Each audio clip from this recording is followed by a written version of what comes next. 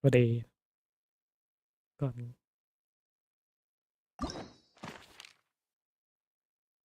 อ๋อ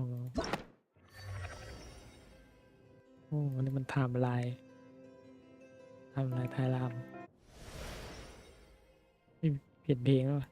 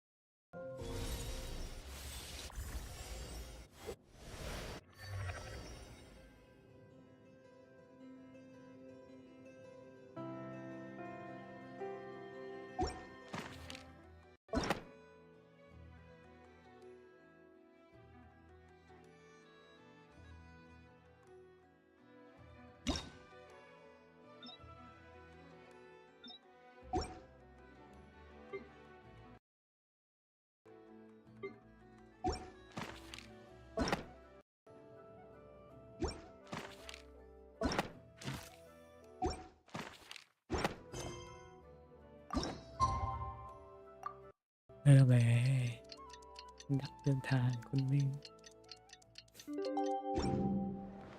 It's about time we headed over to the Curatorium of Secrets.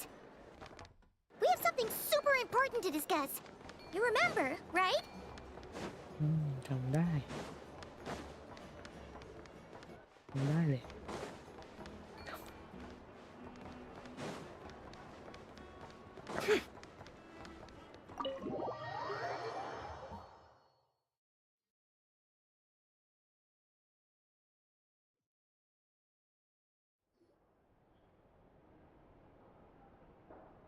What the fuck มีจิ้งจกเลยไม่ใช่จิ้งก่ามีจิ้งก่าด้วยมันนะตัวเริ่มเลย Looks like the gang's all here. Yep, all ready. How about you two? Green and good to go? Paimon's ready. Great, let's get rolling then. Great. Well, first things first. Wait. Someone's here. We heard your footsteps. Although... You've been here for a while now. I take it you followed the traveler, but I don't sense any ill intent in you. Come on.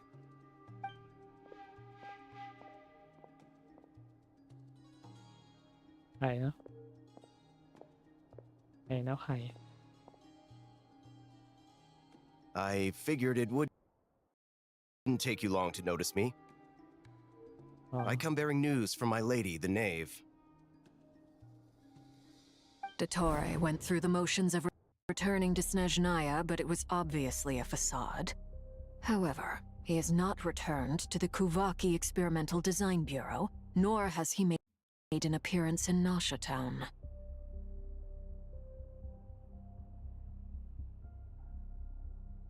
Well, in that case, he'll be in his lab way up north. I always wondered why he applied for his own private pad. He was planning this all along. Tell them that Sandrone and I will go on ahead. If they still intend to pursue this matter, they should meet us at the research center in the northern tip of Nodcry. Nice of Columbina's two best friends to think of us. We appreciate the heads up. Our sincere thanks to the Fatui for your aid. Lady Damselette may have left our organization, but at least some of her colleagues remain genuinely concerned for her well-being. Not to mention that the doctor's increasingly cryptic conduct gives us great cause for alarm. We have crossed swords many times before, but it's not personal. We're just on different sides. We don't lack humanity. And so, as fellow friends of Lady Damselette, it's only right that you should be in the know about this. Arlecchino's situational awareness has saved us a lot of trouble.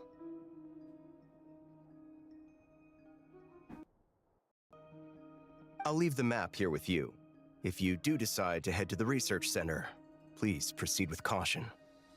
And remember, at least while you're in Nodcry, Lady Arlecchino's subordinates are your comrades if you want them to be.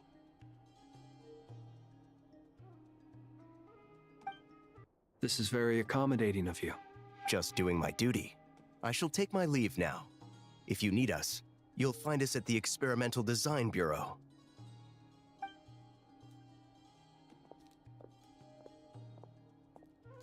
So, the doctors left the Experimental Design Bureau and headed to some research center up north. Marionette seems to think he's been planning this for a long time. But when did it start? Before he even arrived in Nodcry?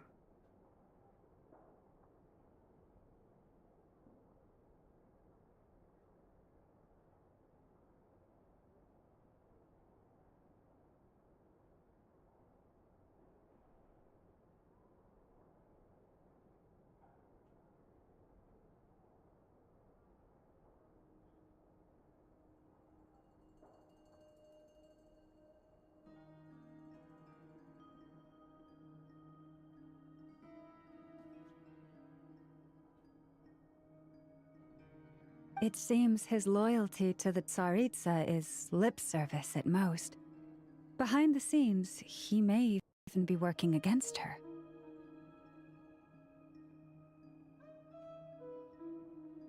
Whatever his motives, we know that he's decisive and incredibly ruthless. Facing him unprepared would be a recipe for disaster. At this stage, it's difficult to predict his next steps. I suggest we split into 2 groups. We need some people to stay behind and guard Nasha Town.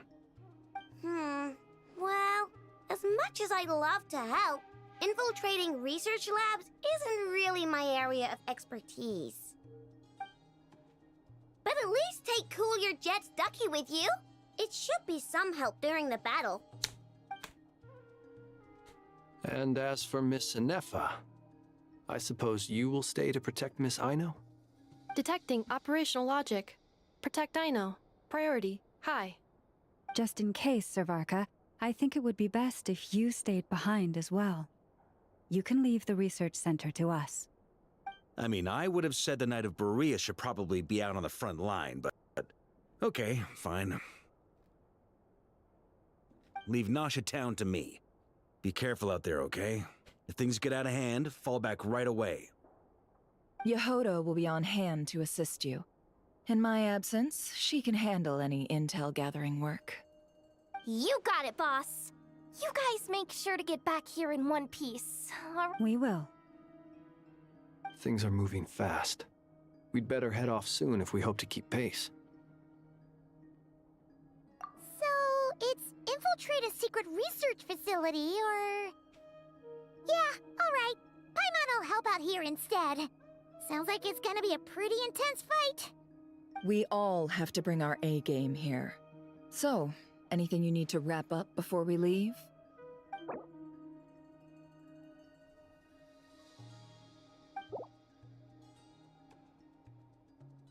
Then you'd better get going.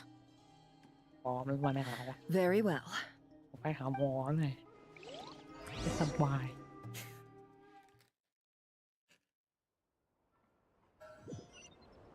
All these broken machines on the ground. Someone got here before us. Could it be Arlecchino and Sandrone?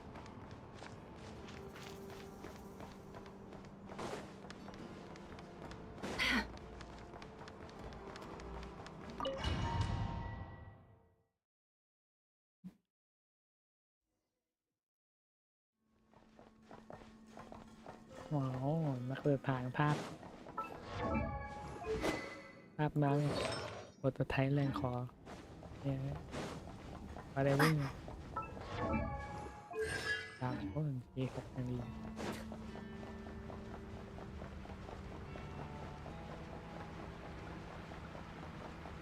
แต่ธาตุน้ำนี่มัน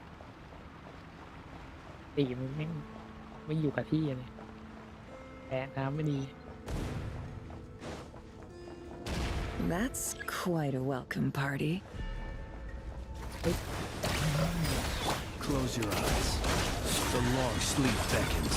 ตัวเดียวเอาไปกด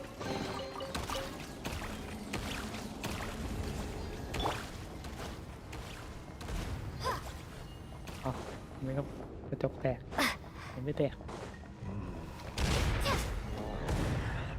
เดี๋ยวไปตีมันเลย Get back! I said get back! Do you hear me? เฮ้ยวิชา Why isn't it working? No! โดนตก Don't come any closer! Don't! โดนเล็ง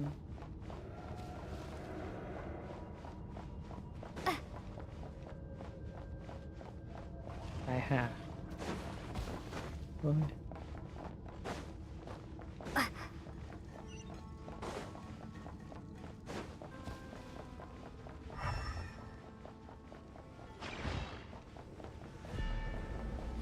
ตีกระจกแรกเนี่ยสงสัย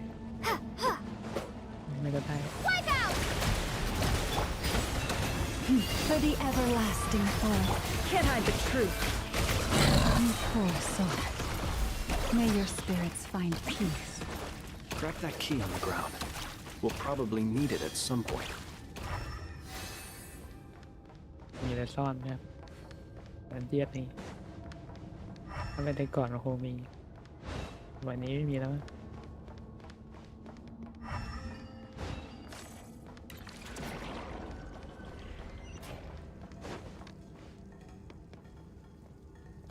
Watch out.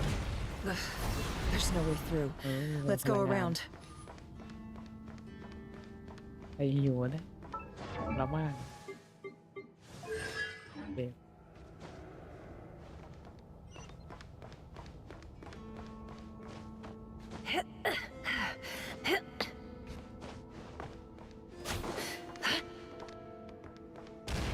ไม่ชอบโดนเป็นอะไรบ้าง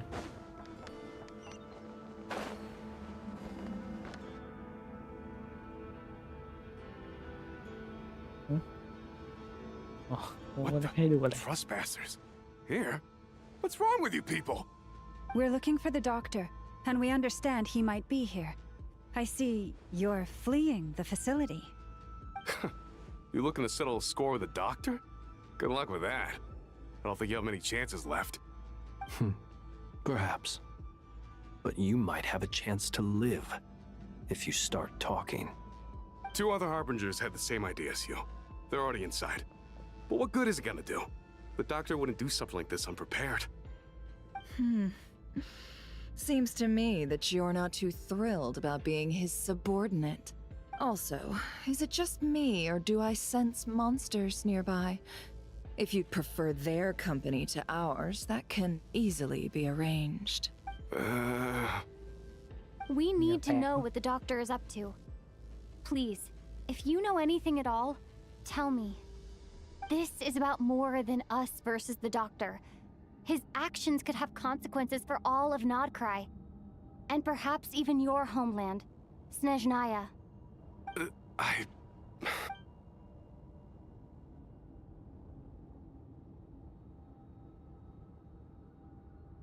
He's building something. Ambitious doesn't even begin to describe it. Feels like this could be the big one. God knows how long he's been planning it. A while back, he told us he'd be returning to Snezhnaya. We weren't expecting him back so soon. This time he brought some gemstones with him, or something. 2 of them. The moon marrow spheres. He stole them from their rightful owner, Columbina. Oh, Lady Damselette? Last I heard, she left the Fatui. Before she went, she told us she'd finished what Her Majesty asked of her, and wished to focus on some personal matters. I remember thinking that leaving us might not be the best choice. I mean, I always looked up to the captain the most, and... Back when this all started, the higher-ups dispatched 3 units to Nodcry to execute their plan. They were led by the Doctor, Marionette, and the Damselette, respectively. I was a part of the Damselette's unit to begin with. She never really interacted with us much. In fact, she seemed sort of detached from everything. Not because she was distracted, just felt like she was indifferent to the world around her. like she had no stake in anything that happened. She always seemed like she was staring off into the distance. Almost as if she didn't see anything worth living for in the present, so she had to look further afield. That's right. She always used to stare up at the sky. The doctor used to stand nearby and watch her. Apparently they got along well at first, but somewhere along the way, she grew wary of him. Started avoiding him as much as possible. After she left, everyone in our unit merged with the doctors. He's similarly indifferent to the world, except when it comes to the moons. He seems to have big plans for them. Right now, obtaining the 3 moons is his #1 priority. He even said, if he can only get his hands on 2 of them, he'll create a 3rd one himself. How would he create an artificial moon marrow? Maybe the knowledge he gained from the Hyperborean phantoms has something to do with it. Thank you for cooperating. We appreciate the level of detail. I get the sense that you'd serve under Columbina again if you had the chance. No, she's no longer a harbinger. As a member of the Fatui, my loyalty will always belong to the Tsaritsa. I'm only telling you all this because I don't completely trust the doctor. His actions do not align with the goals that first brought us to Nodcry. I understand. We'll do everything within our power to stop him. The Knaves unit is based at the Kuvaki Experimental Design Bureau. Maybe you can seek refuge with them. Well, now we know what's going on here. Artificial moon marrow. He's likely well on the way to completing it. I fear this could get ugly. Everyone, prepare yourselves.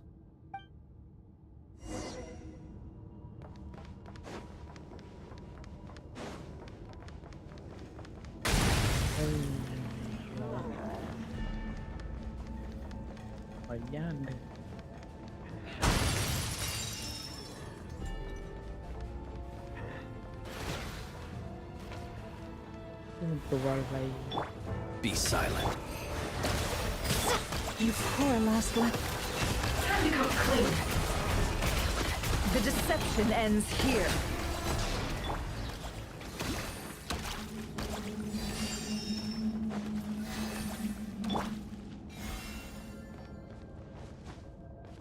ติด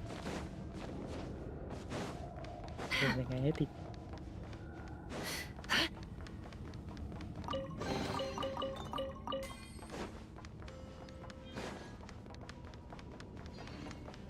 อะไรเป็นเส้นแดงๆอ๋อพลังงานพลังงาน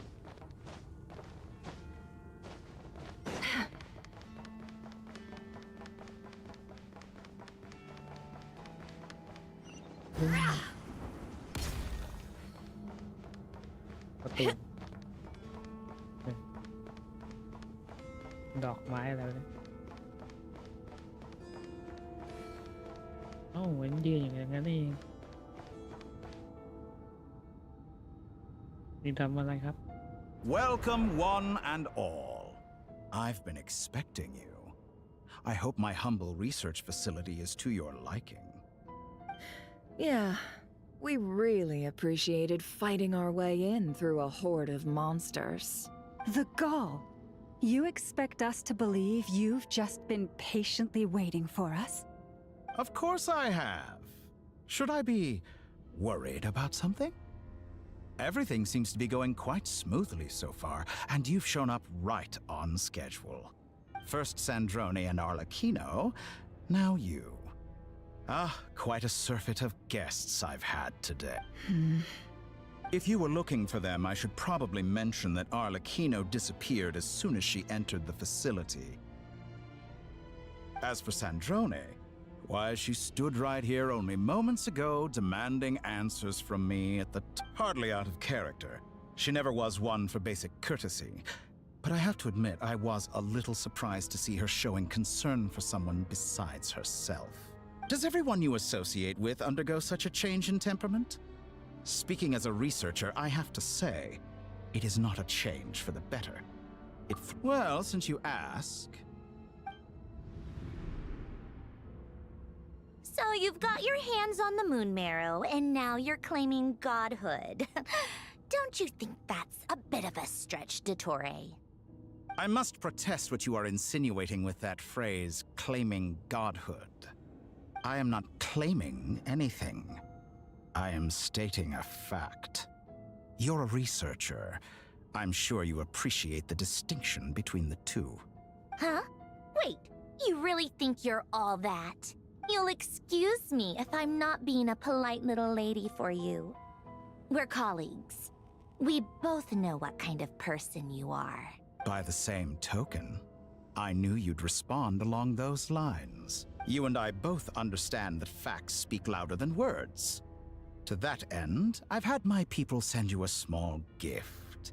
It should go some way toward helping you understand my present position.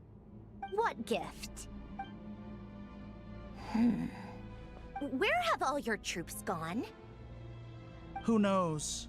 Perhaps they are already marching toward a new world, following in the footsteps of an unknown god. As vulgar and arrogant as you may be, dear Sandrone, I have no intention of taking out my displeasure on your subordinates. They will enjoy equal rights to my own.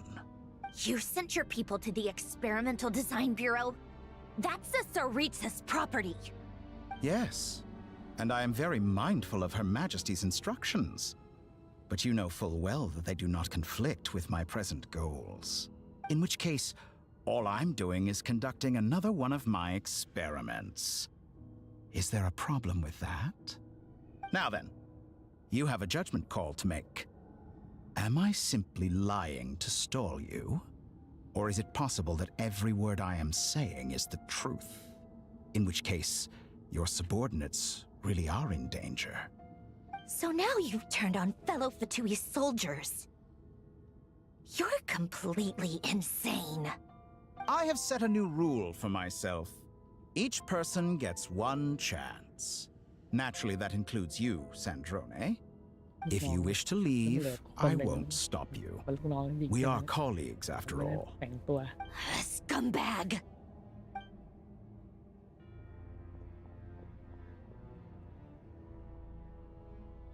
Still, I hadn't counted on Sandrone sparing any thought for the people of this world.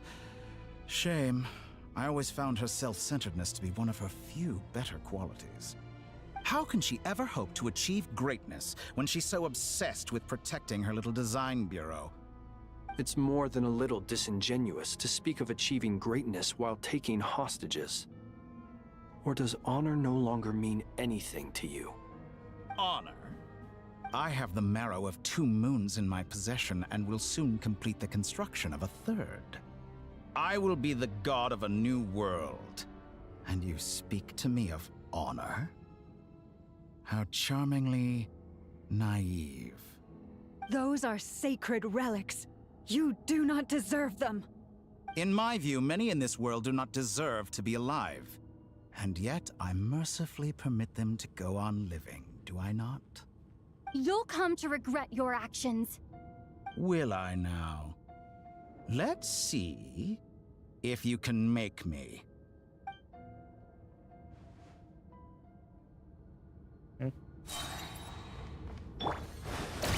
Bombs away! Observe. Close your eyes.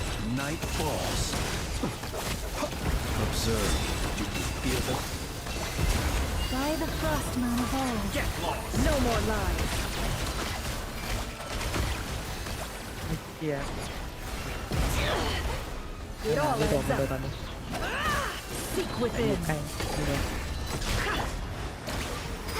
Close your eyes. Observe. Fear the dark.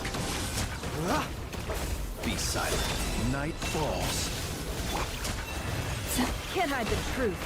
Is this all it takes to tie It all falls into truth. It all adds up. Close your eyes. Arlecchino. Thanks for the assistance. Arlecchino. They see you as an ally.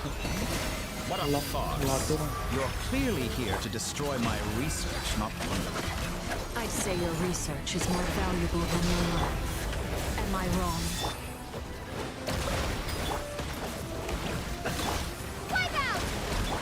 Lush is the...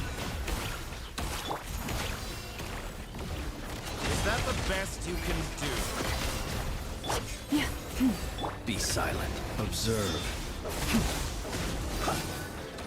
Oh, interesting. For the everlasting forest. Transfixed. Water jet! Be silent. Observe. To dust. Can I the truth? How disappointing. Everlasting as the moon. Laid bare. Be silent. Observe. Nightfall. Leave this place. No more lies. The deception ends here. By the frostmoon of old. Close your eyes. Night falls. Observe. Night falls. Now. Go on.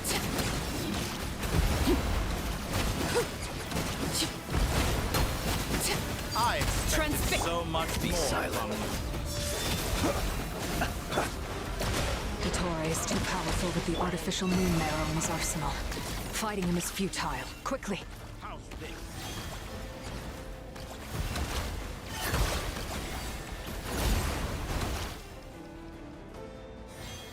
Let's go. I've always thought it is wiser to flee than surrender.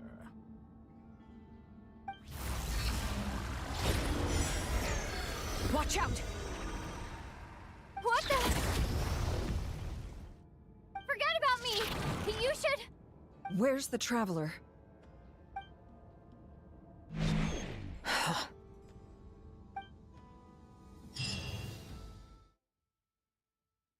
โดนละกูไปแล้วกูอาดิโอสเลย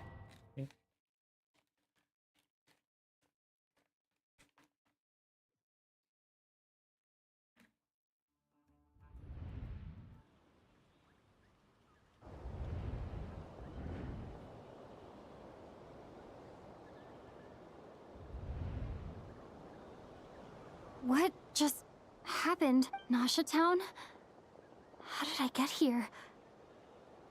Strange. I remember being trapped by Dottore during the battle, and now, all of a sudden, something weird is going on. Huh? Traveler? What brings you here at this hour? Huh? What are you in the mood for today? A hot dog? Or something else? Sorry, I'm not hungry right... Ah. Well, feel free to take a seat for now. โดน Let me know if you change your mind. โดนแกไล่แล้วกู Everyone seems to be acting normal. Am I just overthinking? Oh, darling, look who it is. One of our regular customers. Get the traveler something to eat, would you, dear? Wait. Why is he talking like that? Well, I'd love to, but can't serve a customer unless they order something. Yes, thankfully. It was a long trip, and it's left me feeling pretty exhausted. But the upshot is, I won't have to leave again for a good while. Wait. These two are a couple? I see some kids around too. Hey there! I haven't seen you in ages! What's keeping you so busy? You forgot already? You're silly. ยิ้มซะ Daddy brought you over to our house recently. We had some snacks together. What is she talking about? We've had a lot of customers over the last few days, so we've been real busy. And like my mom always says, some people are more than just customers. Oh, another customer's arrived. I better go see what they want. This is all wrong. I never once heard the owner of this restaurant talk about their family. It certainly isn't a family-run business. Could this be a false memory? Very good. I knew you had it in you. Aren't you going to try the house special? When did he show up? No, none of this is real. You don't seem to like it here. That's fine. We can change venues. มันพากูทัวร์ได้ยังไงไอ้ดรต้องทัวร์ทวีปหรืออะไร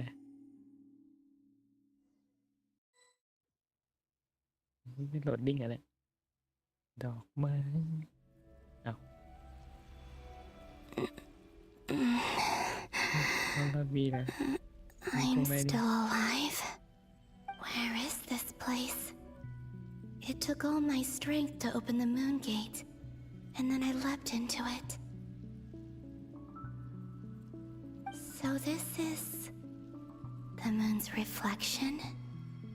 The mysterious realm beyond the gate? เอาแล้วทอนต้องกันก็จะมืดมนแล้วมันก็ดูจันทร์จริงๆนะมืดจัด I can't sense anything. I guess I could try opening the gate once more. เปิดดีกว่า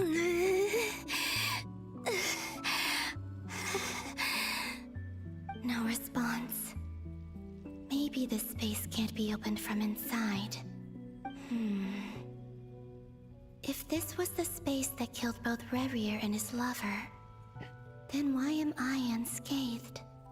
Or... No, I'm not unscathed. Even the air here feels frozen in place. There is nothing here with which I can restore my power. I should conserve my strength and proceed with caution. I don't believe Dotori's scheming will stop just because I escaped. If there is any chance that I can get back to the others, I must return.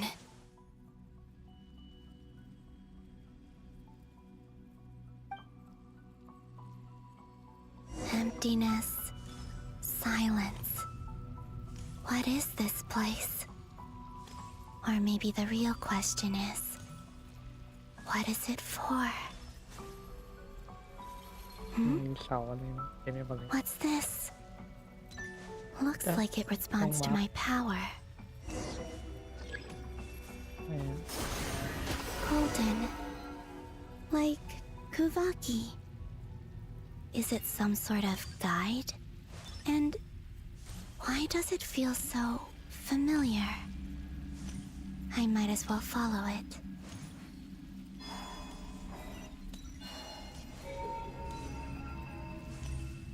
Where does this lead? Could it be the exit?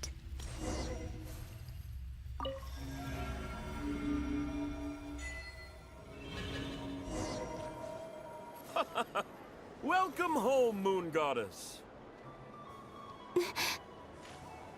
Is this Nasha Town?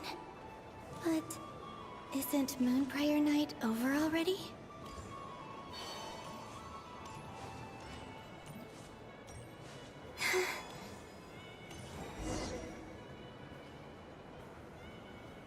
Goodbye for now, Columbina.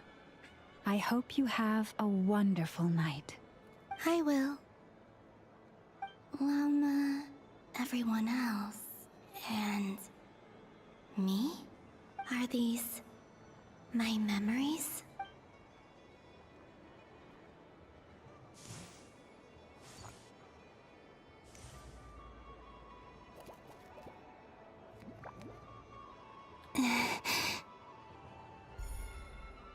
I can't touch them. It's as if we're separated by some impenetrable power.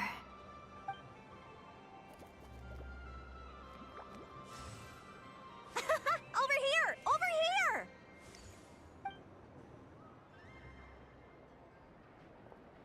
เจอพ่อเด็กปล่อยเลย บักเจอบักที่แล้ว But the people in these memories pass right through me. Just like when I disappeared. If only I had known what would come to pass after that. Even so, I should still take a look around. Just being back here. It gives me the strength to keep going.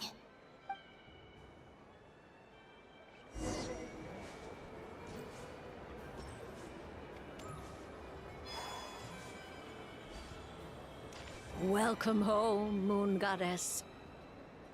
Oh, you're the genuine article.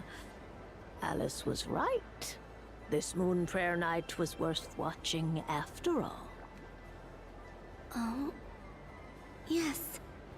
That was the fortune-telling stall run by Barbeloth from the Hexen Circle.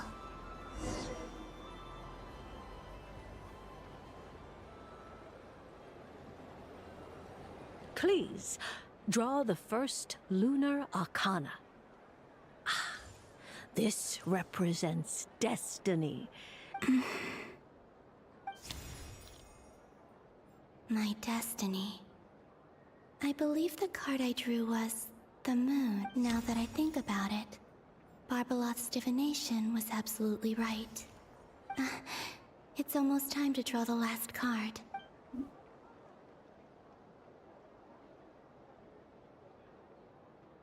That was the card that popped out on its own. From here, I think.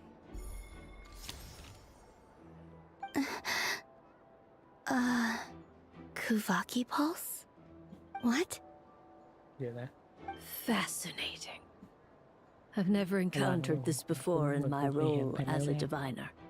What's going on? Did that card leave the deck? Because of my influence? All I did was try to touch it, and then... Maybe this memory space is not untouchable after all. Are there weak points in the barrier? Or is it possible that there's more to this space than my memories alone? This card is death. I need to get to the bottom of this. I'll try touching something else. Is this the wind? No, it's gravity. It's pulling me outwards. No, Traveler!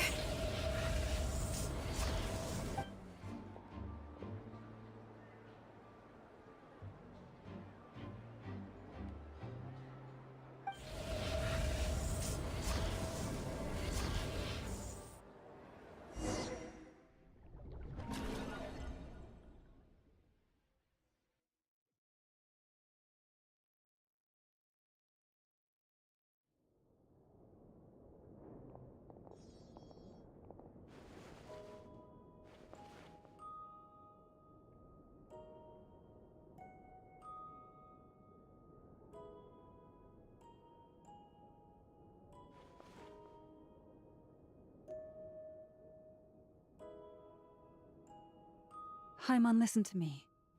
From the bottom of our hearts, we are so sorry. We completely understand how you must feel. The Traveler is trapped, and we all feel responsible for it. Don't say that! Haimon's not a little kid! You didn't leave her behind on purpose! There was nothing you could do!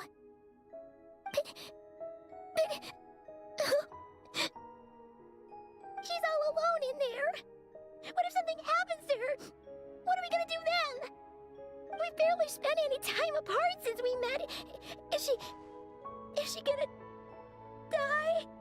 We must find a way to rescue her. We were all involved in the operation where she was captured, and we do not abandon our comrades. That being said, it won't be easy. Through conversation with the others on our return, we've arrived at a basic idea of what we're up against.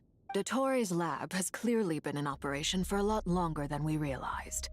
We found many monster samples stored there. In all likelihood, they were materials he used to research his latest technology. We also know that through his contact with the phantoms of Hyperborea, he gained knowledge about the moons and certain Hyperborean technologies. Using this knowledge, he then fashioned an artificial moon marrow to serve as a replacement for the frost moon beyond the sky. Unlike Columbina, Dottore is not being rejected by Teyvat. And even with 2 of the 3 moon marrows, his power far exceeds all of ours combined. Once his 3rd moon marrow is complete, Dottore will have completely seized the authority of the 3 moons. Teyvat's most primordial powers will then be in his grasp. Does that mean... I'm afraid so. No one could have predicted this level of insanity. Not even from Dottore. And unfortunately, his insanity is coupled with an intellect and ambition that not even his peers in the Fatui can match.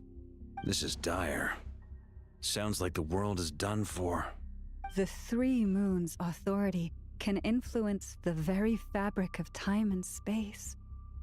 I dare not imagine what a monster like him would do with that kind of power. The trouble's already begun, I'm afraid. On our way back, we discovered that part of Nodcry is being enveloped by an unknown energy. We cannot ascertain what is happening inside. I'm convinced this is Dottoro's doing. Not that there's any way to prove it. The issue is, we have no idea what his intentions are.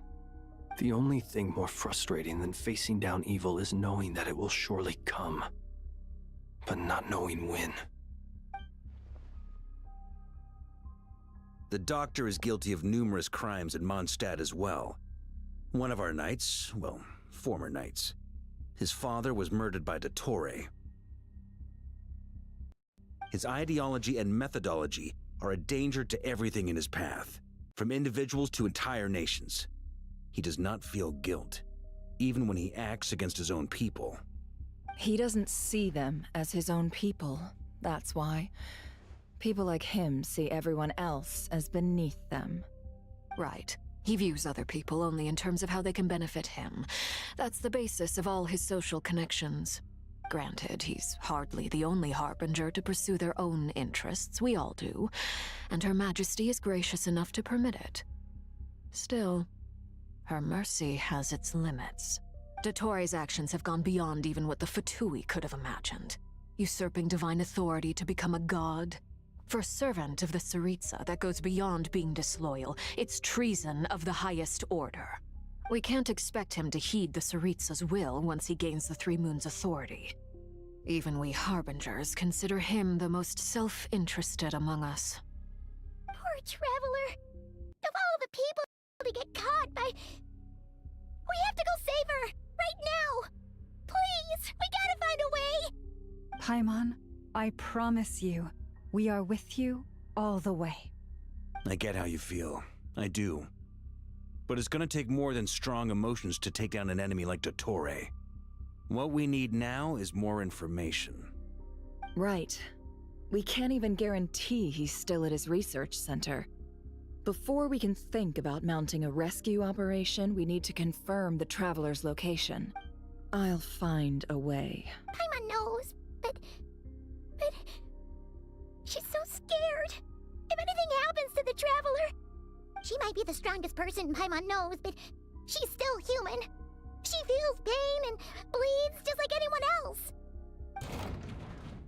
Then think things through before you stick your neck out. Unless you want to lose your head. Sandrone.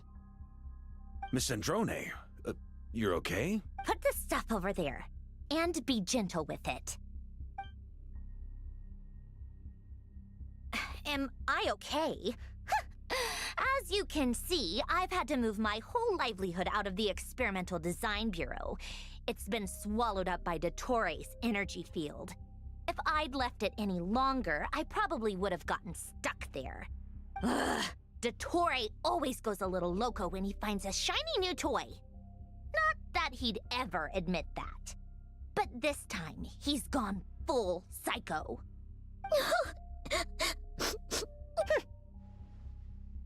Just go ahead and cry already. Sorry. Paimon's not trying to make a scene, it's just... She can't... Oh, Paimon. Let it all out. There's no shame in it. When you're overwhelmed by fear and despair, crying can help get it out of your system. Okay then, while the baby of the group is having a moment, how about the grown-ups get to work? Give me your hand. You've made a discovery? Polonia, scan.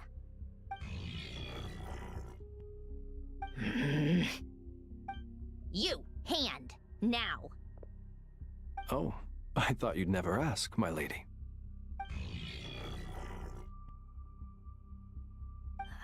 Curses! You're next, then you.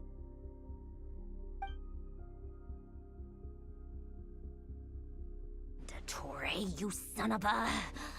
He's done something to us! Everyone who entered his research center has been implanted with some sort of curse. I don't feel anything unusual at the moment. Does that mean it hasn't activated yet? Is there a way to figure out its purpose and what might trigger it? My best guess is Dottore created it using the moon goddess's powers. 1 second, analyzing. Ugh! That friggin' maniac! So, what twisted game is he playing this time? The moment I analyzed the energy composition, some encrypted text appeared in my mind's eye. And when I deciphered it according to the Fatui standard encryption protocol, I got the following message. Feel free to run, or you will perish in nod cry. He's mocking us. Yep, he loves to toy with people. Only in this case, there might be more to it. But I didn't detect any murderous intent or malice either in the message or the curse's energy. As if this is him at his least malicious. Or perhaps all people are cowards in his eyes. Maybe he thinks the threat alone will be effective. What a despicable person. And he has the Traveler in his grasp. If I may, as unhinged as Dottore may be, he has always exercised great patience with the objects of his interest. I remember a comment he made when we first arrived in Nodcry. He said, "This world is, on the whole, an exceedingly dull place. But at least there are a few intriguing features, such as the gods, or the Traveler. Presumably, they interest him because they're unknown quantities. He wants to understand as much as he can about them." Agreed. The Traveler is Tevat's fourth descender. All Harbingers are aware of this. Since Dottore took such pains to capture the Traveler, he is unlikely to kill her right away. Okay, but we still have to do that rescue operation. Of course. I also think we need to read between the lines with Dottore's message. If he's encouraging us to run, that means we mustn't leave Nodcry under any circumstances. My guess is, his curse will only trigger if we leave.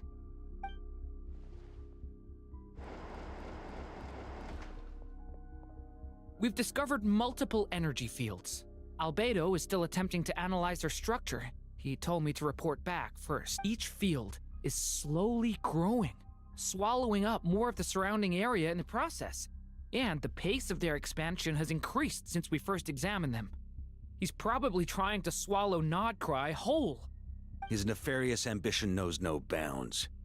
If this continues, the whole of Tevat will be in trouble, not... The loss of Columbina could not have come at a worse time. Do we think she's truly gone for good? She entered the space beyond the Moon Gate, knowing what became of Rerir and Thelindis. I'm sorry, but I fear the odds aren't good. Don't be ridiculous. If I know her, she's busy finding a way back as we speak just so she can annoy me. She isn't dead. Whatever has become of her, the fact remains that we are two comrades short on the eve of a decisive battle. We need to find out the Traveler's location. But there is also other work to be done. Agreed. Whatever Dottore's planning, we have to get the local populace somewhere safe. So, as well as a rescue mission, we have to organize a mass evacuation at the same time. It would be best if someone could approach leaders of neighboring nations and negotiate emergency asylum for Nodcry's inhabitants. Snezhnaya is one option. This would be so much easier if the Traveler is here. No! Stop thinking like that, Paimon. Paimon will join you. She's pretty well connected thanks to the Traveler. Maybe it'll come in handy. Either way, that's what the Traveler would do if she was here.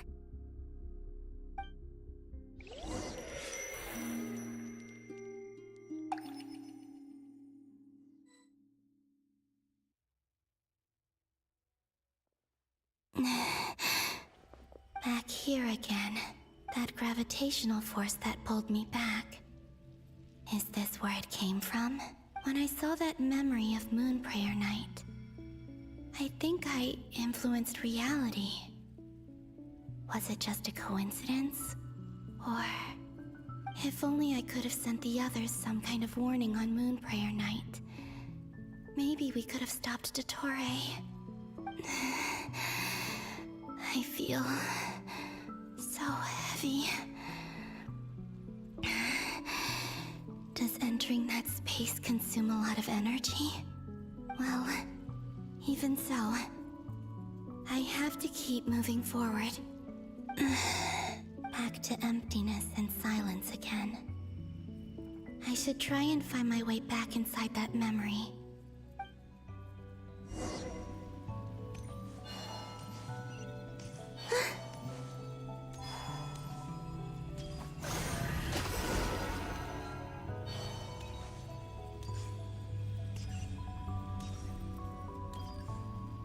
The entrance from last time isn't showing up. Looks like I need to gather these scattered fragments.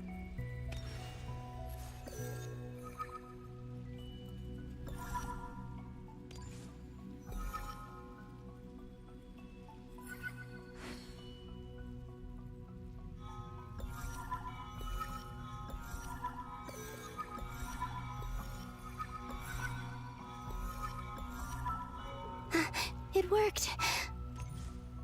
Hopefully I can stay inside for a bit longer this time.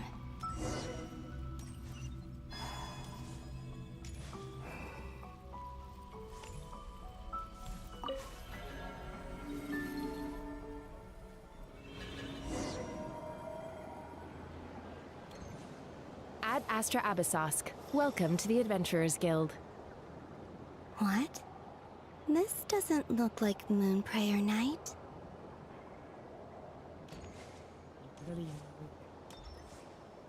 Extra, extra! Latest issue of the Nausea Express! I don't think I've ever been here. Maybe this space isn't comprised of my memories after all. There aren't any festive decorations around. Is this Nausea Town after Moonprayer Night ended? Did Dottore's plan not affect the town? Or is no one aware of what happened because he used the Three Moons' authority? Let me see if I can influence anyone else. So, what do we do next? Wait, that voice. Paimon? The most important thing right now is to find that mage.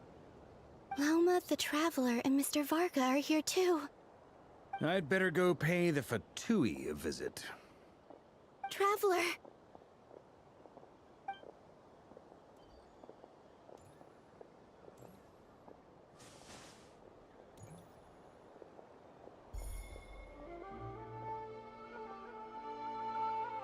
Huh? Columbina?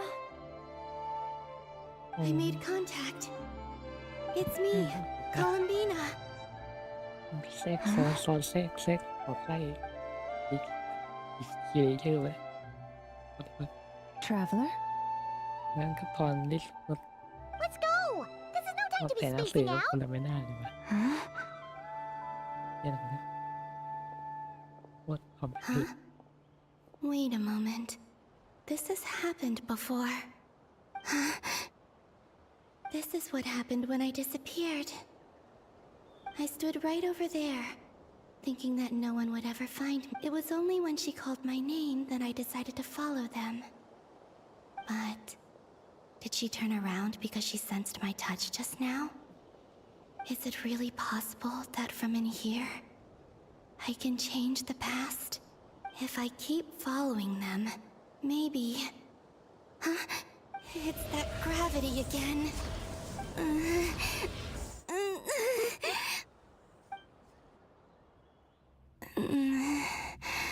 Every time I influence reality within that space, this force intervenes and pulls me back. It's as if it's trying to stop me from leaving. I'm getting weaker and weaker. I'll just have to try another approach next time. Come on, Columbina. Keep going. You have to tell everyone what happened.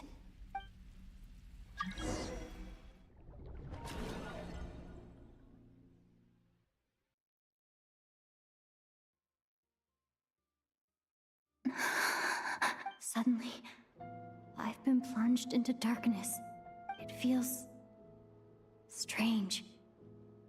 As if something has grabbed hold of me. Is Dottore now powerful enough to interfere with space itself?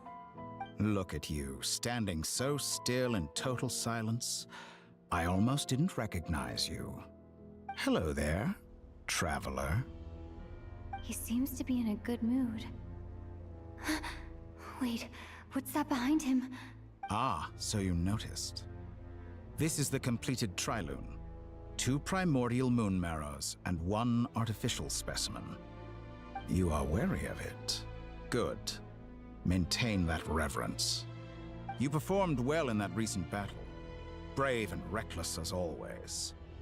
Courage is the sign of a true hero, and impulsiveness is the hallmark of those who strive to advance. I say this not to belittle you. Most creatures are far more timid by comparison. 3 moon marrows.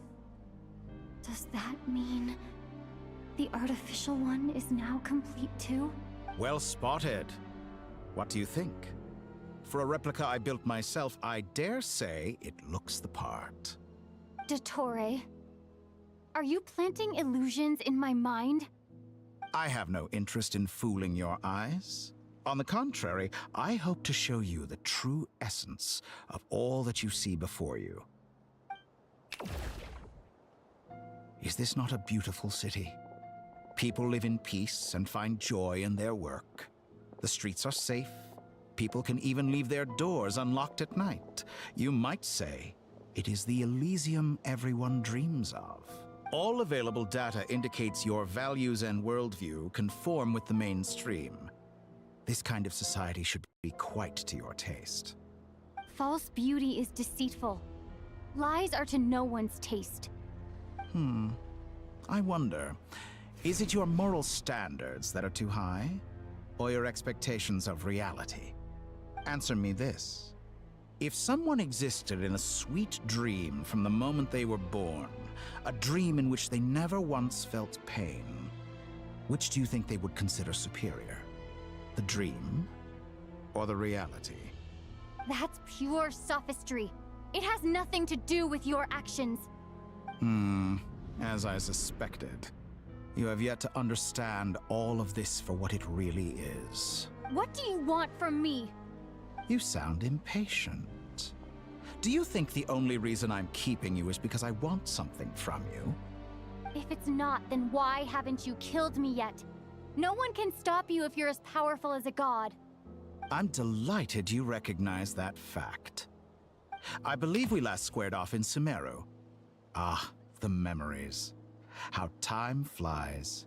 You and I have both grown. I'm not surprised that Arlecchino and Sandrone worked with you. You've always a way of slowly but surely ingratiating yourself with all levels of society.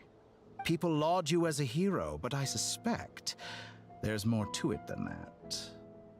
Oh, but to be clear, I don't say that to flatter you. Do you always give your opponent an appraisal before you deal the final blow? Call it a long-time habit. I'm a researcher, and one of my duties is to give an objective assessment of my subjects. But you misunderstand. We are not opponents. I just want to talk. Think back to Tartaglia, Arlecchino, Capitano, Colombina, and now even Sandrone.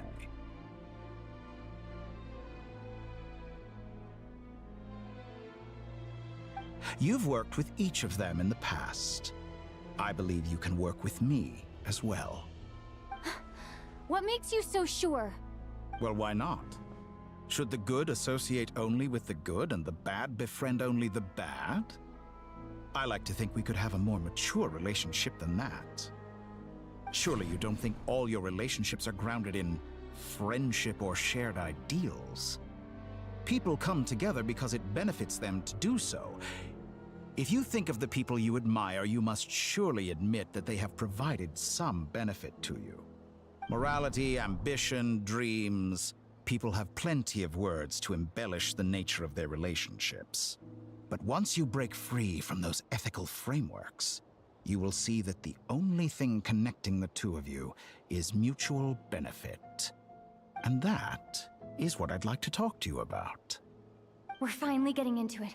He's probably been planning to kidnap me for a long time now. But for what exactly? He has the authority of all 3 moons. I won't be able to gain the upper hand in a fight. Best if I pretend that I'm willing to negotiate for now. You say you're a god, but you also speak of mutual benefit.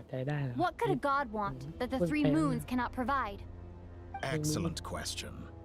But before I answer, I would ask you the same thing. Gaining Columbina's allegiance was a rare and extraordinary feat. But the Moon Marrows are now in my hands, and I have the edge over her.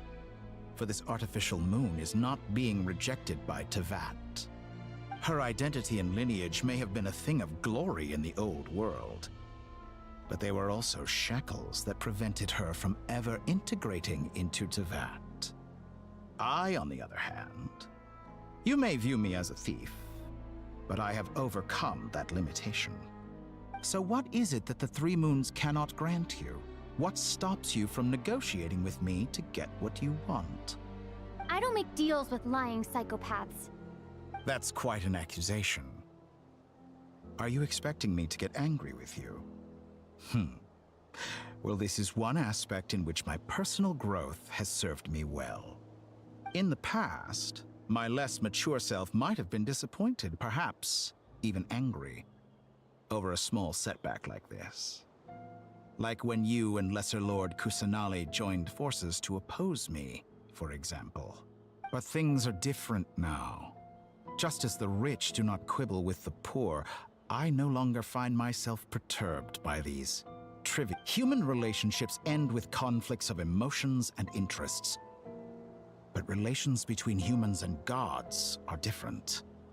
And ours is even more unique. I have ascended to the highest heights and laid claim to unprecedented horizons. And you were no ordinary person to begin. Allow me to show you the world, Descender.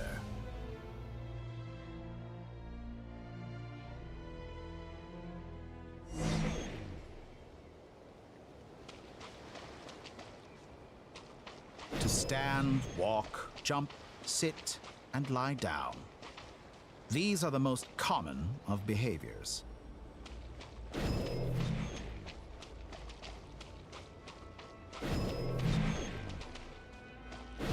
Have you ever wondered why we were born following such laws?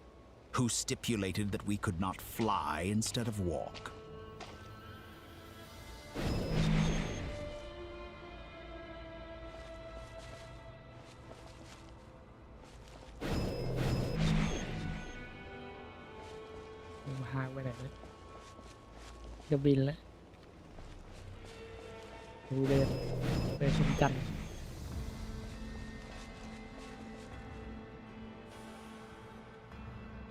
Someone of your talent and experience must surely know of the 4 great rulers who serve the heavenly principles.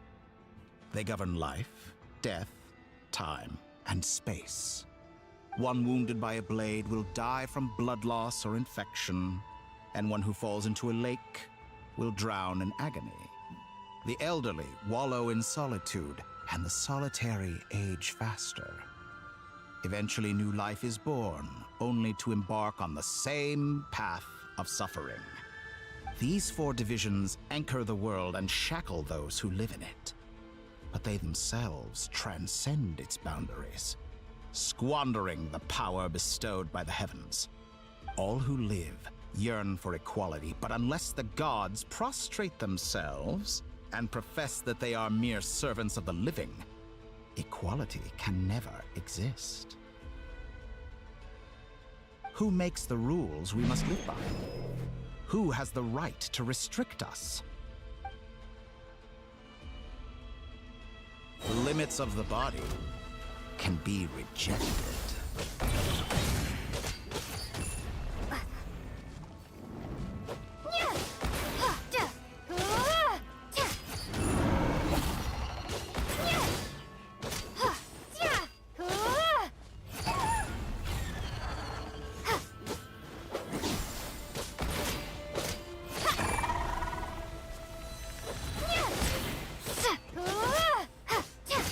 does it feel to be among those with absolute power?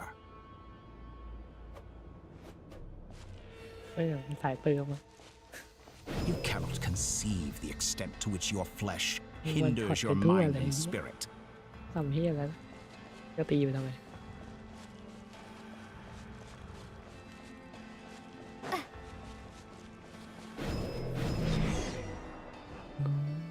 บิน Only by discarding our useless, primitive eyes can we perceive a new world. How narrow-minded we all were in the past. Why should the final answer of the world not be the power that predates those of life, death, time, and space? The power of the Triloon. Through it, I have glimpsed new experimental possibilities. Nature suppressed, authority exiled, souls controlled.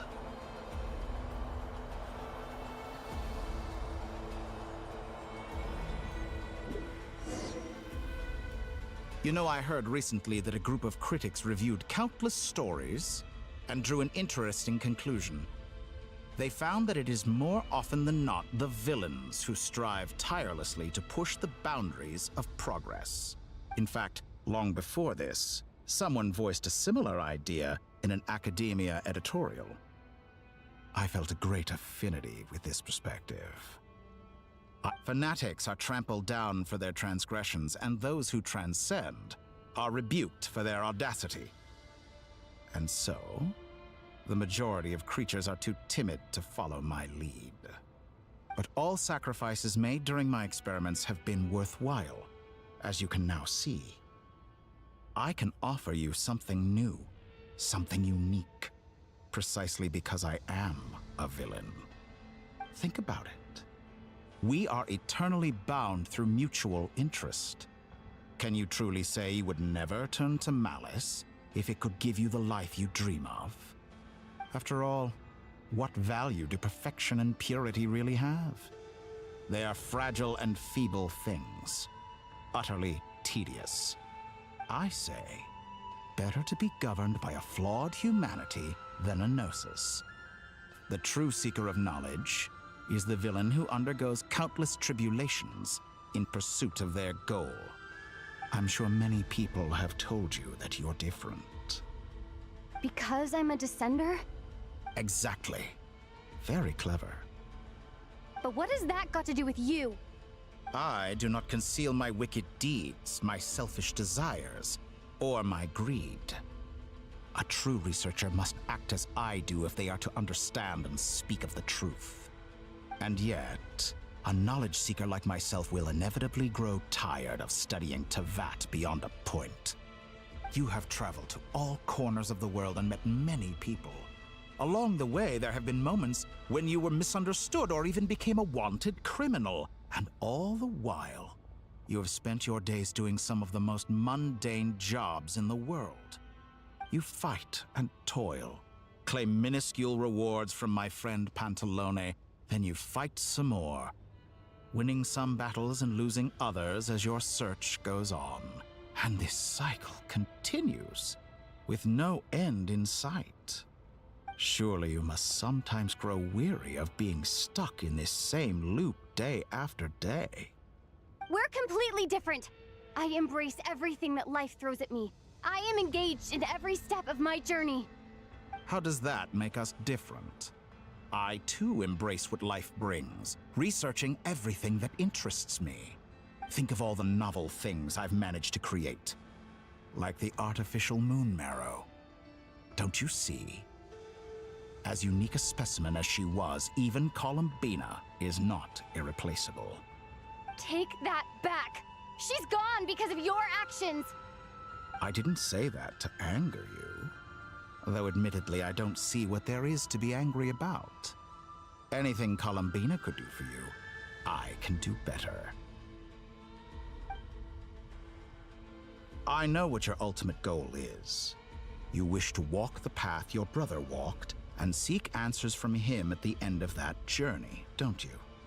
Someone like you could never understand what it feels like to care about another person the way I care about him. Perhaps not. But that doesn't mean I can't help. I could find your brother right now, bring him before you, and make him give you the answers you seek. Don't be so presumptuous. You'll never begin to understand the situation between us. Oh, no. This is no presumption. I'm only offering what I know is possible with the power of the Trilune. But it seems like you would sooner continue with your journey through this world. Why? Do you truly desire this journey? Or is it simply a necessary process from which you cannot escape? Think of all the time and energy you have spent, everything you've had to endure just to make it this far. Is this really what you want? Or has your hand been forced by the promise of that final answer? Yes, you have made many friends. But do they ever spare a thought for the void in your heart and what it yearns for? What you want is not friends. It is family. But I, on the other hand, am far more considerate. Join my experiment, and in return, I will bring your meaningless journey and all its struggles to an end. This is a malicious attempt to manipulate me. But at the same time, he's stating some very human truths. Of course, he's right about my predicament. How can I deny it? I have faced ungrateful strangers, never-ending troubles, an endless quest for answers. I want to see him. After everything I've been through, words can't describe how much I miss him. Wherever you are right now, do you miss me too?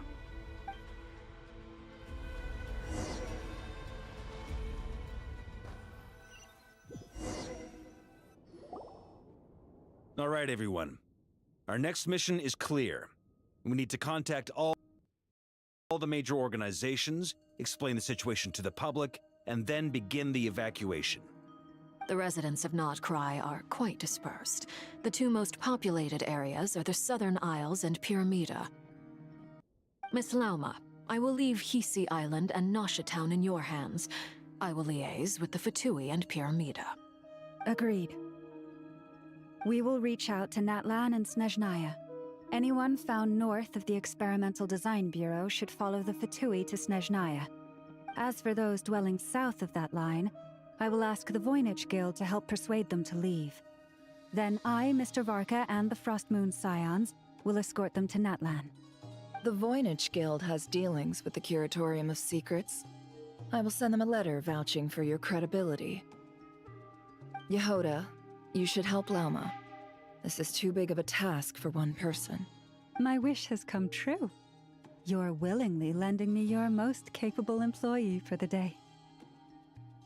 Well, good for you if all this only takes a day. Of course, if it takes any longer, I'll be charging a fee. Boss, wait! Don't I get a say in this? Oh, I'm sorry. Something to add, Yehoda? Well, no one's more important to me than you, boss. And remember how Lauma healed your eyes after that big battle? I think that's... Are you completely incapable of acting in your own self-interest? Or do you simply devalue your own labor? Are you sure you don't want to come with us? Who will see to our other work if we're all busy evacuating residents? Sandrone insists that Columbina is still alive, and we have a traveler to rescue. There's much to be done. But boss, I'm just worried that... Well, Nefer, I'll link up with you once my tasks are complete. What makes you think I'd need you to do that? I'll need it. And considering the way you approach certain matters, I think you'll be better off with me present. That's quite enough. Just focus on your work first. I bet we're in for an uphill battle here. But we can help out too. Loading schedule. Store essential local research data and technology samples, then escort the people to Natlan. Understood. I will execute this to the best of my abilities. Great stuff. Thank you, ladies. I've contacted the Lightkeepers. A colleague of mine will join us shortly. I will persuade them to conduct a thorough search of the region to ensure that no civilians get left behind. As for me, I guess I'll be making an early return to Sumeru. I think it's important that someone informs the Dendro Archon of what's going on in Notcry. Roger that. Someone should inform Mondstadt, too. Mr. Duran, can I trust you to handle that? I think you fly faster than any of us can run. As an added incentive, get there fast enough and I'll see about getting your gliding exam waived. Really? Ha! Mission accepted, sir. Research. She has some alchemy-related questions that she'd like me to explore. She recognizes your expertise, then. I wish you a fruitful collaboration. Thank you. In truth, I was surprised to hear her express an interest in subject matter outside of machines. I believe she has been investigating some Fontanian technology recently. She made a point of bringing the relevant materials with her when she left the Experimental Design Bureau. She's sorting through everything in her room as we speak. I should mention that we have one other friend who isn't present. He hasn't made his position in all of this clear. But if we know anything about him, he's likely investigating on his own.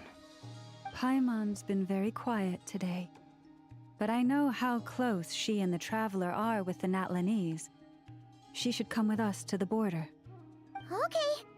Paimon will do her best. Make sure to heed Sandrone's warning. Many of us have been cursed by Dottore. As such, under no circumstances should anyone cross national borders. Remain within Nodcry. That aside, personally I have faith in Columbina. Things look grim, sure, but who knows how it'll play out. Same goes for rescuing the Traveler. Both of them are important allies and friends. We'll be counting on you to gather intel on them, Miss Nefer.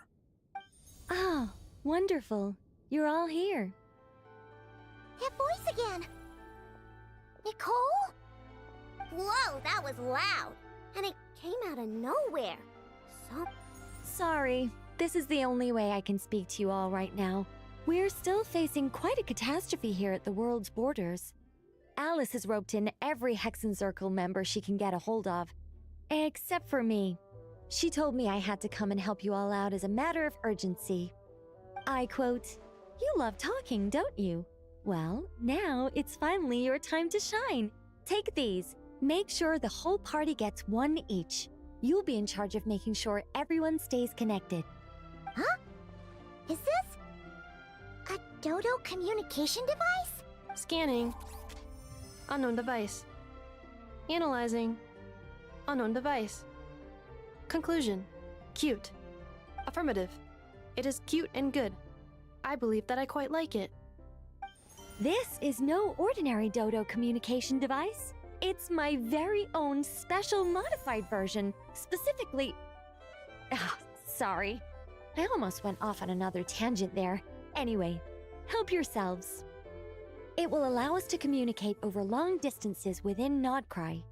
No more worrying about shuttling messages back and forth. What astounding technology. Am I right in assuming that it relies on your personal abilities to function, Miss Nicole? Yes, exactly. Right on cue, Albedo. I'd love to brag to you all about how it all works. But no, next time. Anyway, I'll be right with you all, serving as a communication hub. That's all from me. Head off as soon as you're ready. I'll be staying here to keep watch, and I'll be sending you my blessings.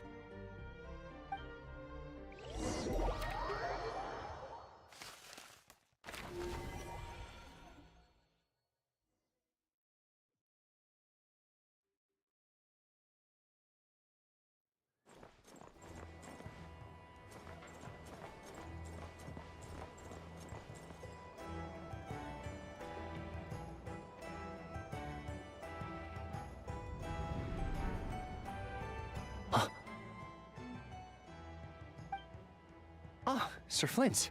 Perfect timing. I just arrived myself. You are most considerate, Master Ilua. But in fact, I know you have been sitting here for quite some time. If you saw me, why didn't you say something? I was curious to see how long you could sit still for. Also, shouldn't you have managed to sense me approaching? That would be a first. You always seem to appear out of thin air without making a peep. Also, how many times do I have to tell you not to address me as master? I don't qualify. I beg to differ.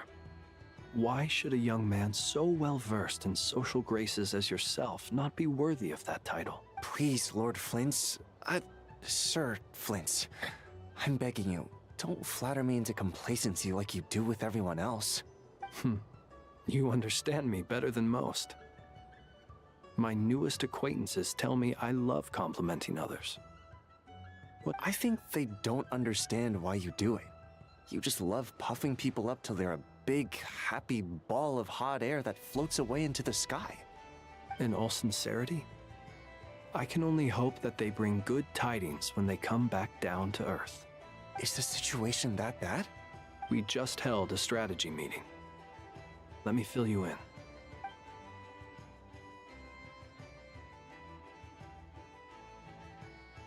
In short, we need everyone gone from Pyramida. We also need a team of Lightkeepers to scour the more remote regions of Nodcry for civilians to evacuate. I only hope we have enough personnel. We do. Old Man Nikita will definitely help, and we can recall anyone out on patrol to focus on this instead. Good. I'm sure you and the others will make short work of this. Now, don't forget, once you've completed this task, make sure you and the rest of the team evacuate to either Snezhnaya or Natlan as well. Flint's? If you've got something to say, Master Ilua. You mentioned that you have something else to deal with later. How difficult is it going to be?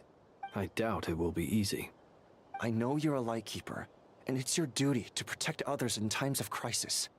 But I have a feeling that you'll be walking into grave danger.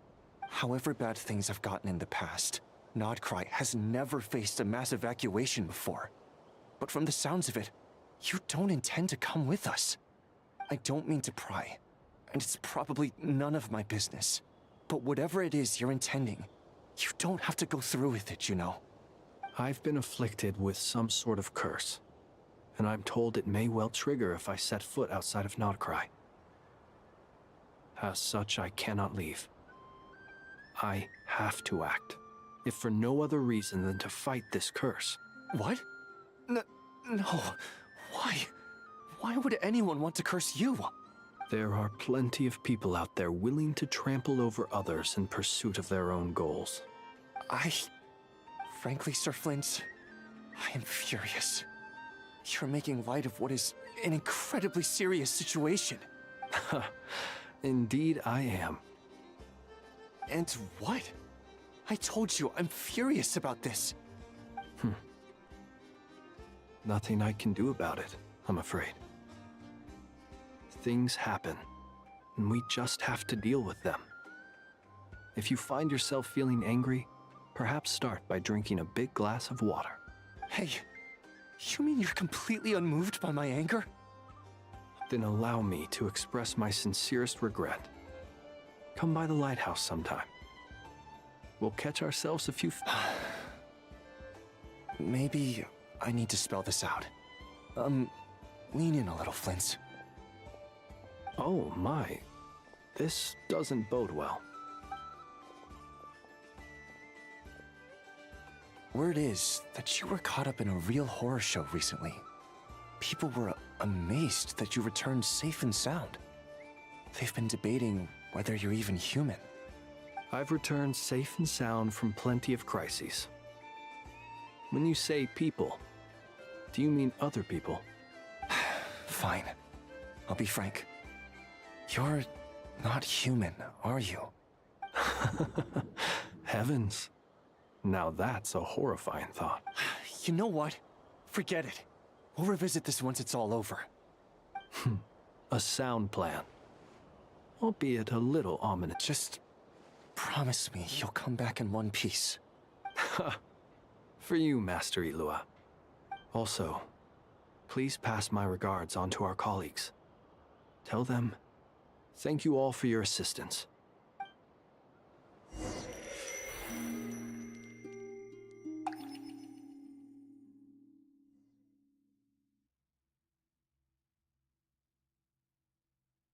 I have to keep searching for a path toward reality.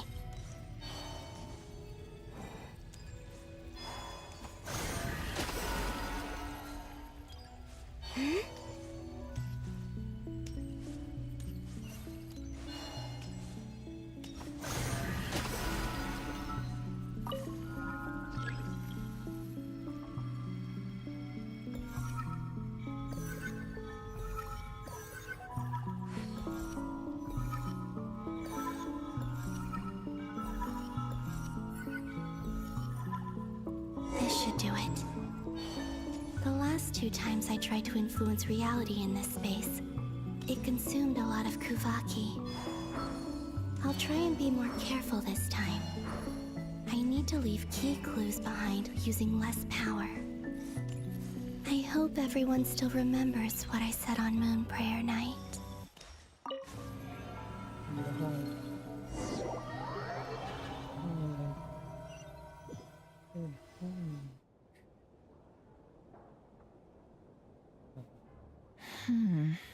Nothing here either. Flints? Ah, Miss Nefer. What are you doing here? Unless... I just spoke with Itlua about arrangements for the search and came for a walk nearby. As for you, why would... It appears we think along similar lines. And neither of us likes to accept things at face value. As well as figuring out how to gather intel on the Traveler, I wanted to confirm some of my own suspicions. Also, we'll need to bring a lot of force to bear against Ettore, even if we're only looking to rescue the Traveler. We can't leave anything to chance. You don't think Columbina perished either, do you? I'm merely considering the possibility that she survived, just as you are. How much can we really know about a deity like her anyway? Do you remember what she said on Moon Prayer Night? About using moonlight to send messages to us? Of course. I think that's why we're both here. Where have you checked so far? I've been focusing on the outdoors. Anywhere the moonlight shines. I checked most of Nasha Town, but didn't find anything. I checked the Curatorium of Secrets, and a few rooms where I thought I might find some leads. But no luck here either. The only places I haven't looked yet are the rooms in the flagship. But process of elimination isn't the only thing that brought me here. Oh, really? What's your other reason? After all that build-up, our mystery ally never showed up even once!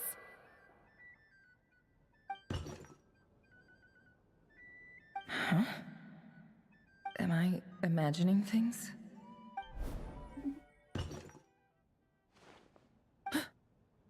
Come on, let's see what's going on. Oh no. I knocked over a vase as soon as I came in. It must have been caused by a Kuvaki fluctuation when I entered the space. Although, it seems like I'm not about to be pulled away this time. It looks like as long as I'm careful with my actions, it doesn't count as influencing reality. Anyway, is this the flagship? The Traveler mentioned that's where she was staying. I only went into the lobby last time, so I've never actually been here before. How does, if nothing else, I can now be sure that it is not simply memory. She mentioned where her room was. I think it's this one.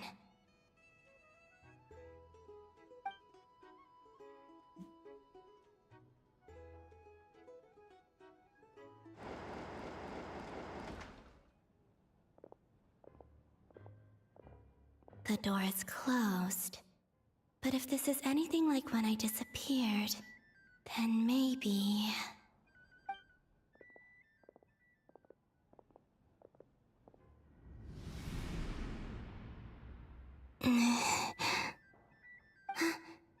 I'm in. She and Paimon aren't here at the moment. I hope she's okay. I wonder what happened to her after that battle with Ettore. Best not to dwell on that for now. I need to try and leave them some clues.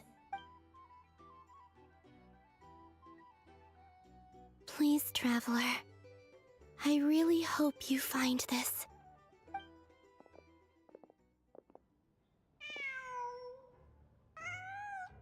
Huh. Just a cat. Nothing else here strikes me as noteworthy.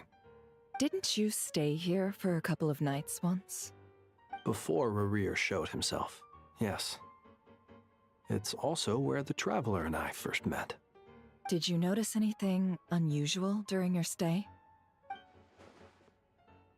I remember thinking how much noisier the flagship is at night compared to the graveyard. Other than, the Traveler and Paimon were most congenial neighbors. This is where they've been staying, yes? Over here? That's right. I wouldn't usually condone breaking and entering, but we can make it up to them later. Focus now. I have to write a message on the wall using Kuvaki, just like I said on Moon Prayer Night. Simply open your windows on nights when the moon shines bright, and the moonlight will naturally flow towards the words I have written. Here goes. I'll need to carefully control my strength.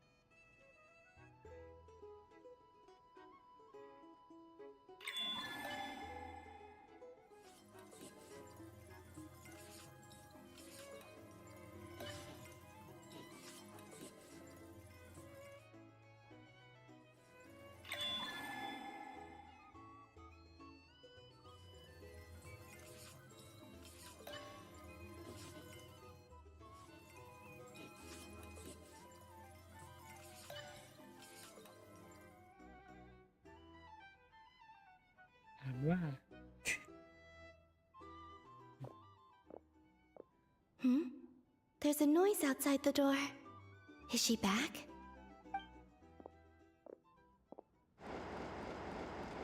Please, you have to see these words.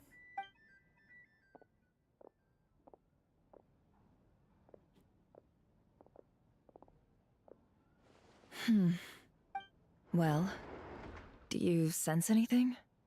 Unfortunately, no. And this place was our last chance. Not necessarily. We've only looked in Nasha Town so far. Miss Columbina said she would leave messages at her friends' dwellings. It's still worth checking where Miss Lauma lives and where I live. Let's try and make some time to look into those then. Wait. What are you waiting for? Paimon might have overeaten slightly. What's that look for? This is a victory feast. It's normal to eat a little more than usual. The Traveler in Paimon. It's really you. But why are they talking about a victory feast? Huh. You worried Paimon's sick while you were out there fighting Rerir. So this is your chance to make it up to her, alright? Wait. So this is the night after the battle against Rerir? How did I end up here? That's quite a long time ago now. Wait. Time. That's it. Every time I've entered reality within this space, it's been at an earlier point in time. Every one of those points has been before I fell into the moon's reflection. And everything I've done to affect reality really did happen in the past. Does this mean that within the moon's reflection, time flows backwards? Starting from the moment I fell in? Not long till Moon Prayer Night now. It's gonna be even livelier than tonight. Although, it's gonna be sad saying goodbye to the damselette. She seems like a really nice person. Paimon. No, I can't. Even if I make contact, they probably won't understand what's going on. And in any case, I'll likely get pulled away again if I do. Instead, I have to find a way to get them to notice what I've written using the moonlight. Wait, even I hadn't thought of doing that before Moon Prayer Night. They'd never conceive of that possibility. Is there truly no other way? Don't lose heart. We'll find a way somehow. Huh? Oh, you say that, but the Frost Moon is beyond the fall sky. If we wanted to go visit her, how would we make it through to the other side? We might not have all the answers now, but I'm sure we'll find a way one day. Huh. Guess someone's gotta be the optimist. The present. The future. That's right. There are still things I can do. What's your plan? Flint's, when you were staying next door, did you ever open the window? No. The rooms here are dark and damp, and there's such a buildup of dust on the windows that the moonlight can't even get in. I didn't think it was worth the trouble. The moonlight? Ah, I think I see where you're going. One moment. I'll see if the owner is available. Don't bother. Time is of the essence.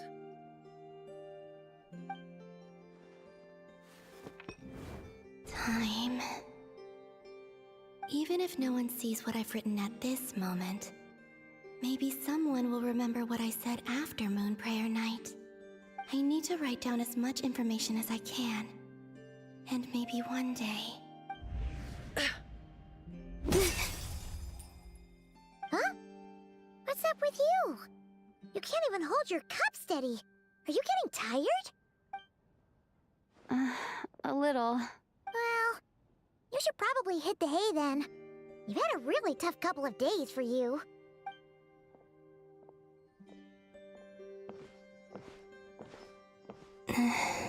You truly have. You helped defeat Rerir, helped me reclaim my name, and you helped the others organize Moon Prayer Night. Wherever you are right now, I'm sure you're still fighting against the injustices of fate. This is all I can leave for them. How I wish I could stay here, but it's time for me to go.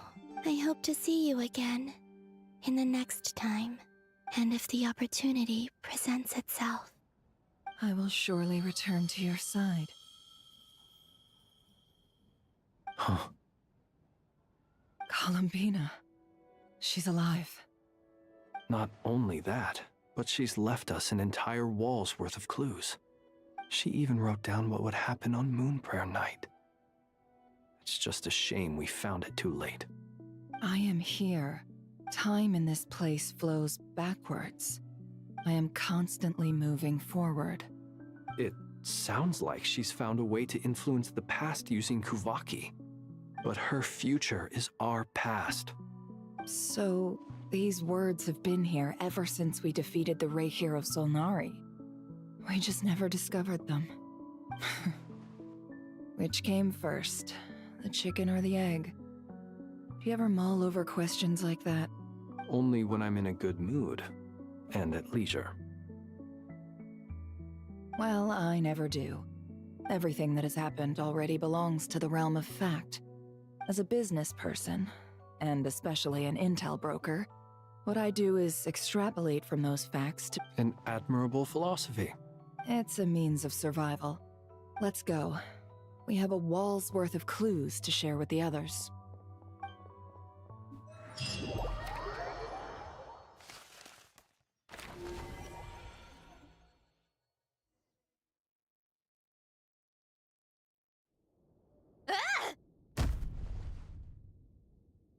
It appears that the doctor's energy signature has changed to something similar to Kuvaki, but not like the Kuvaki we're used to. Nodcry's Kuvaki devices will only have a limited effect on it. I can see why you've chosen to place your hopes in alchemy instead. Also, I must say these books are rather profound. My subordinates just shipped them in from Fontaine. Some of them are from the Narcissenkreuz Ordo. Some are incident reports from Petrichor, and then there's a few test reports for these junk machines. Additionally, after some further scanning, I've discovered something extremely annoying. What's that? Teyvat's skies contain multiple moons. A long time ago, when I did my first scan, I detected 3. But when I checked again just now, I detected 4 moons. So there's one extra? Yeah. Originally, I thought that if I could still find 3 moons, that would at least mean Columbina still. But then it occurred to me that apart from the frost moon, Teyvat's moons are just husks. And husks surely shouldn't show up in the scan, since they're not alive. It's weird, isn't it? If we can't even distinguish between a dead and a living moon, how are we supposed to know whether a moon goddess is still alive? Or does this mean that the moon marrows are equivalent to the moons themselves? It's certainly possible. In which case, the 4th moon you detected may be Dottores' artificial creation. So he wasn't bluffing. He really built his own moon marrow. Ugh! I'm so mad right now! It's easy to get overwhelmed when you have too much on your plate. Maybe you need to relax. Perhaps try going for a walk, or simply take a few deep breaths. Nothing can calm me down at a time like this. I need more time, and I need progress.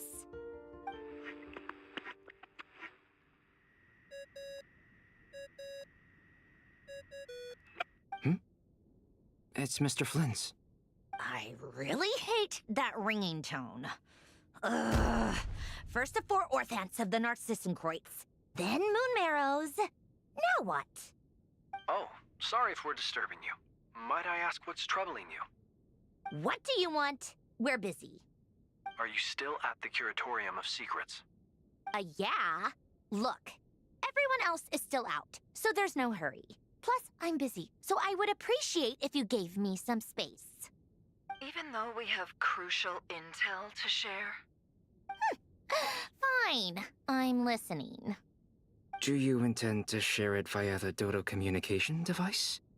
Ordinarily, I would, but this is a unique situation. I think it's best that we discuss it in person. See you at the Curatorium.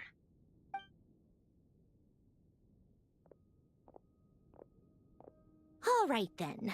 So, what's the situation? The rest of the team is still out working on their missions and evacuations, but we've decided to fill you in on the most crucial information first. Sandrone, you were right. Columbina is most likely still alive.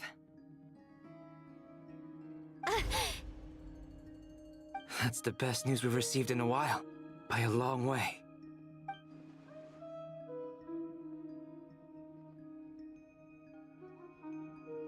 Random locations. Appearing in reverse order? Are you serious? So not dying isn't enough for the moon goddess, huh? She has to show off too. Anyway, does this mean we can deduce her condition from the moon marrows? Miss Androne, there's nothing wrong with simply admitting that you're happy to hear the good news. I'm not. And she's the least of our problems. We're facing a huge crisis. If she can't control the flow of time in there, she's just gonna keep moving backwards. Different points in time won't intersect, and she'll never find a way out.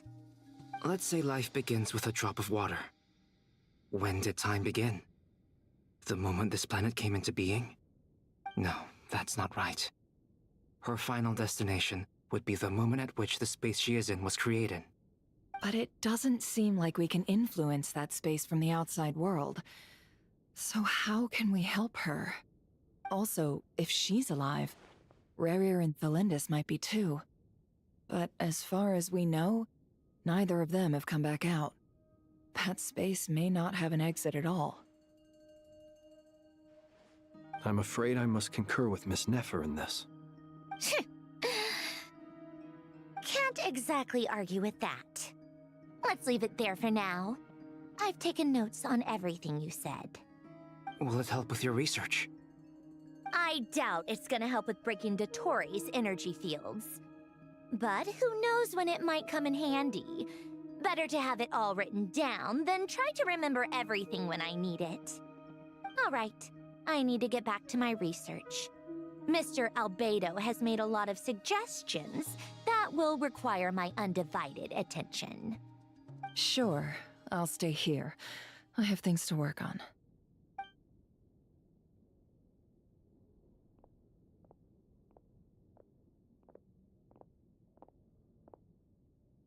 Paimon, are you there? Oh, right. She went with Varka to Natlan, didn't she? Good thing we've moved her and the Traveler's luggage in here. Speaking of the Traveler, where could they be? There's a note from Paimon. Paimon here. Not in at the moment, but if anyone needs to borrow her stuff or the Travelers, go ahead and help yourself. Paimon won't be mad. Also, Traveler, if you get back before Paimon, make sure to get some rest. Paimon misses you a lot, but put your health first, all right? How sweet. Well, since you offered, Paimon, don't mind if I do. This is the Traveler and Paimon's luggage. All the items they use day to day are here. It's well organized. I wonder which of them is responsible for that. What do we have here?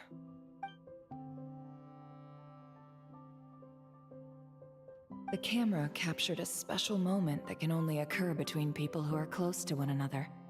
You can really sense how the photographer feels about their subject.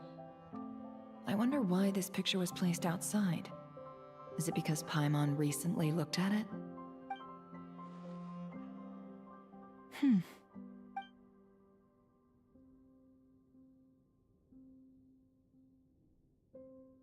This must belong to the Traveler. Perfect. I'll use this. Hang in there. We'll find you.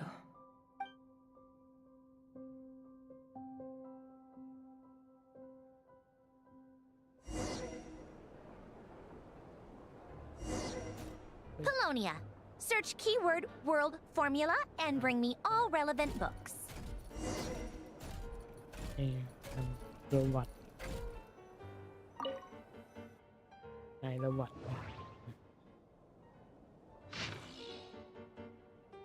เวลา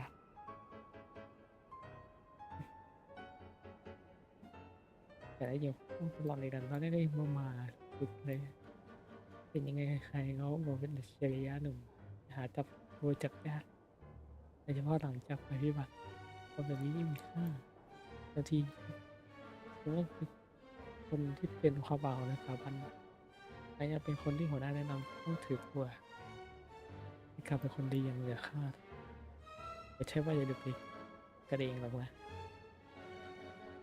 เกิดไทยนะครั้งใหญ่ไม่จากคนหลายตัวที่สายย้าย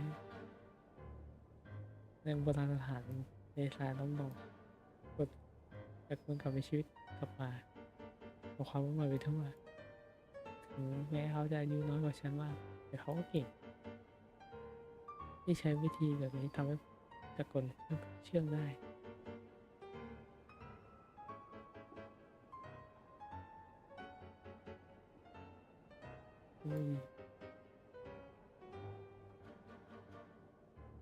ส่วนต่อนี่มันเกี่ยวกับแก๊งนะที่ตื่นคืนคาเตอร์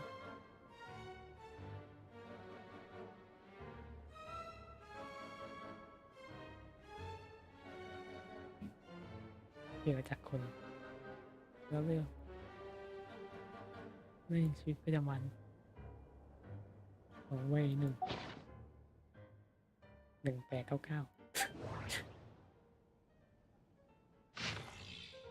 คือคำบอกเราแนวคิดวิสุวัตวัตถุฟักเนี่ยช่วงสาร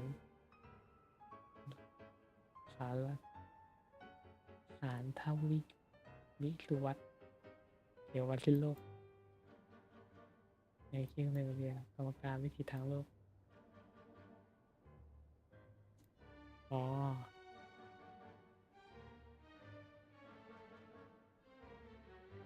เดี๋ยวจะจบ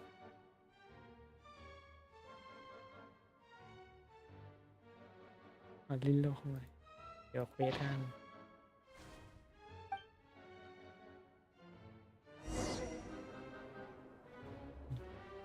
ยิมมาแล้วเจอแล้วนะไหวแท้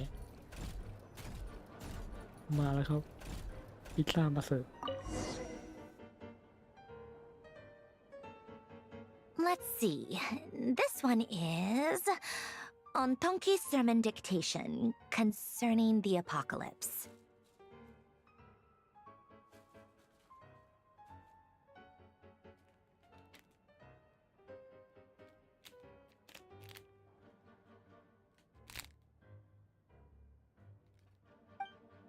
I believe that the correct term for this is Fortuna.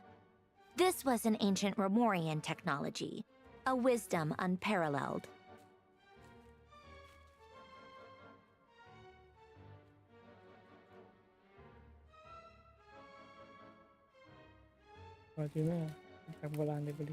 I never imagined that Romorian ideas would be so similar to the diagram I have named, the world formula. This is strong evidence that human civilization should gradually shed possibilities as it continues to explore and evolve. The end of humankind may well be upon us right now. The sparks of civilization shall run out, unless we consider introducing variables from outside the system. Variables. Surely that can only mean one thing. Descenders? Dottore likely captured the Traveler because of her descender status. But the Three Moons' authority comes from the world itself. Why would Dottore need anything beyond that? Where does this variable factor in? The world formula calculates the fate of an entire world. Introducing a variable would therefore give us...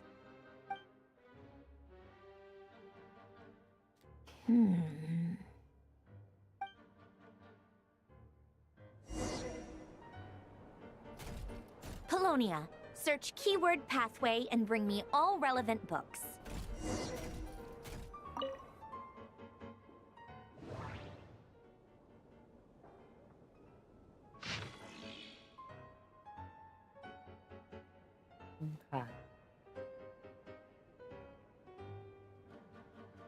Rất lên lên phải than Nam Văn Địch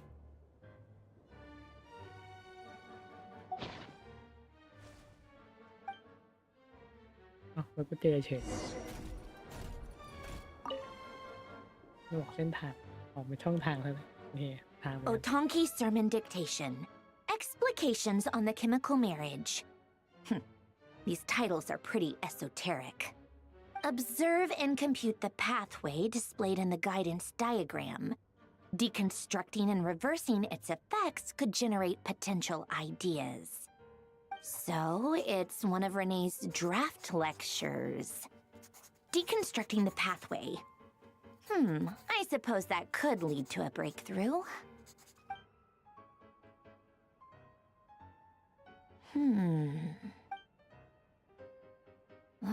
This is so long. This guy sure loves showing off his knowledge.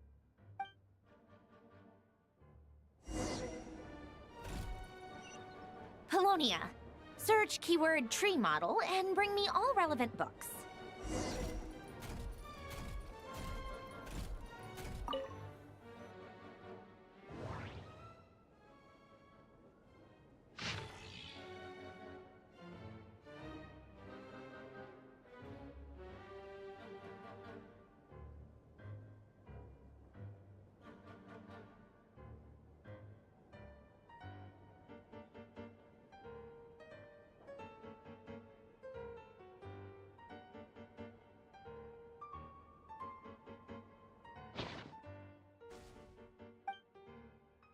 แบบอภิรันต้นไม้คือวิซูเลยมีต้นไม้ไหนวะเนี่ย Most of the experimental devices proposed by the Lilia Crucis Ordo are built based on the simple and basic logical structure of a tree model. Lilia Crucis. Guess they were trying to cover up the name of the Narcissenkreuz Ordo? When Duke St. Germanus departed, he said, "It seems that there's no going back." Alas, he is only a genius when it comes to machines. In all other things, he is but ordinary. Excuse me? I'm sorry. That's just ridiculous. What kind of book is this? Great Detective Herlock, the Alchemist and the Clockwork Saint? Isn't this a novel? Come on. Still, the author swears that they knew Renee well. Whatever. I guess it's not beyond the realms of possibility that Renee would say nonsense like that on occasion. Memory, wishes, souls, and persona. Frankly, this sounds more like occultism, but if Albedo vouches for it, I suppose there must be some alchemical basis to these techniques. The way Alain Guillotin saw it, the world was comprised of machines. The universe needed machines, and thus his technologies were created. That's why I was born. René, his full name was René de Petrichor, if I recall correctly. Sounds like he and the town must be intricately connected. That place was also the source of most of our information regarding Remurian civilization. Seems like some of his projects were based on their technology, the cutting of souls and storing them in vessels. These seemingly unrelated techniques underpinned René's research. The chemical marriage model? Alain would have scoffed at that. He never would have let those theories or parameters anywhere near his mathematical formulas.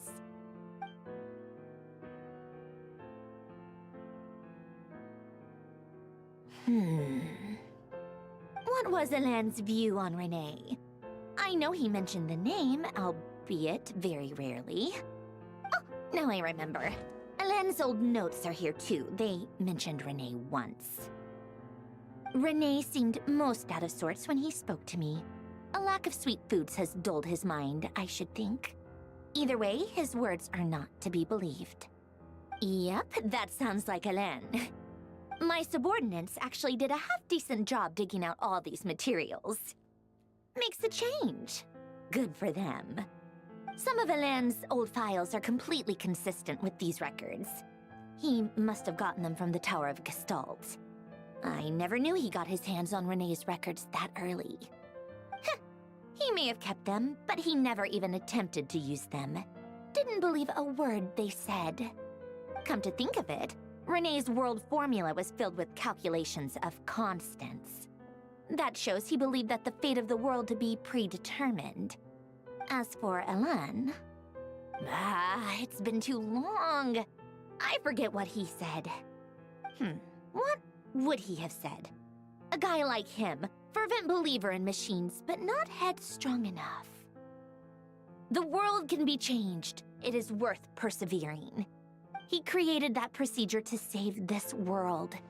Yet the scale of the world's fate proved too enormous. The result was beyond his ability to calculate. He died having never seen the outcome. And there I was, left behind in the ashes of his dreams. Did you really never take a close look at Renée's research? Or did you read it but deem his philosophy incompatible with your model? The very thought of trying to incorporate his ideas probably made you feel sick to the stomach.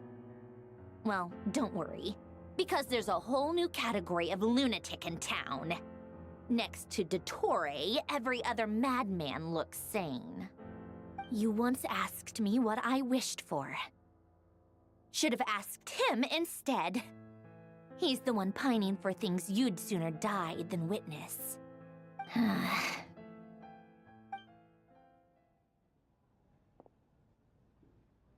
Even the tiniest variable can make big waves in the present. Now then, allow me to put these incompatible fragments together in your stead. First, establish and verify the existence of the Great Circle. Absolute nihil on one end, absolute reality on the other. Now, search between these two extremes. Then, the construction criteria. Variables. The sparks of civilization shall run out unless we consider introducing variables from outside the system. Input variables.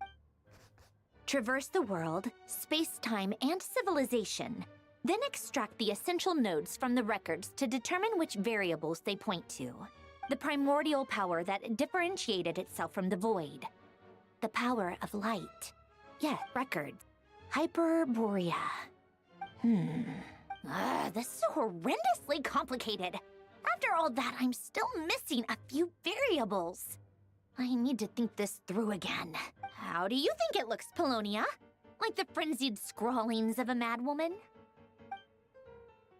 Fine, keep it to yourself. It's not like you can talk anyway. I'll assume you gave it a passing grade. I jest. But true madness does often start with trying to save the world. What would Arlecchino and Columbina think if they saw this incomprehensible hen scratch? They'd probably have me institutionalized. So would Rosaline. She's been dead for a while now. When I close my eyes and think back, I can still see her face. And that enormous dress she used to wear. Such a bizarre choice. What possessed her? Oh, and the clack-clack of those heels used to drive me insane. No one's asking me, obviously, but I hope you all know that I never wanted to save the world. I'm not crazy. I don't have delusional ambitions, and that's a clinical fact. The world needs a solution, but I don't need the world's validation. It's the world begging me for answers, not the other way around.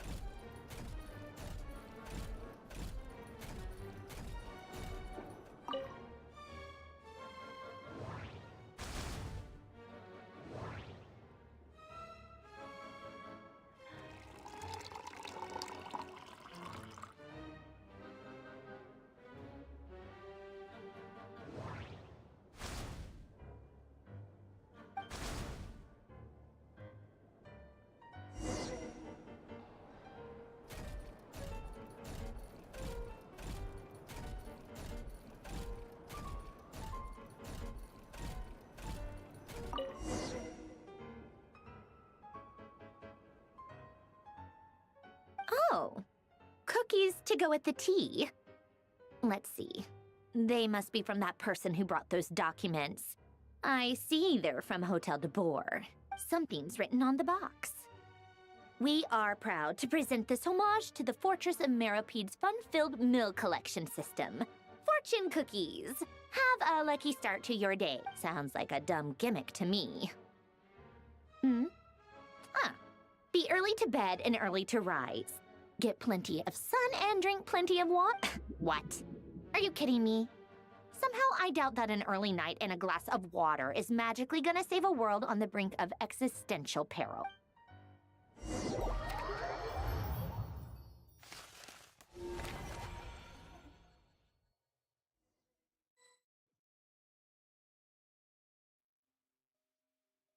Lady Arlecchino, word has reached us that Lady Marionette's troops are all in position. They are ready to act as soon as the order is given. Excellent. The only thing is, they are fewer in number than we expected. It looks like many of them must have lost their lives at the hand of the monsters released by the Doctor.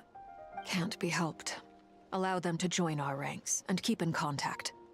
As you wish.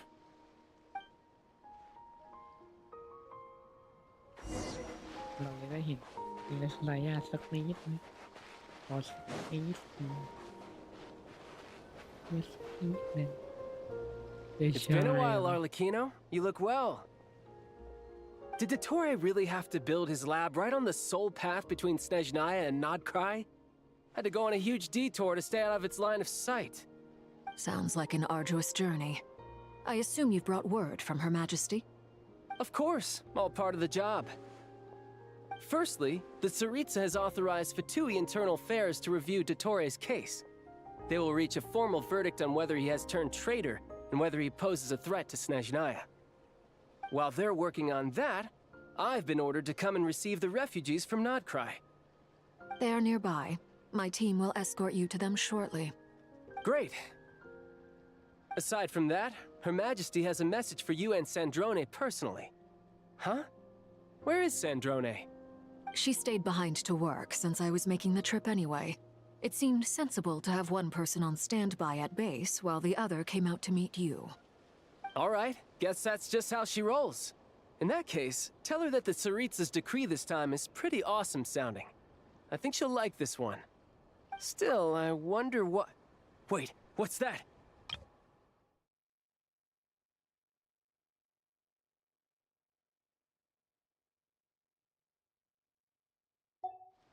Did one of our troops turn into a monster? Take him out.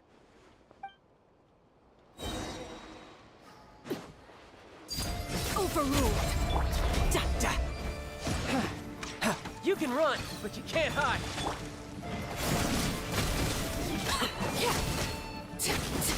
You've gotten stronger, Arlecchino. Nice! Stop that right now. I appreciate the praise, but I am not fighting you today. I knew it.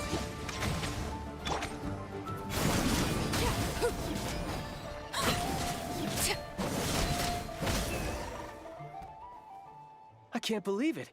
He was a living, breathing human one moment, and the next... Another fine piece of work by our dear colleague, I'm afraid. What in the world has been going on in Nodcry? A lot. But long story short, Dottore stole 2 moon marrows that should have belonged to Columbina, then built a 3rd moon marrow of his own to concentrate the Trilunar Authority. What? What do you mean he built a moon marrow? People build roads and houses, not moon marrows. What's his next DIY project? He's gonna build a god? You could stand to be less surprised. We are harbingers. The work we are engaged in makes the creation of gods seem mundane by comparison. I tell everyone who asks that you once crossed swords with Rex Lapis while serving as a key supporter for Rosaline's plan. But right now, you're acting like a common adventurer. Thanks for speaking up for me. Those 2 really took me for a ride back then. Then again, surely no common adventurer would manage to get tangled up with them the way I did. That's gotta count in my favor, right? It almost sounds like you wish to repeat the experience. I might have to lower my opinion of you. No. I'll stop talking. Please, go on. Dottore is currently still experimenting with his newfound power in ways that continue to corrode the outside world. As for the human mutation, I believe this is simply a consequence of his experiments, and not a strategic move. That radiant beast was once a subordinate of Sandrone's. I suspect he was only allowed to live so that he could become an experimental subject. Also, those of us who fought Dottore have been afflicted with a curse. As such, I cannot leave Nodcry. This is so much worse than I thought. No wonder Her Majesty's decree is so extreme. While these exceptional circumstances persist, the Harbingers are hereby authorized to use unilateral executive powers. Should Dottore pose a threat, Arlecchino and Sandrone are permitted to eliminate him. My thanks to Her Majesty. I will pass these good tidings on to Sandrone. Her Majesty has also declared that she will refrain from launching an attack on the now evacuated Nodcry due to the presence of unretrieved research material. A wise decision. By the way, how's my old partner doing? I'm assuming they're with you? Partner? You mean the Traveler? I'm afraid I have bad news. She was captured after our failed assault on Dottore's lab. Her whereabouts are currently unknown. What? Why? Since when does Dottore have a bone to pick with her? That is indeed the question. I'm not sure he does. He must have some other goal in mind. This won't do. I have to rescue her. You can't. We have no idea where the Traveler is. What am I supposed to do then? Stand here twiddling my thumbs? Sandrone is working on it. The best thing you can do right now is complete your mission. Fine. I guess I'll leave this to you then. One last thing. Tell the rooster to get the message out to the gods and citizens of every nation in Teyvat. Beware. An uncontrollable pollution is spreading forth from Nodcry. The source of that pollution is a madman drunk on the success of his experiments. The Fatui and our allies will endeavor to contain the threat. However, if Nodcry falls, things are likely to escalate. Considering Dottore is one of our own, all Fatui stationed in Nodcry consider it our duty to stay and fight him to the bitter end. Hey, don't be too pessimistic. If it comes to it, I'm sure Her Majesty won't stand by and do nothing. I hope you're right.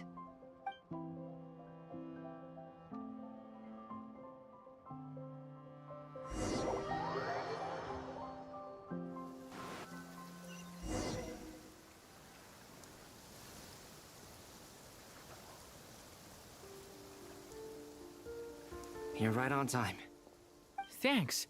Hey, do you think I'll get that gliding exam exemption? I made sure I was on my best behavior in Mondstadt. I landed well outside the city and walked in through the gates. I'll help you apply, don't worry. For now, let's see what we have here. What are the doctor's energy fields even made from? The usual attract and repel principles that govern Kuvaki don't seem to apply to them. They are very mysterious, but ultimately, they appear to be comprised of energies from the three realms. Thanks to research by Master in the Hexen Circle, we know that Teyvat's 7 elements are derived from the more primordial power of the Light Realm, which is antagonistic with the power of the Void Realm. Since you have the power of the Dragon Durin within you, I'm sure you can already tell that this energy field contains no abyssal energy. That's true. It's not abyssal energy, it's something pure, wild, and untamed. I've been thinking about something. Do you still remember the device that Dory supplied from the Academia? When you and Miss Columbina fought, that was one of the most marvelous feats of ingenuity I've ever seen. The design, the craftsmanship, the material selection. I couldn't fault any of it, not to mention the operating principles. Surely the most ingenious feature of all. Dory didn't go into detail on how it functions, but I have a working theory. The clue was that Miss Columbina was somehow able to use the pyro energy that you provided, despite the fact that, as a moon goddess, she should only be able to use light realm energy in principle. Now, all elemental energy is, of course, derived from light realm energy to begin with. Hence, I suspect that the device works by restoring elemental energy to its original state. This presumes a theoretical model of the 7 elements akin to that of light refracted through a prism. Perhaps it is no mere analogy. Maybe there is indeed a prism in this model. I almost wonder if the idea for the device was conceived based on direct observations of said prism. It would explain how such an ironclad design concept was achieved. It is at once a masterwork of engineering and a groundbreaking application of the Academia's latest elemental theory. I suspect only Lesser Lord Kusanali herself could have devised such an ambitious technology. But back to the energy field before us. If this is pure light realm energy, its relation to elemental energy is one of integration versus division. Or could this mean that elemental energy can dilute the power of the light realm? Should we give it a try? We should.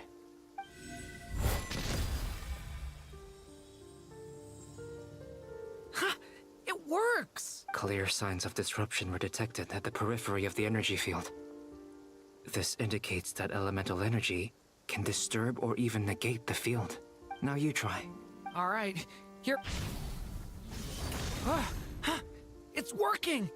Switch to abyssal energy and attack again. No surprises there. Abyssal power drains the energy field to a significantly greater extent. I now feel confident in asserting that the energy field is indeed pure light realm energy. But the energy field is huge. How much elemental energy will it take to neutralize it? We don't have to neutralize it completely. We can try other approaches. That's all for theory. Would you like to continue watching? So you knew I was here. Huh? When did you get here? A while ago. But Albedo sounded like he was working on his thesis defense back there. Back in Sumeru. You can end a person's whole career by interrupting them mid-speech. Very thoughtful of you. With what? A little test.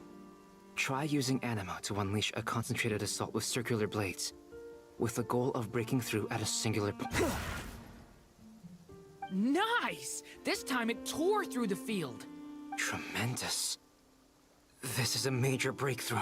Should we go through? We probably shouldn't risk having mutually antagonistic energies in such close proximity. Durin, you stay here and watch the entrance. Hat sounds sensible to me. Keep your eyes peeled, Durin. Don't worry, I got this. You two be careful in there. Just give me the signal if you need help and I'll die. What do you mean, signal? It's based on a new alchemical concoction I developed last month. When 2 bottles of it are smashed on the ground together, they emit a blinding burst of light. If it comes to that, remember to shield your eyes with your hat. Glad I asked. Thanks for the heads up.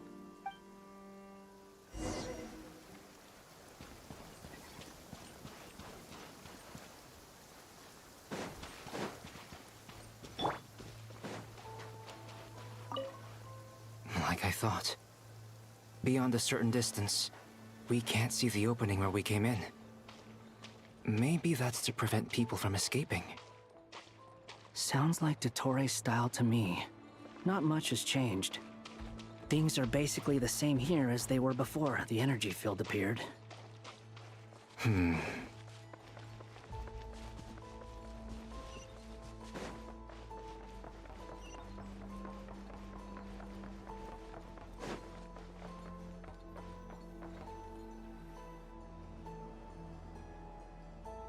They have no heartbeats and they're not breathing. We can only assume they're dead. But there are no visible wounds. Also, there's an animal squatting next to each body. It's watching us. That's not an animal's gaze. What are you trying to tell us? Doesn't seem eager to talk. I guess maybe it's just an animal after all. Let's keep looking around.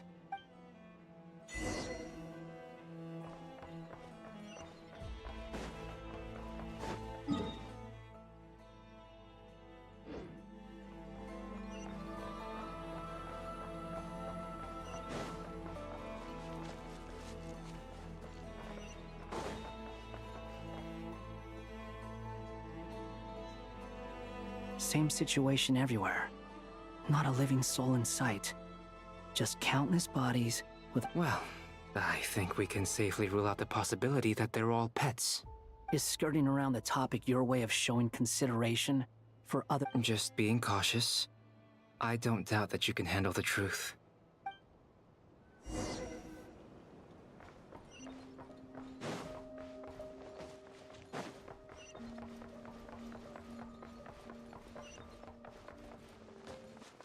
Careful.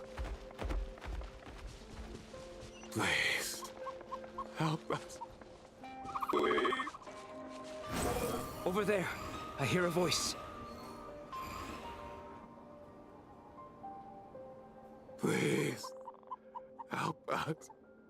Please. What happened here? I don't know. Suddenly, everyone collapsed. Then my line of sight got lower. I still have some of my senses left. I gotta get out of here.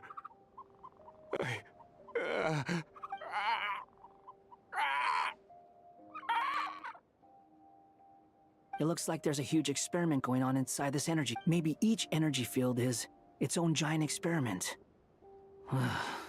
Vile. He's swapping human minds with those of animals. Even without the other circumstances, this would be an extremely Those people may have lost their sense of selves, but they are not fully animals either. If they were, they would have left. But instead, Their instincts are driving them to remain by their dead. We should go. No sense in sticking. Agreed.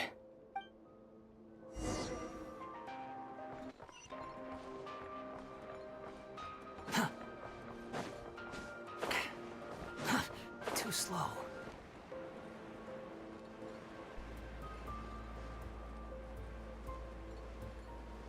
The wind rises.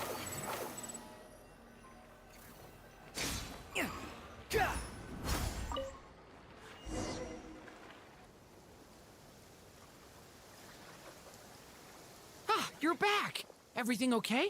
We saw some things that take a strong stomach. Otherwise, we should share our findings with the others.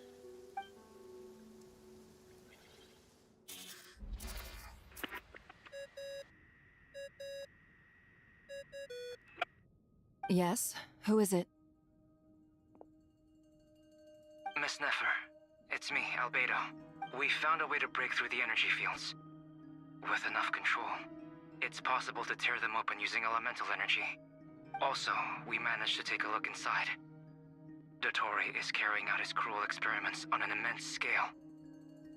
Any residents who have failed to evacuate in time. Sounds like he's living down to our expectations. Might I ask how things are proceeding on your end? I'm just about to get started. I'll be in touch once I have... Understood. Stay safe. I will.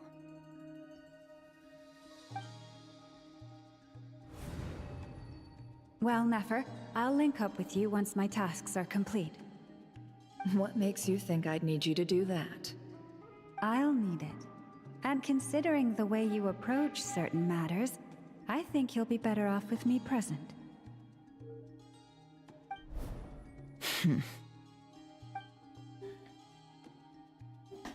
Let's begin. Entering simulation mode.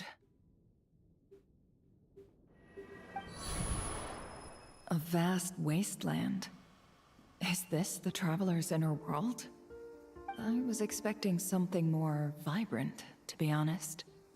Wait, someone's there. What are you looking at? In that case, I'll look at it with you. I want to know all about everything you've seen and experienced. Is there somewhere I should return to? Or should I stay here and be the hero everyone says I am? I don't dislike my current life.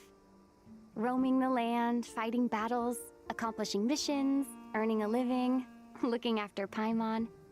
It's not so bad. I guess the only thing that's missing is that you're not here with me. This is the conscious layer, which contains a person's true feelings. It is filled with both longing and kindness. I suppose anyone who lives long enough ends up wishing for someone who can't be there. Maybe it's the only way we can feel truly alive. Time to delve a little deeper.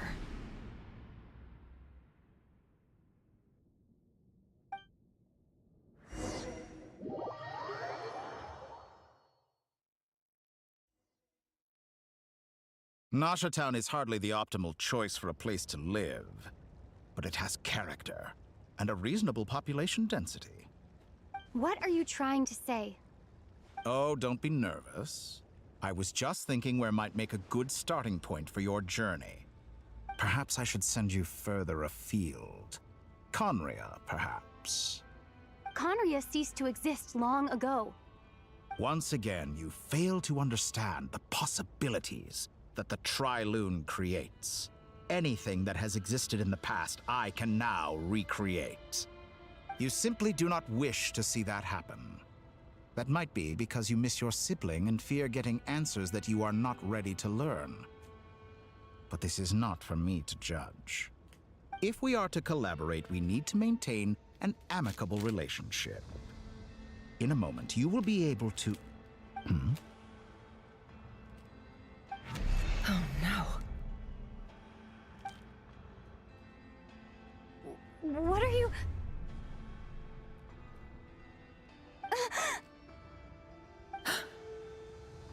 What are you gonna do? Don't move. Something unwanted has crept into Oh? Gone as quickly as it came.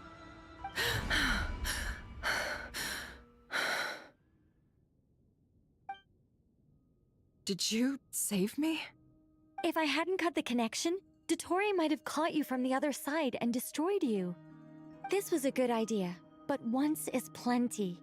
You were exceptionally brave. Excellent work. Thanks, but now's not the time for that.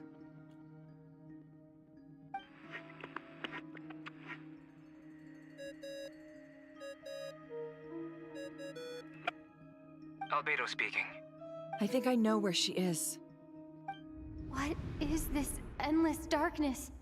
I can't see anything, even though my eyes are wide open. What happened? Ah, sorry about that. I take it you didn't notice. Just now, a friend of yours took a little peek into your mind. Could it be Nefer? How did she do it? Did she use something as a medium to connect to me? Do you think she's aware of your current circumstances? Oh dear. Have I stunned you into silence? I only wanted to slow down your time a little so I could stop your intruder in her tracks. It would have been nice to capture the spy. I must say, I'm finding the ability to adjust the flow of time rather intriguing. The moment you closed your eyes, time seemed to grow impossibly viscous, didn't it? A whole month passed before you opened your eyes again, but only for you. No one else was affected. I dare say this is something only a god can achieve. Point taken. You've proven once again that you have god-tier powers. Oh, you misunderstand. This wasn't about proving a point. I was testing things out.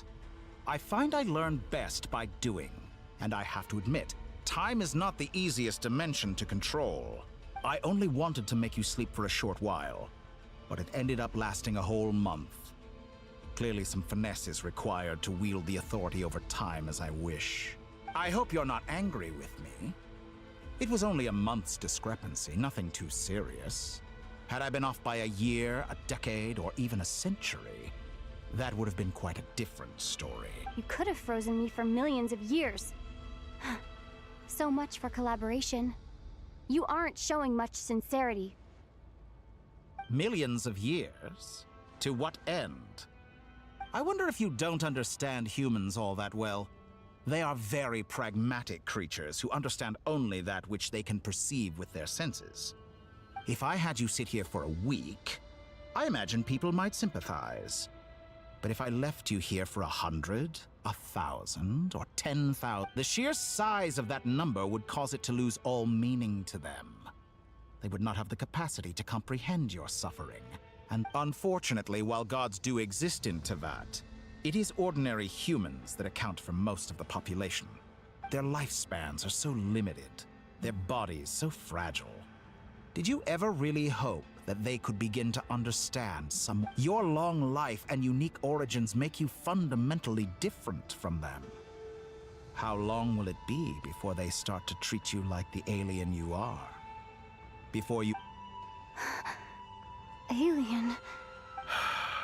Even I feel bad for you sometimes. This world has made you into a slave.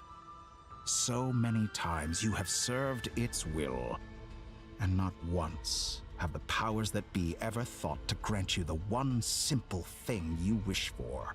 You have been treated most unfairly. I can change that. I will grant you special privileges and give you back the status you rightly deserve as a descender.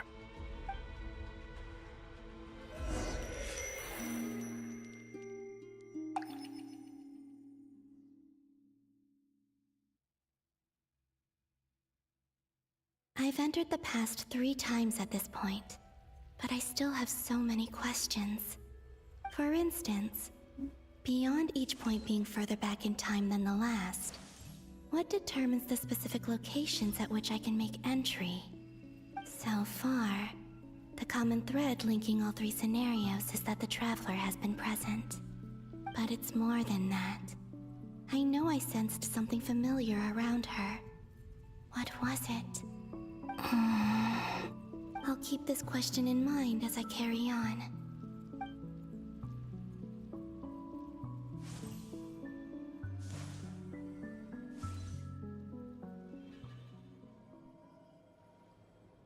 Humans, you never change.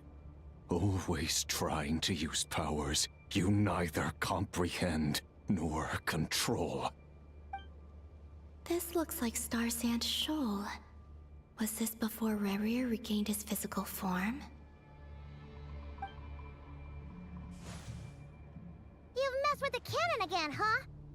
Sorry, but this round's not gonna go your way. The cannon. That's right. I was at Silvermoon Hall and I sensed an abnormal Kuvaki fluctuation coming from Nasha Town. And right after that, came an ominous power emanating from Star Sand Shoal. My body was once torn into countless pieces and hurled into the swirling chaos of time itself. But even so, my life and will were not extinguished. I wonder if I could try to prevent his resurrection. But how would I do it? What can I do, here and now? Traveler! Behind you! Look at that light! No, I won't make it in time. She's using the Kuvaki shield like I taught her. Is she gonna use it to block the cannon's beam? She's strong. I'm sure she can manage. But the force released when the beam impacts the shield might lead to collateral damage. Easy Island. The Frost Moon Scions will be exposed to lethal levels of Kuvaki. A question, if I may. Kind Miss Columbina. When the cannon's Kuvaki beam was deflected earlier, I saw several bolts of energy streak toward Hisi Island, only to be blocked. Did you also have a hand in that? Maybe that really was me after all. Well, future me. But I don't know if I have enough power left.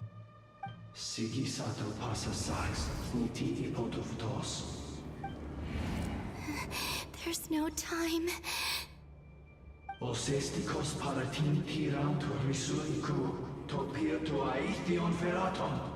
I have to make it. Oh, Frost Moon. Oh, great land. Oh, slumbering moonlight of Nodcry. If you can hear me, if you can sense my call, then please, heed me once more!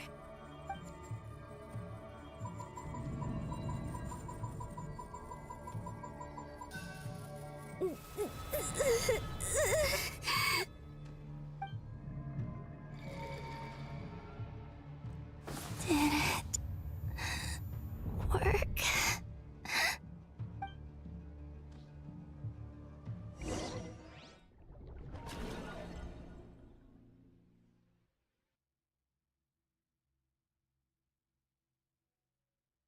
Hey, wake up. Hey, did you hear me? Columbina, I said wake up. Oh, good morning, Sandrone. It's 3 in the afternoon, actually. And could you kindly not use my quarters as your personal nap room next time? But I feel so safe here. And your coffee, right? It's so bitter, but it smells lovely. It's like you were raised by wolves in a forest or something. What did you drink growing up? Grass tea? The Frost Moon Scions certainly led a more frugal existence than the Fatui. Then I'll bet you've never eaten one of these before. It smells delicious. That's because it's a Fontanian recipe. I had a little free time today, so I made a batch. Rosaline will be here shortly, but if you really can't wait, I guess you can go ahead and... Hey, at least let me finish before you start eating! Did the Frost Moon Scions not teach you basic table manners? Or did the rules not apply to you because you're the high and mighty moon goddess? These are so tasty. Of course they are. I made them. I was worried they might contain traces of machine oil. What? You know, there's something I've always wanted to ask you. Why did you leave your old home and join the Fatui? I mean, I'm sure their food was awful. But there's gotta be more to it than that. Well, life there didn't go quite how I imagined. What were you expecting? You're a god. Your followers are gonna make some demands of you, right? Surely you can just answer a few prayers here and there in return for the free food and drink. How bad can it be? Well, would you help other people just for free food and drink? The doctor told me that you were created by a great mechanic, Lord something Fisher. The Lord Artificer. Ugh, some people can't keep their mouths shut. Oh, Lord Artificer. And didn't he have something to do with the, narcissist?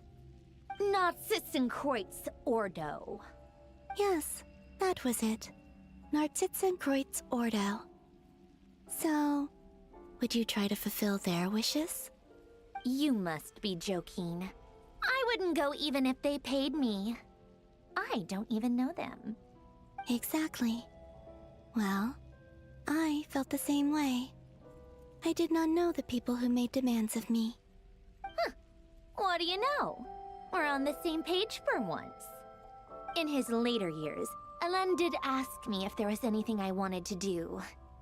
If I had any wishes of my own. Well, I don't. And I'm not in any mood to fulfill someone else's either. Who's Alain? He was the... You know what? Never mind. You're not gonna remember. Anyway, the point I'm trying to make is, neither of us is the self-sacrificing type. Let me ask you this. What sort of place would you like to live in, if you...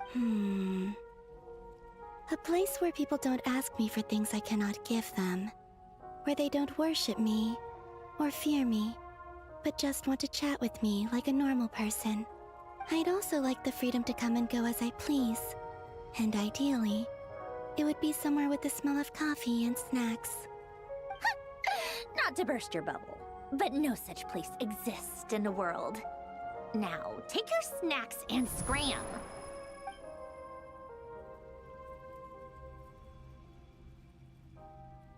Did I pass out? Of course. I'm back here again. I dreamed of events from my past. Sandrone. Traveler. I miss you all so much. Back there.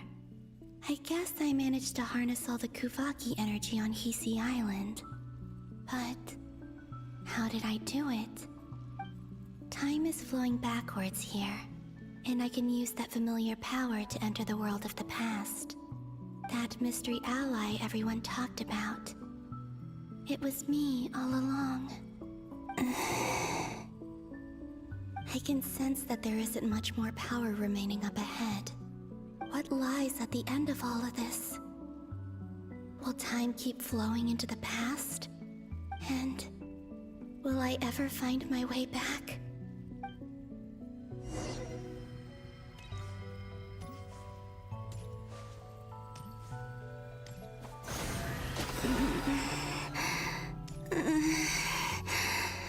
It's getting harder and harder to use my power.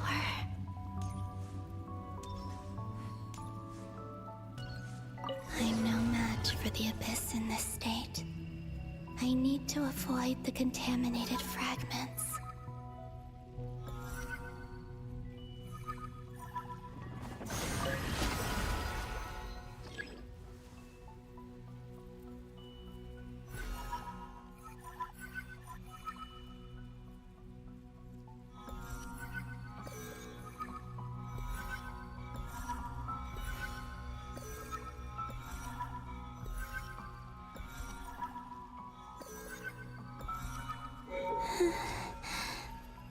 Time to go. I wonder where I'll find myself this time. นี่นะที่มีคนเรียนหนังสือเดี๋ยวมันสลับกันอยู่นะ The Final Night Cemetery. นี่มันก่อนที่ This is where Flint's is ปืน based. เลเซอร์ยิงปิ้วนะ Or not!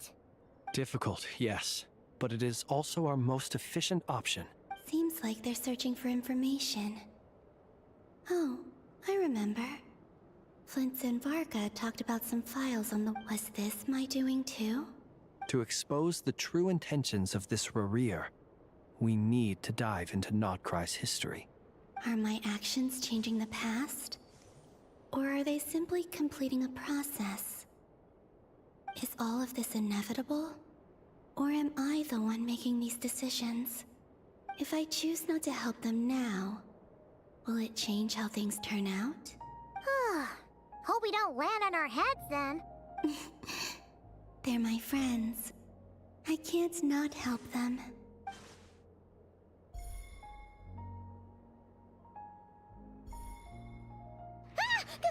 Ghost! And the other one was... here. Hey! Another file's moving!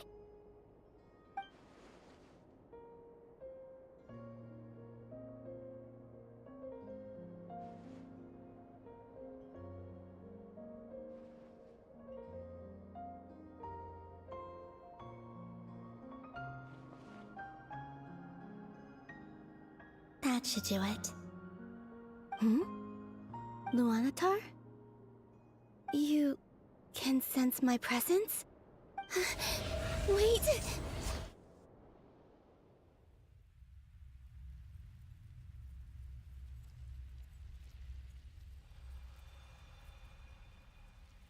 Luanatar.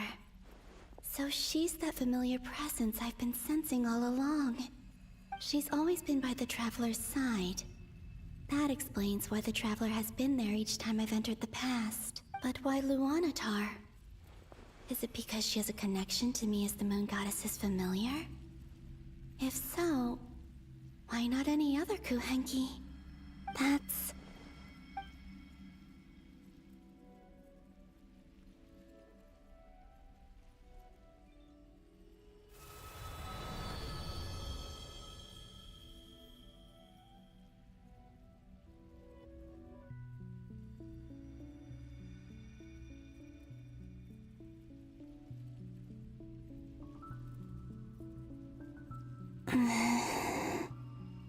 I cannot sense any power up ahead. Just a void, stretching out into infinity. This is likely my final chance to enter the past. It's now or never. I have to find a way back. ว่าแล้วมันต้องคนละมีนะเอสดีมันบอกใบมันแต่ลงจัด Easy Island? How far back in time is this? Where's Luanatar? I can't sense her presence this time. Seeing Anafa and Aino reunited like that sure was heartwarming. Traveler, Paimon. No, stay calm. I don't have much power left to change things. I don't even have that much time left here. Think, Columbina. How do I find a way back?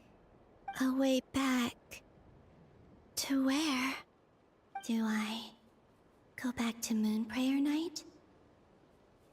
Or to the future that followed? And if I return in my current state, what will become of me then? Dotori's actions that day proved that he'd been planning that for a long time. He had already seized the power of 2 Moon Marrows before capturing me. Even if I managed to get back, how can I fight against him when he wields the Tri-Lune Authority? I can't. If I go back like this, I'll be playing right into his hands. I have to find some way of rivaling the power he has usurped. Wait. time flowing backwards. The Tri-Lune Authority. Does that mean? I think I know what the final destination of this lunar reflection might be. I know what I must do. Speaking of homes, we must already be close to where the Frost Moon Scions live. The vibe here feels different, just like the scenery. But how do I communicate my plan to my friends? Should I write it down here? No. Someone else will see it. I need something with a close connection to me. Something I can use as a medium to tell them what's happened to me in here. Now it makes sense.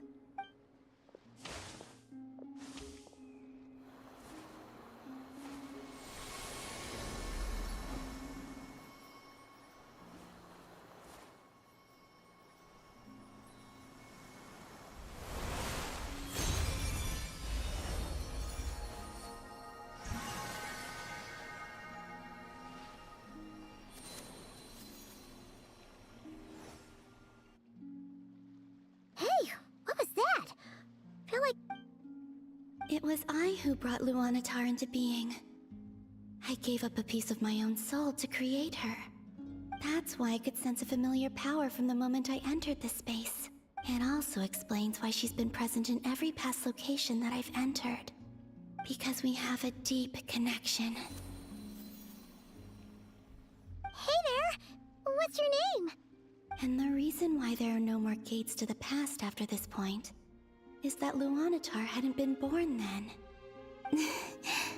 No wonder I sensed the trace of a blessing when we first met. But I still didn't recognize the soul hidden within you. Back then, I was just a little lost dove. I had yet to become Columbina Hyposelenia. Go on now. We've got stuff to do. Hey, you scared it off. I'll be counting on you. Remember to stay by the Traveler's side. Guide her, and help her in my stead. Oh, and bring her to the garden where the moon prayer blossoms grow. There's a little lost dove there who will need her help. Go on.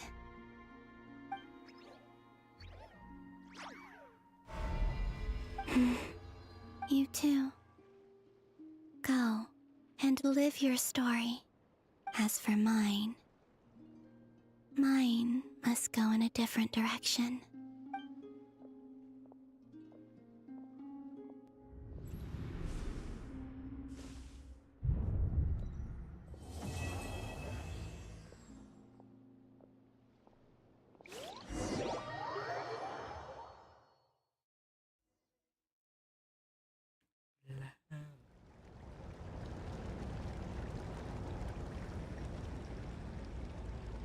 How would you like to experience the thrill of never being held accountable for your actions? You could crush people like ants without consequence, or tear off their heads or limbs as you please. Believe me, such a life is but one small step away. What point is he trying to make? Freedom? But the freedom to kill? Why would you offer me that? The creation of a world is the ultimate scientific experiment. I have taken my research to the highest level, where I shall be not just a god, but also a servant to many sacred spirits. I shall heed the truth and perform holy deeds. A god's laboratory is the perfect playground. But it needs the right occupant to explore its full potential. Mortals are found everywhere one looks. Not so with Descenders. I'd prefer my first guest to be a distinguished individual such as yourself. So the condition for entering the new world is to take innocent lives. The same dilemma that Rerir once faced. Could I really bring myself to kill others for my own benefit? Rerir did. And look where it got him. Have you made up your mind? I can't do it. Your playground is no place for me. You're putting your hopes in the wrong person. But we both know I'm not quite the hero you say I am either. I have my own reasons for the journey I'm on, and they aren't all selfless. You've grown a lot since we last met, but there are still things you are unwilling to compromise on. This will only hinder you. Why don't I lower my requirements a little as a gesture of goodwill? I'll give you a little time to learn to be a less noble soul. That I really doubt I could live that sort of life. And yet you already sound less defiant than a moment ago. The benefits appeal to you because you can read the signs of the time. Why don't we return to my research facility? Your last visit was so rushed. There is much that I have yet to show you.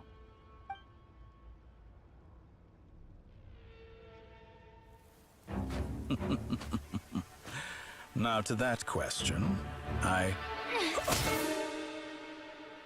Heroes don't attack from behind.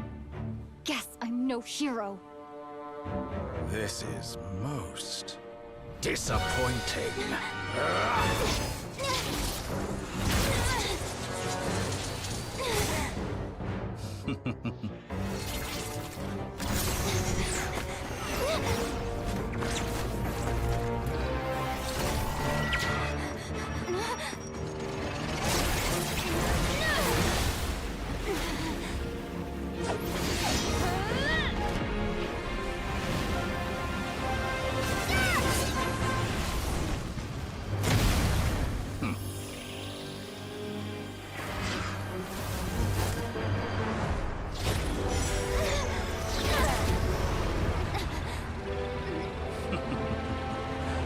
Now then.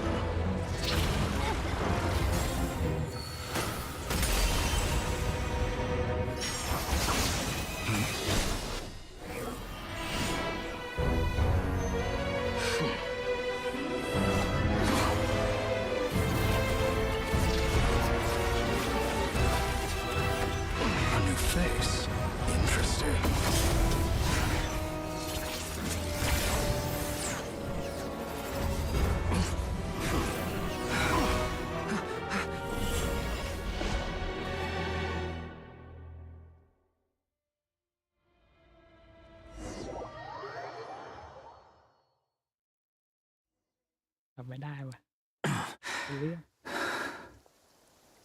You're still gonna call me Hat Guy after that, huh? I didn't see anyone else in there who needed saving. It's nothing. I'll be fine. Why are you looking at me like that? Is it that shocking that I'd come to your rescue? I owed you a favor back in Sumeru. Now we're even. Distracting Dottore was tough. I won't lie. He's not gonna fall for the same trick twice. That was my one shot. I'd hope... I never wanted to obliterate someone. Dottore doesn't recognize me. But his segments were originally made based on an analysis of my operational principles. I expect it's only a matter of time before he figures out what I am. So Dottore doesn't recognize Wanderer because he deleted himself from Irminsul. Did he really miss his only chance for revenge by saving me? Why the long face? Hey, I'm not blaming you, okay? And I'm not complaining either. Rescuing you and killing Dottore are equally important goals. Everyone would be pretty stuck without you. It's best you live to fight another day. How are you holding up? Are you all right? Hat Guy said to put safety first, so we agreed to run as far away as we could after leaving the energy field, and only meet up once it was safe. You don't look injured. It seems that Dottore didn't do anything to you. All right. Rescue operation complete. Let's head. There's a lot more work to be done before this is over.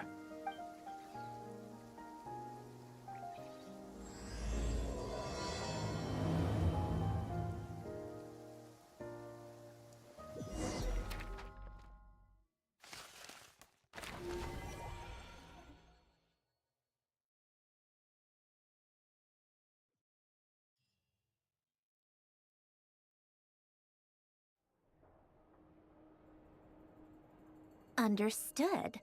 I will bear the I don't see what's so awesome about it, though. Does he really think everyone else is as immature as him?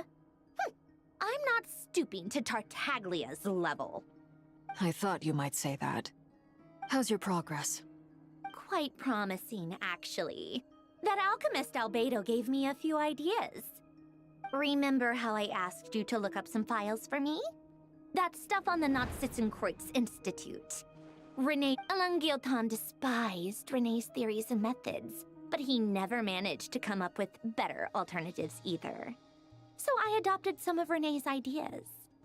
I thought Alain was like a father to you. He and Rene were mortal enemies, were they not? And what would you say if Linny and his friends one day learned something useful from someone you utterly detested? I would applaud them for it. That would mean that they have surpassed me. For all we know, Alain Guillotin might have thought the same thing. Not that it matters, though. He's dead, and I'm alive. So it's my call to make. Once you die, it doesn't matter how great you were in life. Only the living get to decide what happens next. Hey, come on out. They're back. Huh?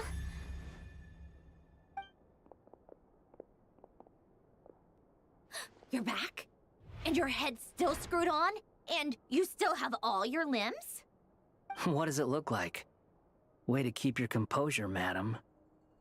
Excuse you. I am perfectly composed. Glad you're okay. Yes, it's a huge relief. Worry? Oh, yeah, right. You think we, the Fatui, were worried about you? We were worried sick. Hey! The Traveler and I were already friends. You are free to join this mission in whatever capacity you please. Much like your tea parties. It's a laugh a minute with you guys. I must say, I was quite surprised when Mr. Albedo told me he would need no additional aid. We discussed this on our way back as well. I am rarely so unequivocal, but in this case, we had full confidence in Hat Guy. He said he knew what he was doing. Albedo and I pretty much had to just wait outside on standby. Meanwhile, Hat Guy broke into the energy field and rescued the Traveler solo. You didn't have to mention that. Well, I'm thoroughly impressed. You are a force to be reckoned with. Is she back? Is she really back? Traveler! It's really you! Oh, thank goodness! Paimon missed you so much! You can finally breathe easy, Paimon. It's great to have you back in one piece! Oh, Paimon's been having nightmares the whole time you were gone! Look at them. You know, once you reach my age, there's nothing better than watching a misty-eyed reunion between friends. It's nothing. Same goes when you get to my age, too. I bet Ino and Anefa would be tearing up as well if they were here.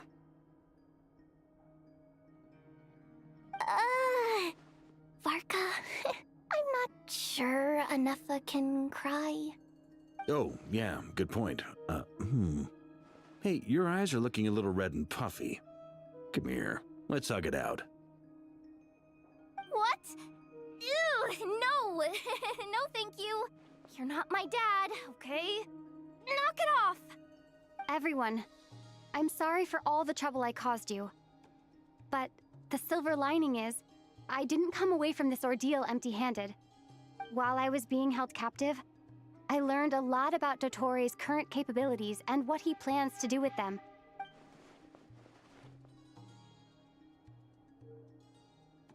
The three moon goddesses were even more powerful than we imagined. No wonder Dottore believes himself to be equal to the gods. Utter blasphemy. While everyone was gone, Nefer and I made an interesting discovery. And I believe Miss Sandrone has something to share too. Ma'am, perhaps you could do the honors?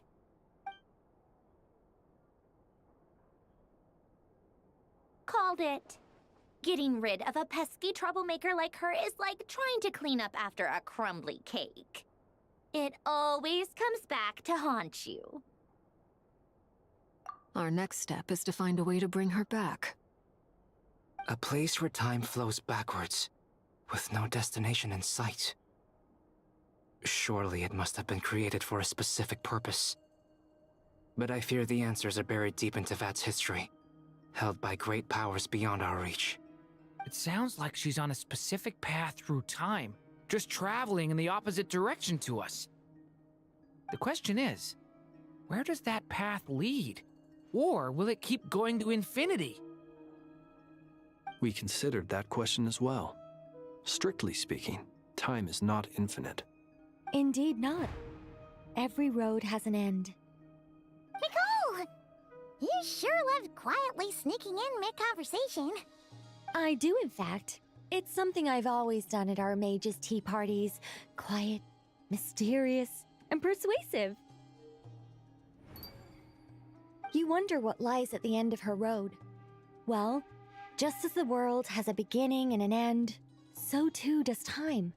And so, the end of the road is the moment that Teyvat was born.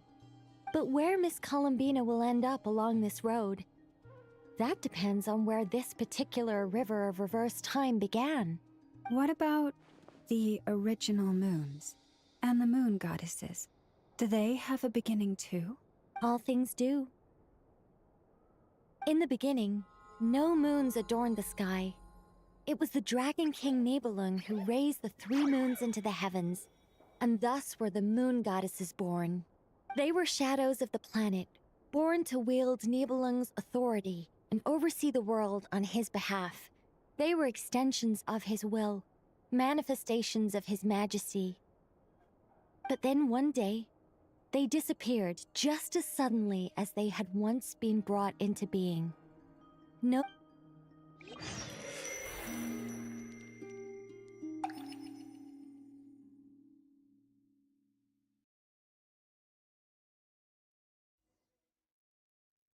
Like I thought. No more paths back to reality have emerged since. But how can I be sure that I'm going the right way without scenes from reality to keep me on track? I can't even be sure of how long I've been walking for. The further I travel, the less stable this space becomes. There are even moments where I can sense something that feels like abyssal energy. They can just materialize out of thin air. I have to keep my wits about me.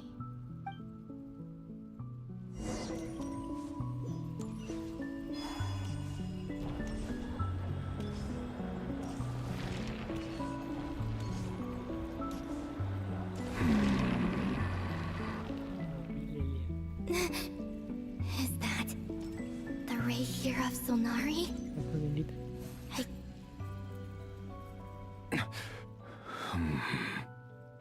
You are the moon goddess. But how? Please, there's no need. I'm not interested in fighting anymore. I find that a little difficult to believe. Yeah. Honestly, so do I. The way you used my own power against me was... It was a brilliant strategy. And then, in the final moment before I was thrown into this space, I got to see an old friend. Mr. Dainsleif. Right. It was so long ago now. When I first got here, I was filled with hatred, remorse, and rage. How I cursed and devoured. I tore everything here apart. I was consumed by the desire to leave this place and have my vengeance. But to no avail. This is a place with no exit. This is the second time I've entered this space. Though I have no memory of the first. I was torn to shreds the moment I entered. But this time I survived. It must be partly because of this new body, and partly because of all the Kuvaki I absorbed in Nodcry. Are you the source of the abyssal power in here? Not all of it. Some is from when I first arrived here and tried to destroy everything. But there was already a degree of abyssal power here before I entered. And like a venomous snake baking in the merciless sun, it tried to slither into my shadow. Tried to? So, you rejected it? Yes. Because after that, the world suddenly became silent for a moment. What do you mean? The voices in my head, they were gone. And then I saw her. Her? Thalindis. My former lover. Never mentioned that she saw a memory of Thalindis leaping into the moon's reflection. More precisely, I saw her afterimage. I'm sure the real her is long gone. She was just an ordinary Conrian. She couldn't have survived here for very long. Anyway, why have you come here? Didn't you know it was a dead end? If I hadn't escaped through the moon gate, my friends would have been in far greater danger. Oh, I see. Because of your power. The power of a moon goddess. What? You'd like to know how I know, wouldn't you? The one who resurrected me said so. I could hear a deep lust for power in his voice. Do you mean... Dottore? Dottore. So that's what he's called. He'd been collecting fragments of my body for a long time. Also that he could resurrect me at the moment of his choosing. I had no interest in his research. But being as corroded by the abyss as I was, we were aligned as far as hunting the moons and recovering my strength were concerned. So that's why the Wild Hunt suddenly became so active in Nodcry. When I left the Fatui in my weakened state, Dottore... Moon Goddess, could I ask a favor of you? What? I know this is a lot to ask, especially from someone who tried to kill you. If you refuse, I won't fight it. But this is the only thing I desire now.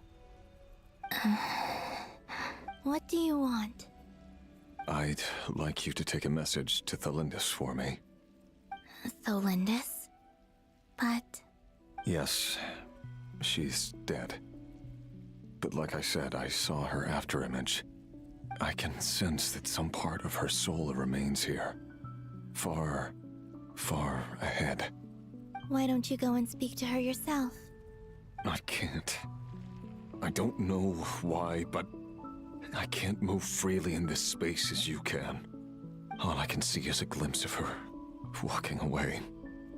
Just like the moment when I last saw her in life.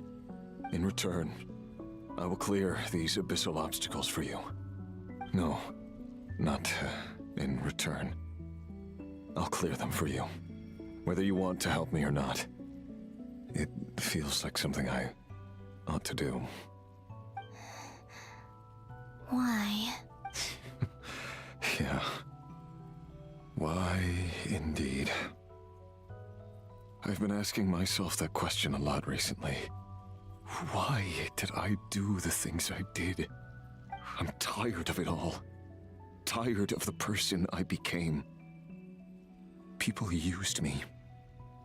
And then I turned around and started using others. I think I grew tired of it long ago. What do you wish to tell her? All of it. My past. My mistakes. Everything that happened after we were separated. Is it okay if I give her the abridged version? Yeah, I'm sure there's plenty you can skip over. Like the part where you relentlessly tried to kill us? It's up to you. Love demands honesty. But my relationship with Thelindis was built on lies. We hid too much from each other. But after living my whole life in the shadows, I don't want to hide anything anymore. I will do my best.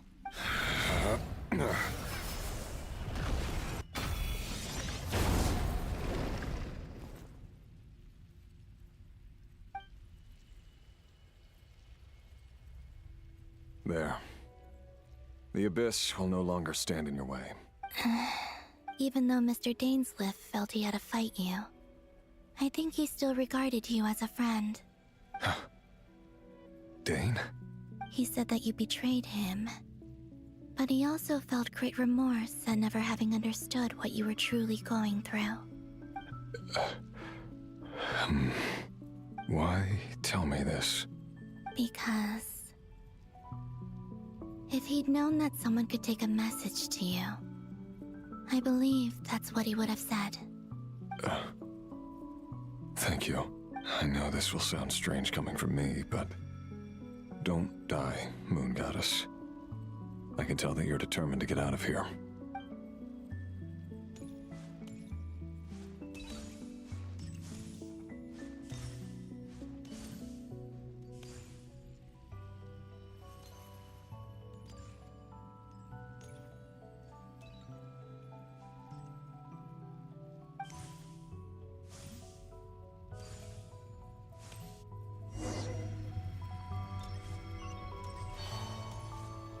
He kept his word. The Abyss is no longer obstructing my path.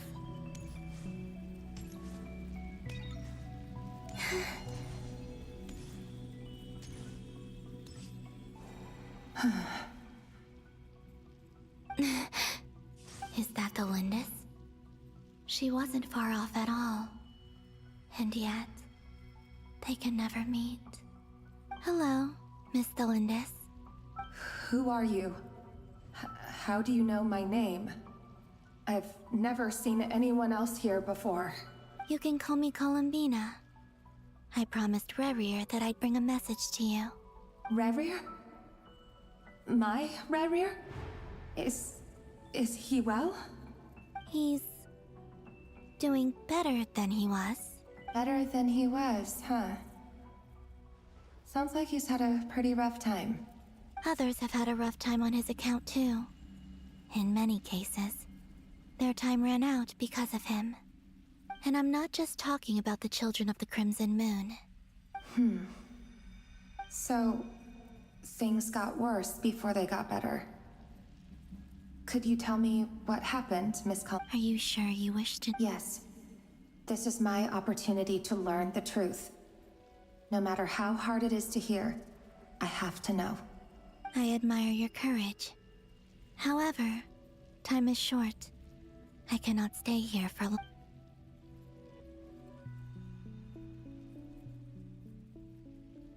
Rerir had seeds of hatred in his heart, and many people nursed them for their own ends.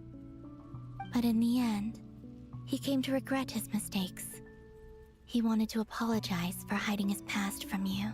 Beyond that, he did not say specifically what it was he wished to convey to you, but I'm sure that you've always been on his mind. You are what has kept him going over all these years. I'm sorry, Miss Columbina. This is so upsetting. I'm not sure how to put my feelings... It's all right. I understand. Well, that's everything from me. Wait. One moment. Time flows backwards here. The road ahead only leads further and further into the past. I know. I intend to reach the end of that road. Without a moon marrow, without the 3 moons' power, you won't make it far. Wait, unless...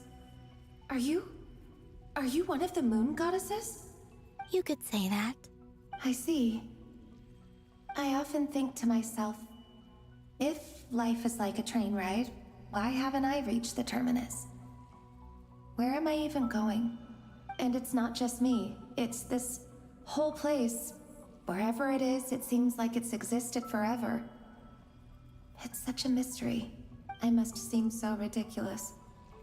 I can't answer these basic questions, and yet I jumped right in here without hesitating, only to be torn apart the moment I entered by powerful energy currents. Thinking back, I was suddenly overcome with fear and terror in that moment. Perhaps I too became bewitched by the abyss. I may have been the leverage it needed to control Rayrir. I used to be a researcher at the Universitas Magistrorum in Conria, researching the iridescent moon's marrow. Eventually, I came to the conclusion Rayrir was one of the Finster King's retainers. With me, he was in an impossible position. I wanted to help him escape his lot in life.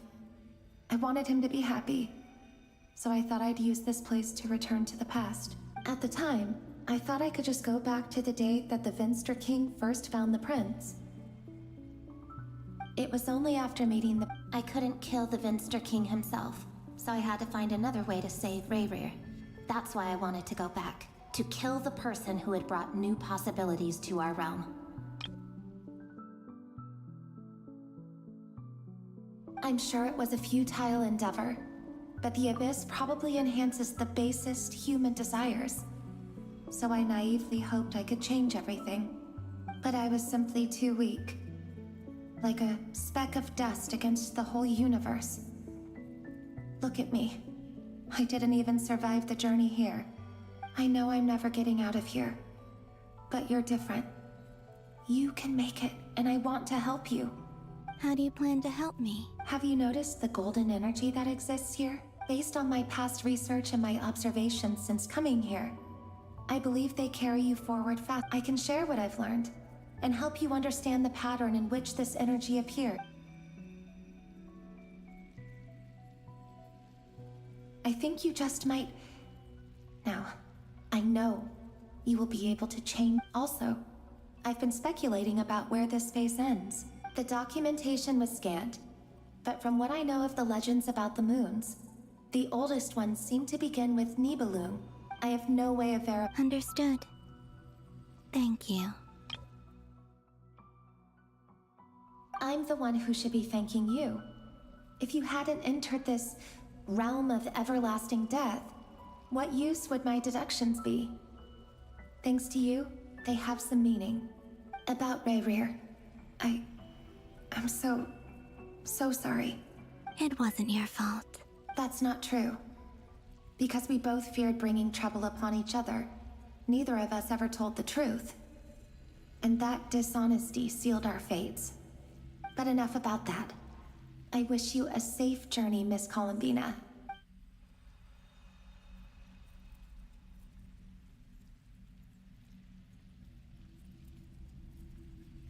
And may the outside world never have to experience pain like this again.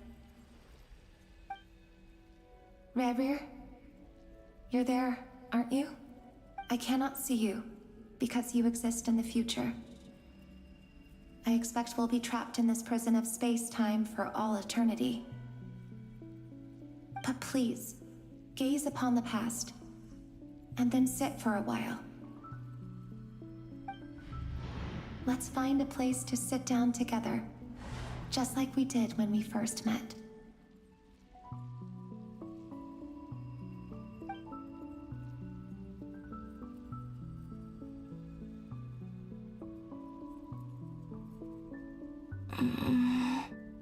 How long have I been walking?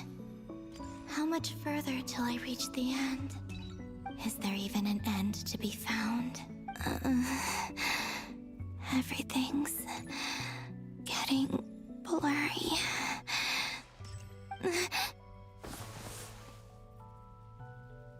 Huh?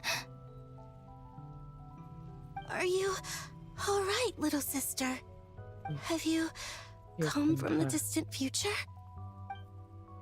ว่าแล้วคือกรงขังไอ้แกกรงขังไม่เป็นลุงเฮ้ย So, how exactly did the moons just disappear? Shouldn't it be a little harder to get rid of major creations like moons? The world is a vast and ancient place. On a certain scale, all life lasts for but a fleeting moment. Miss Nicole explained that the moon goddesses likely perished in the War of Funerary Flame. The moons themselves were also destroyed at that time, save for the Frost Moon, from which a new moon goddess was later born. Am I missing something then? 'Cause the stories say that the moon goddesses were born on the moon, but doesn't Columbina say she was born in Nodcry? Huh. You're right! Why do their birthplaces differ? What's the difference between the two generations of moon gods? Also, remember what Sandrone said? Her scans detected 4 moons. In other words, 4 moon marrow. Technically, the result of the scan means that 4 moon marrows were detected and positively identified as moons in that moment. In other words, this piece of information alone isn't enough for us to know how Miss Columbina is doing right now. Yep. We have no way of staying up to date on whether she's dead or alive. She's on her own for now. But at least she's trying her best to get back to us. Yeah. She's a tough cookie. And a sore loser, too. We have to trust that she'll find a way. As much as it pains me to say it, we've got no chance of beating Dottore in a straight-up fight. He's much too powerful. It wouldn't even be close. That maniac is going to devour everything in his path until he reaches us. We need to find someone or something that can stop him before he does anything worse. I'll be frank. Our only hope of defeating this false god is with a real moon goddess on our side. And I know that even she was no match for him when he attacked, but I don't have a better solution. We're not giving up on saving her, whether she can defeat Dottore or not. Right. Don't worry, Miss Sandrone. We're all aligned on saving Columbina. No one's trying to argue that we can only justify saving our friend because it will help save the world. This is about multitasking. So, she's more than just a moon goddess to you guys? Absolutely. Duh! She's part of the gang! And you are too, you know. Yes, I know. You don't need to labor the point. I knew that the moment I came running over with my documents that I was part of the in-group. I mean, if Arlecchino can fit in, I certainly can. Anyway, as for how we get Columbina back, I've been working on it constantly. But I think I'm still lacking certain information about the moon. I'd probably get there if I could continue my calculations, but the problem is, I've run out of computing power. Computing power? You mean you need more energy? No, the issue isn't energy, it's processing power. There's so much data to get through that the whole process has just ground to a halt. That's a tricky problem. René de Petrichor of the Nazissenkreuz Ordo once foretold the fate of the world. But I don't know how he did it. My guess is that he used the primordial seas. However, that won't work for me. His methodology was vastly different from my own. What's worse, they're incompatible. Ugh, this is so annoying.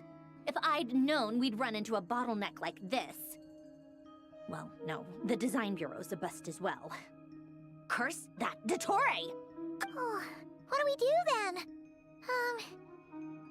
How about we... You don't get it, do you? I'm trying to calculate the fate of an entire world here. And I need accurate results, not vague prophecies. Where the heck am I gonna find the computing power for that? Ahem. Anyway, time to shelve the discussion on technical difficulties.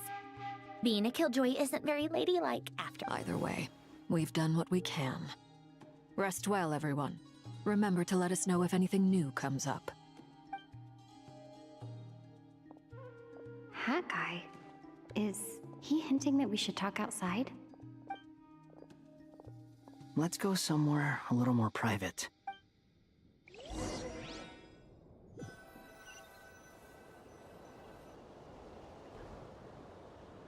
You know that Dory went back to Sumeru, right? Yeah, she mentioned she was planning to head back. Things aren't looking good for Notcry. She's gone to spread the word so that Sumeru has a chance to prepare for the worst. From what I know of Dottore, there are two possible reasons why he hasn't made a move yet. One is that he's still working through some kinks in his new powers. The other is, he wants to see how we're going to react. He'll easily devour everything eventually, so I guess he's in no rush to make it happen. The first false god he made was me. Now it's his turn. Even though my records were erased from Irminsul, Dottore's ideas haven't changed one bit. He once told me that becoming a god was like turning yourself into a hungry wolf or giant serpent to devour the moon. Clearly, he began studying the moon goddess's powers long before he even tried making a god. He's always wanted to get his greedy hands on divine authority one way or another. And in the end, he devoured the moon where I failed. In the desert of Sumeru, there is a chessboard built by King Deshret, also known as Al-Ahmar. I don't know if it was a real game, or if he was just trying to challenge his servants and citizens in some way, but creating games and setting rules. Gods do that as a matter of course. That's the kind of power Dottore craves. Now he has the Trilunar Authority. His power is leagues beyond the common people. I don't think there's any point in other nations rushing to the front line. They're better off focusing on defense and hoping they can fend off any threats that spill out from Notcry. Either way, Dori will inform Lesser Lord Kusanali, and she will contact the other gods in turn. The Seven will have some recourse available. If nothing else, their protection should keep the rest of the world from descending into chaos as quickly as Notcry has.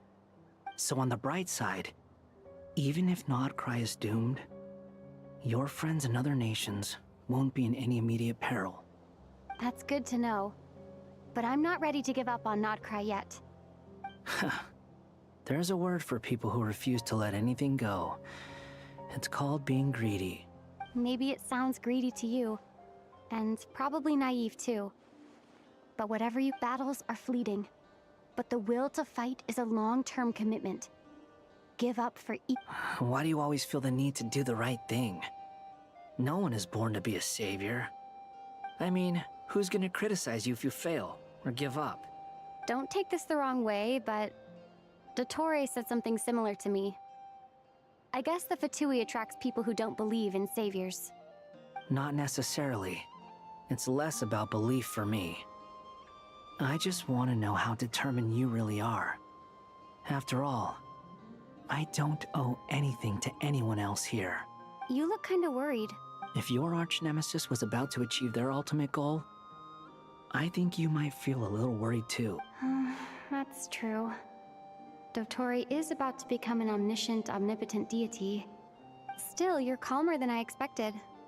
Obviously, I have to admit that my past self was a reckless fool who misunderstood not only the point of revenge, and as much as I want my vengeance, I know I'm not gonna get it by acting alone.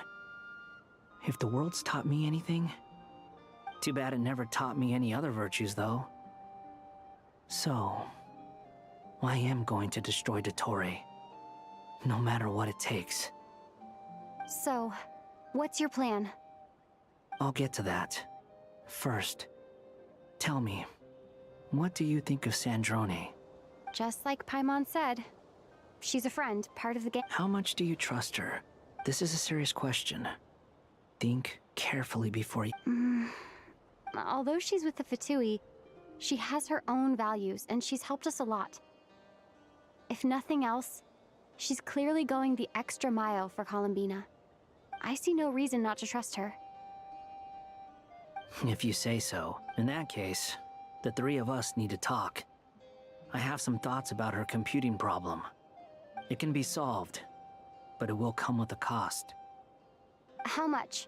If I can afford it, I'll cover it. Sometimes your heroism really backs me into a corner. You know, come on. Let's go talk to her.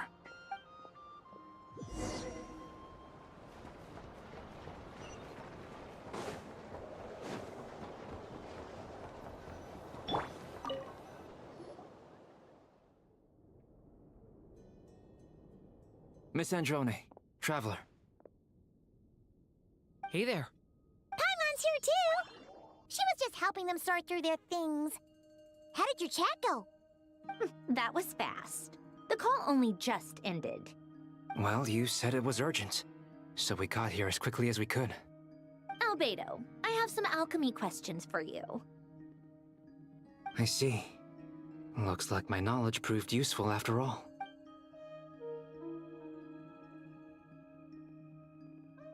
If I might ask, what is the end goal for the modified formula? I needed to predict the future of the entire world. But I've run into some teething issues since... I see. I'll have a look at it. Still, computing power is the real issue here. About that, it's been sorted.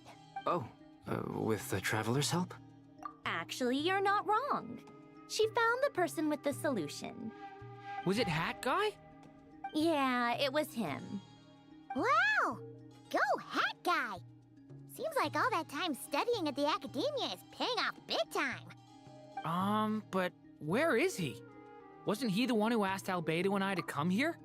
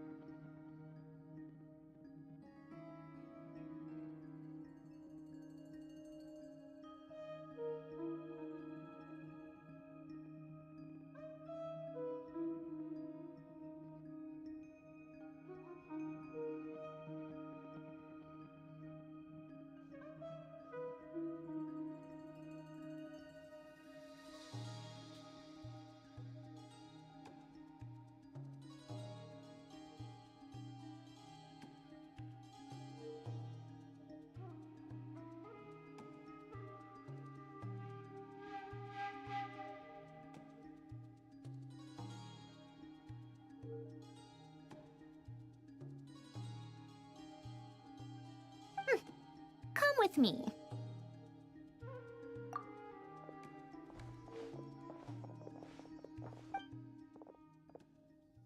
Hat guy? What's happened to him? Hat guy, can you hear us? No response. I guess he's in hibernation. Hat Guy mentioned that he was a puppet. It seems that his functions are currently shut down. I presume this has something to do with the solution to your computing. That's right. He and the Traveler came to see me. Wait, what? You have a solution? Would you calm down? Why do you always react so hysterically to everything? Excuse me? How would you know? You shouldn't be so quick to judge complete strangers. It's very bad manners. Oh, please. It doesn't take that long to figure out that you have a temper. Where does a mere student get that kind of confidence? I've actually published more papers than you. Not that status counts for much. Even Paimon's applied for academia admission. Huh? Are you serious? See? This is why I can't be bothered to explain myself. She recognizes no one's skills but her own. Okay, fine. I'll hear you out. So, tell me, how do you propose to solve my computing power problem? This world itself is constantly processing all kinds of information. If it's the world's future you're trying to calculate, you need a processing device that's designed to cope with that volume. Easier said than done. Only Irminsul can handle that kind of... Wait, is that what you're suggesting? But surely we can't just plug my formula directly into the ley lines. You should be able to tell that I'm not human, right? Yeah, I noticed. The technology, though, seems pretty ancient. Very different from Pontaine's. It's a completely different system. Conrian, to be precise.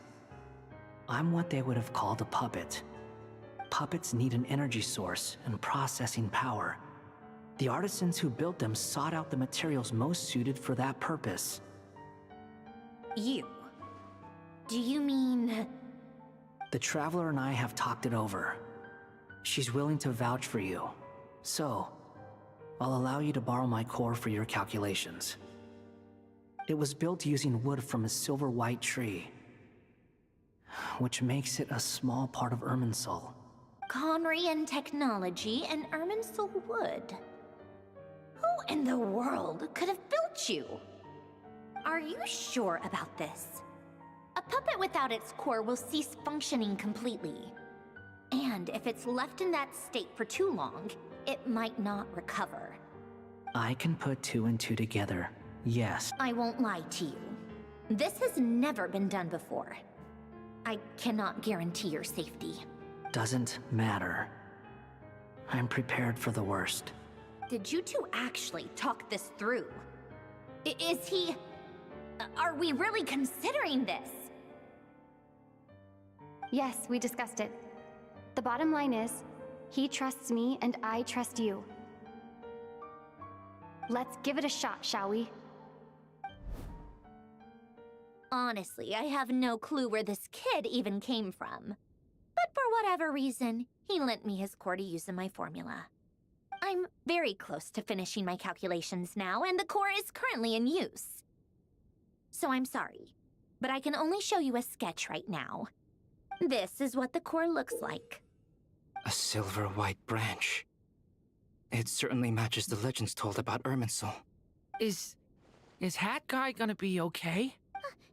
He's not gonna die, right? In theory, he should be fine. As long as we put his core back in time. Beyond that, all I can say is that I'll try my best to avoid risk and make sure the core doesn't sustain any damage. I think I know why you called us here now. Someone needs to watch over his body and make sure it's protected until... Correct.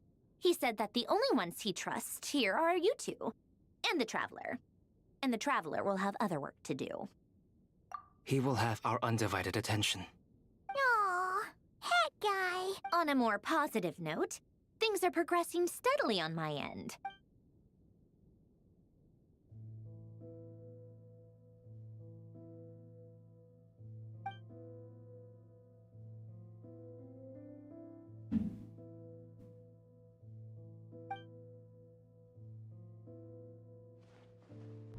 The worst case scenario with the core removal is either a system reset or a total loss of function. But I'm not afraid. A quiet death should have been my fate long ago.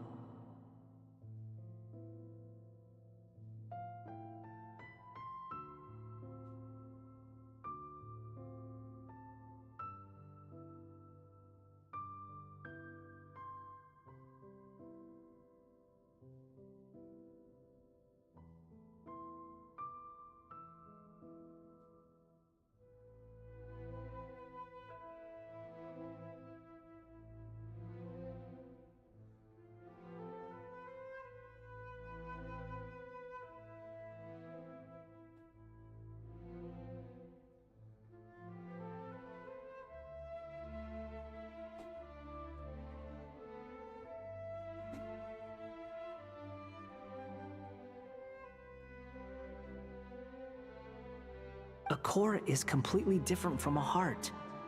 It's like another vital organ entirely.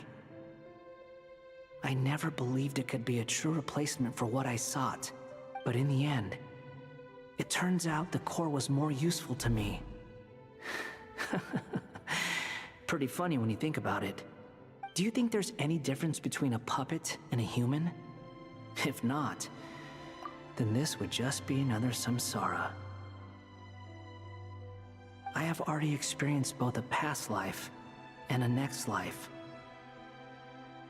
Part of me wonders whether I'm only capable of making this decision because I've become a real human. What's with that expression? Isn't this a good thing? Sandrone will succeed, won't she? She will. We all have to persevere until this is over. That's right. And I'll protect you all until a moment of victory arrives.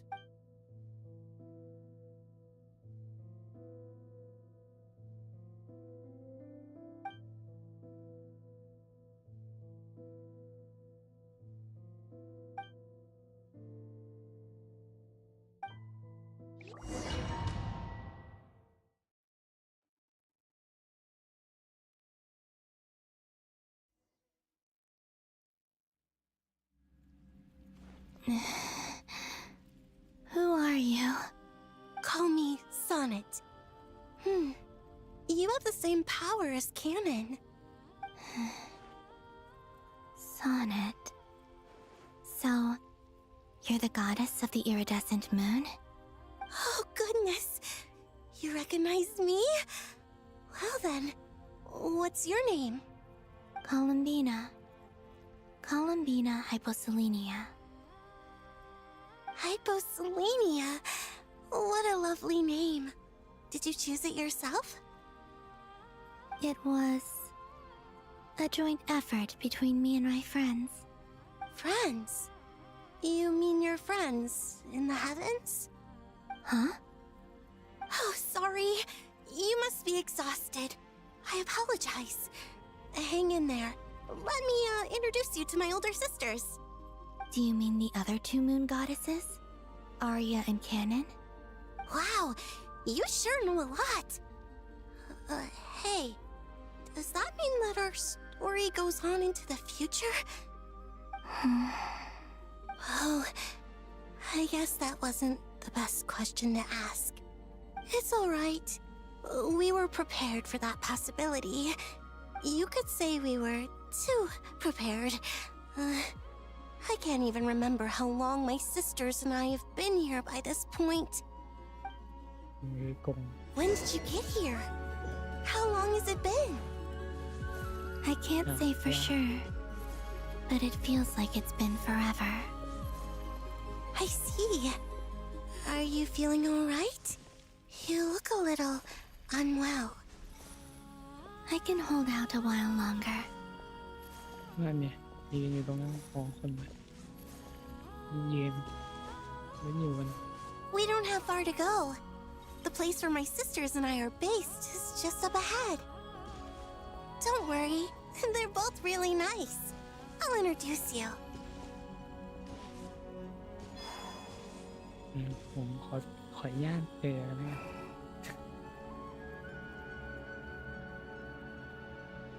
Sis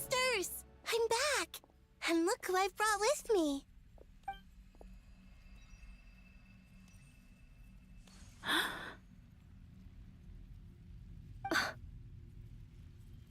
It's our lovely little sister, born in the far future. The pleasure is all mine. Allow me to introduce you to Columbina Hyposelenia. This is Arya, the goddess of the eternal moon. And this is Canon, goddess of the frost moon. Canon, don't you think Hyposelenia's power is similar to yours? Hello, Columbina. I apologize for our startled reaction just now. And please, forgive our little sister if she's been annoying you. She tends to talk a lot. It's fine. You seem shy. Don't worry, Columbina Hyposelenia. No one can hurt you here. Could you tell me where here is? Please. I must know. My dear sister, this is where Tevat's original ruler, the Dragon King Nibelung, imprisoned the moon goddesses. What? You're scaring her, Canon. No, I'm fine. Please, continue. Nibelung, our original master, created us in the distant past to maintain Tevat. But he left this world and traveled into the dark universe beyond, to explore worlds vaster still. Day and night, we fulfilled our duty in the heavens, until the day that the first Descender arrived. The great ruler of the firmament. The heavenly principles. Is that what later generations call them? I see. But we did not reject them at first. Nor did they seem to harbor ill intent towards we coexisted in peace. They were like a guest in our home. Slowly, however, we came to realize that our guest had a growing desire to change and dominate the world. And you didn't stop it? No. There was an order to the rules they set up that Nibelung never taught us. We wanted to know if this order would bode good or ill for Tevat. All right. Canon and I wanted to know. Sonnet was against it from the outset. Later, we discovered that this great ruler of the firmament bore an almost paranoid hostility toward the desire of certain life forms to seek power. Or they would even cast down celestial nails as manifestations of their power, to punish the civilizations of the world below. Only this was far beyond mere punishment. Right. Their rules brought order, but the price people paid for merely testing the limits of those rules was far too great. I did everything in my power to help the punished escape catastrophe, but still, too many lives were lost. The ancestors of the Frost Moon Scions were some of the ones you helped. But just when we had decided to take countermeasures, the Dragon King, Nibelung, returned. And so began the War of Funerary Flame. So, that's the name the world gave that war in the future. Well, who won in the end? As far as I know, the Heavenly Principles won, although it came at a great cost. They remained in Tevat, where they continue to rule to this day. And the world's original master, the Dragon King Nibelung, was destroyed. And what of the moons? Are there still 3 moons in Tevat's skies? You can tell us the truth, Columbina. We know we are but remnants of a bygone age. We are prepared for the answer. Only the Frost Moon remains. But it has been cast beyond the false firmament by the Heavenly Principles. The eternal and iridescent moons were both shattered during the war. So death finally came for us in the end. Sonnet. But you're still here, aren't you? A moon goddess cannot live without her moon, Columbina. She's right. That's why I began to disappear. Because the frost moon is cut off by the false sky. How much worse it would have been if it were outright destroyed. Our souls may endure within this lunar palace, but if our moons are destroyed, Then we shall disappear the moment we depart from it. I'm sorry. There's no need to apologize to us, dear sister. If anything, we owe the world an apology. If only we'd decided to act sooner, rather than arguing amongst ourselves. all the more reason not to spend this time in regret and repentance. Instead, we should focus our efforts on how we might help our future sister. Sorry? Don't you see, Columbina, your story is not yet over. Is that not why you are here?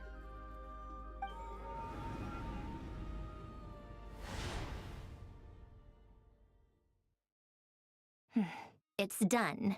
Initiate numerological array. Continue running primary process. Calculate the world's fate through extrapolation. And identify nodes of potential change. Secondary process? Scan for moons. Still 4.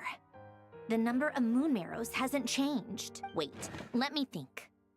Is it possible that there's something I've been misunderstanding about the moon's variables? Variables in the world. I know where potential variables within the world come from. So what about the moons? Are there any variables there? Like their life or death, for instance. What if being alive or dead makes no difference to a moon? But that's so strange. Even immortal gods can die. Why would the moons alone be... Wait! I've got it! I've got it! If alive or dead is considered a variable, we might have had this wrong the whole time. No one ever said that a moon marrow equals a living moon. We just made that assumption ourselves. Initiate secondary process. Scan again. This time filtering out interfering perimeter. Moon marrow. I don't care if they're natural or artificial. Get them out of my search results! Why? It says 3 moons still exist into that, even after excluding the moon marrows. Redo the scan. Narrow the results to living moons and real moons. No, scrap that. Narrow it down to moons that have lunar authority and remain... Why? Why is it still 3? What is this, Columbina? Has the world lied to us? Or are you the one pulling the wool over our eyes? ก็ยังไม่ตายนะโอเคอยู่ในคุก So, you think that the moon's reflection might be where Nibelung imprisoned the 3 moon sisters? Yes, it would explain a lot, such as why that space would respond to a moon goddess's power, opening the moon gate at her command. It would also explain why Miss Columbina has been unable to leave, and why time flows in reverse there. In the messages she sent, Columbina promised us she'd find a way to return, but we have no way of knowing how, when, or where this might happen. The fact that she still has yet to reappear in this world indicates that returning from that place is no easy feat. We cannot afford to simply wait for her.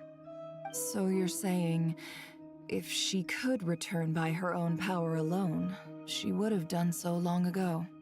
Yes, she certainly wouldn't leave it to this late stage when it's so touch and go. I've been giving this some thought, and I've come to believe that Luana's Har might be an anchor that she left behind, as a sort of future waypoint. This could also explain why Luana's Har is always by the traveler's side. Sounds like a plausible theory. If that's the case, there must be some criteria we need to fulfill to allow Columbina to return to the present. The question is, what could they be? Hello? Listen up! This is extremely important!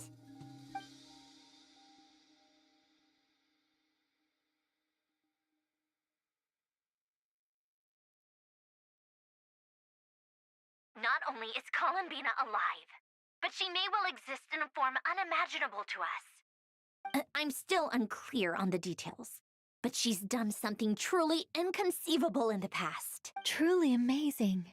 Oh, I'm so delighted for her. I'm sure we all feel the same. And I'm sure Columbina is ready to get back here and fight by our side. I'll keep my calculations going and try to find some way of coordinating with her. But that's not an excuse for everyone else to slack off, okay? How can the dead moons still live? And Luanatar...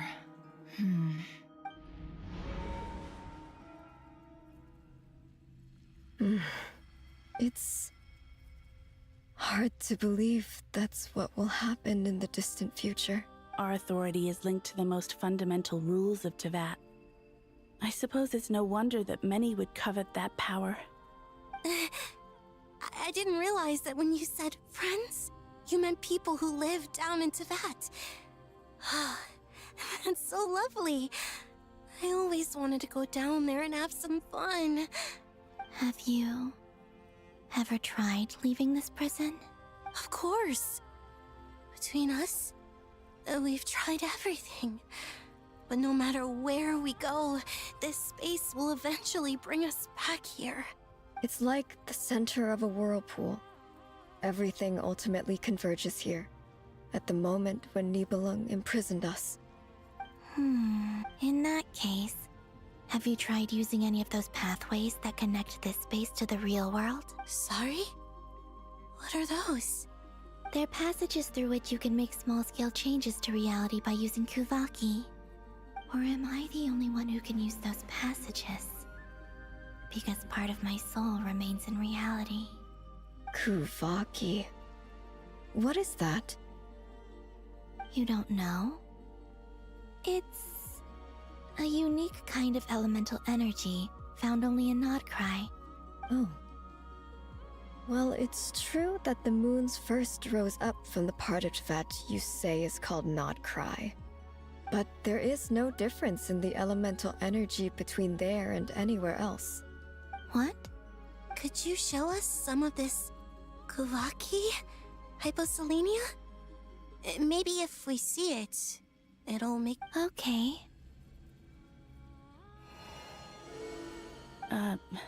Isn't that just your power? What? But it's everywhere in Nodcry. In the air, in the land. Even the creatures who live there have adapted to its influence. How curious. This Kuvaki certainly did not exist anywhere in the world before we were imprisoned. Let alone influence living creatures. So, how exactly does it affect them anyway? Can they float in the air like us? This is so strange. Why would their reality differ so much from mine? Columbina, you're looking for more than just a way out of here, aren't you? Yes. If I am to help my friends, I will need tri-lunar authority on par with that of our foe. You mean... you'll need our power? This sounds extremely risky. The Three Moons' powers are not mutually compatible. Concentrating them into one goddess will be a very painful process. And if anything goes wrong, it could tear you to pieces. I know. But I'm willing to take that risk. Even so, let's say we successfully transfer our authority to you. How will you take it outside this prison? Nibelung constructed this realm specifically to prevent us from using our powers to interfere in his war. No moon goddess can leave this place alive. What if I don't leave alive?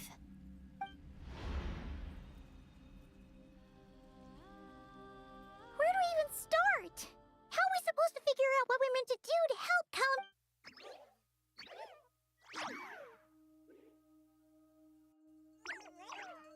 Columbina, what do you need from us? If she really got to the beginning of time in there, how do you think she'd leave us a message? You don't think she'd write it down on a stone tablet somewhere in the hopes that we'd find it? Seems unlikely. Columbina may not talk a lot, but she thinks deeply about issues like this. Let's review what we know. This is the Columbina who fought alongside us against the Reikir of Solnari. She knows our personalities, our ways of doing things. So, if she wanted to tell us something from a long... Oh.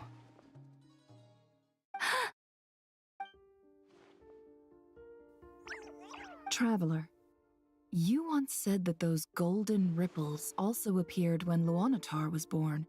What if Columbina left Luanatar here, not just as an anchor to the real world? If she is part of Columbina, and Columbina knows that I can see past events through her... Oh yeah! Like when you peeked into Rarer's past through his heart! Nefer, wait. If you're right about this, and you can really see past events through Luanatar, your eyes, they'll... Oh, I know. Looking at Rerir's past in Conria was already enough of a strain on my eyes. It'll surely blind me. But it's our only chance. This is the only way. Boss. We spoke about this once, a long time ago. Do you remember what I said, Yehoda? The day I lose my sight, the Curatorium of Secrets will be yours to run. But... What's wrong? I'd be overjoyed if I were you. This day's come a lot earlier than either of us expected. I need to know you'll honor our agreement. Yes. Are you sure you'd... What is there to think through? I should have gone blind after our battle with Rerir. Then at least let me take some and if you really do lose your sight, I'll visit your office every day. Oh, please, anything but that.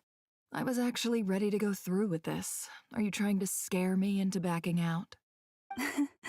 As if I could ever scare you. All right, enough chit-chat.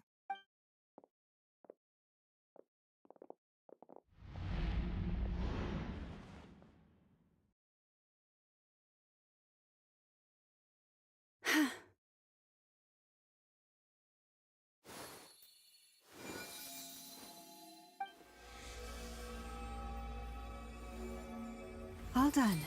Good. Come on then, little one. Show me what happened in the past.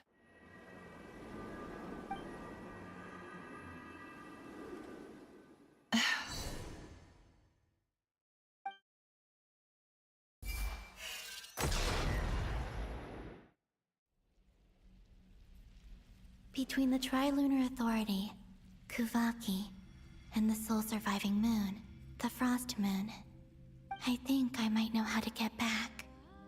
But I will need my sister's help. Time to go talk it over with...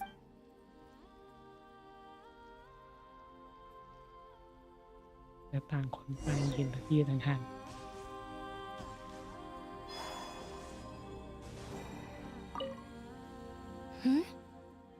Have you decided what to do?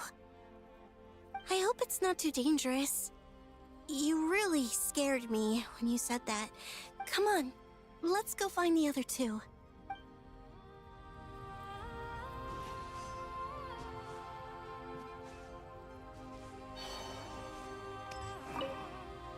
It seems you have reached a decision. I'm all ears. What do you propose?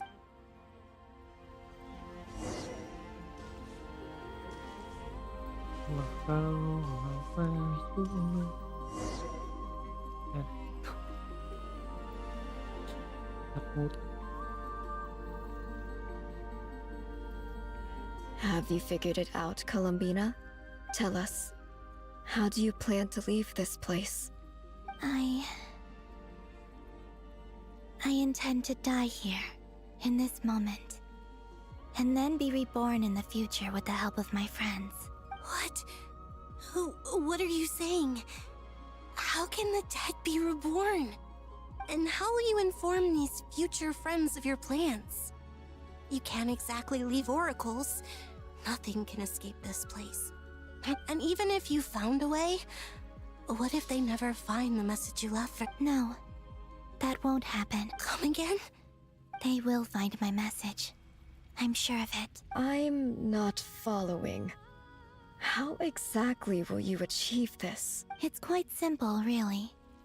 First, I will leave my soul here.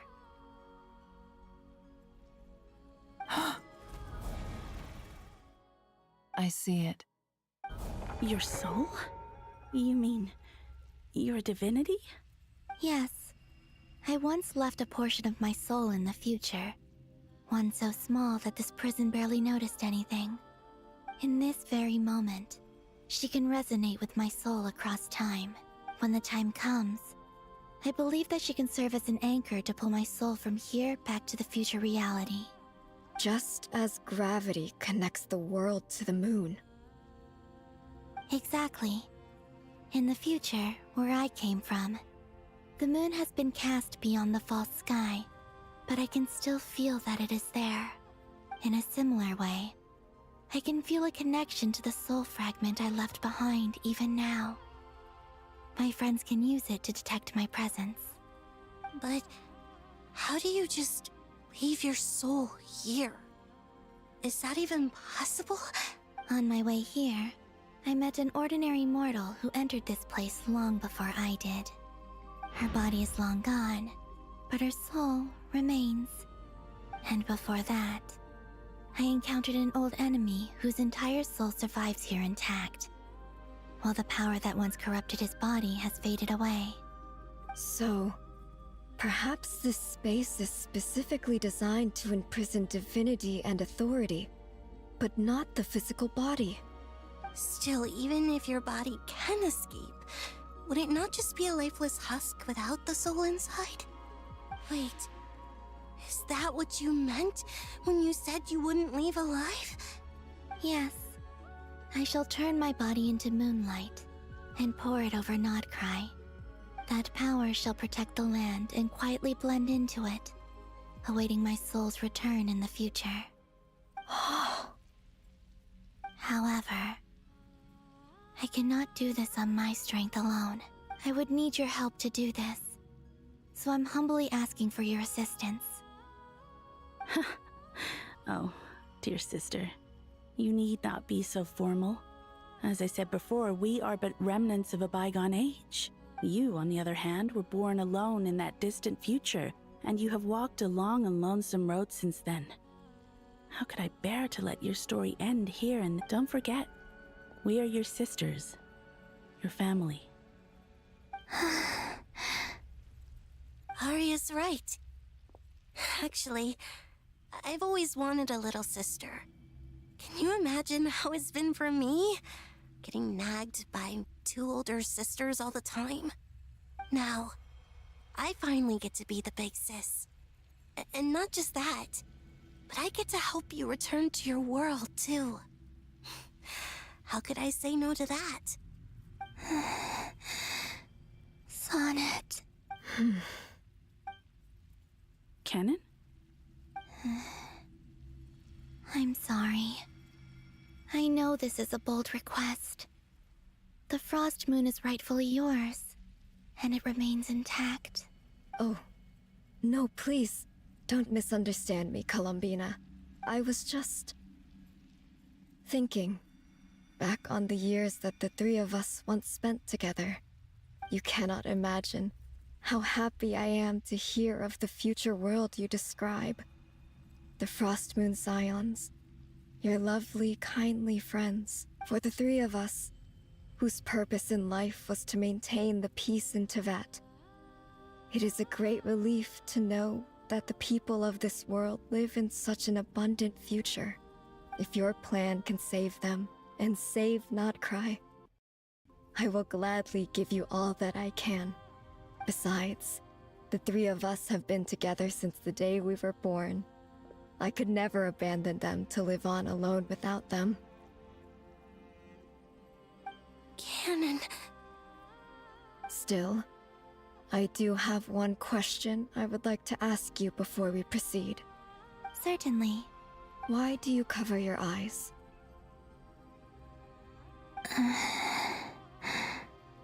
Yeah, I was curious about that too. But it seemed personal, so I didn't want to intrude. I There was a time when I refused to look upon the world. I believed it was full of nothing but lies and falsehoods. I wished to hide my feelings, seal my heart, until I could return to my true home. I see. Perhaps that decision saved you from ever having to see the false sky again. But at the same time, you likely missed out on many true and precious things, like the smiles on your friends' faces. Promise me this, Columbina. When you return to the future, open your eyes, take a look at the world around you. I'm sure that you know this already, given that you long to return, but that is your true home. Give me your hand, Columbina. Arya, Sonnet, you too. Okay. All right.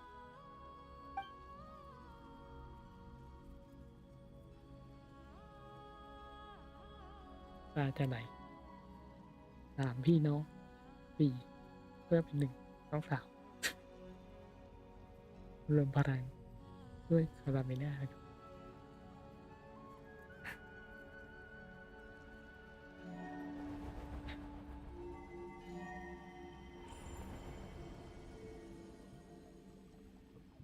We once were the songs sung for eternity, but now it is you who must continue to sing. We once were the tides in the great river of time, but now we subside, and you arise. We were the messengers of madness and inspiration, but now the lies have faded, and your truth must endure. We are souls awaiting the sun. You must return to be with those who smile when they see your face.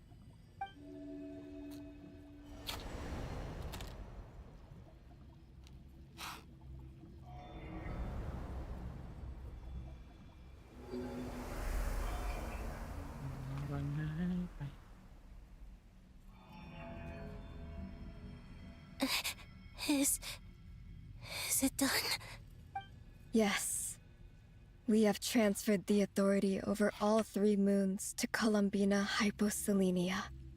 From this moment on, she is the Tri-Lune Goddess, the one and only moon goddess of this world.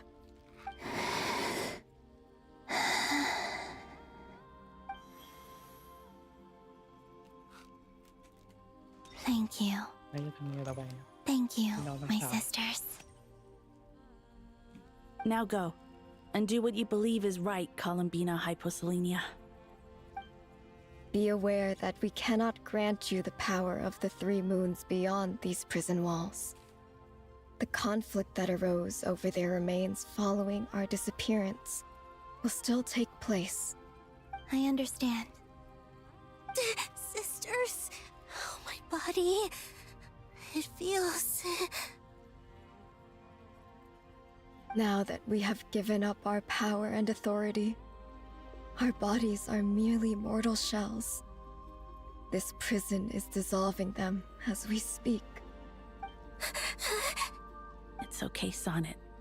The end must come for every god, just as it does for every human. That's all this is. The final destination of our lives. Canon and I will be by your side the whole way. We have one final request, Columbina. Could you use the 3 moons' power to send us back into the real world? Now that we have lost our powers, I doubt this space will seek to hold us further. It's just...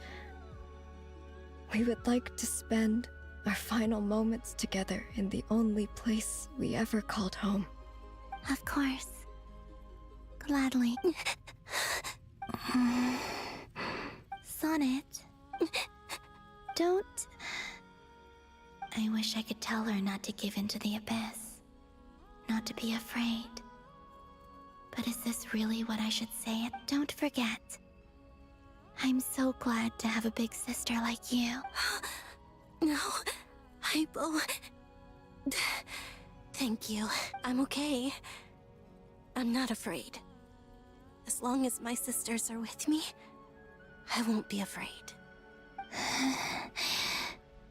It looks like this is goodbye, sisters.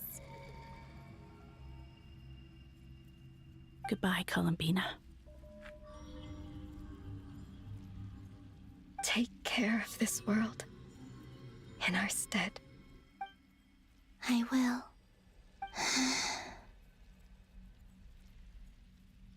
And now, it's time for me to bid farewell to my body, too.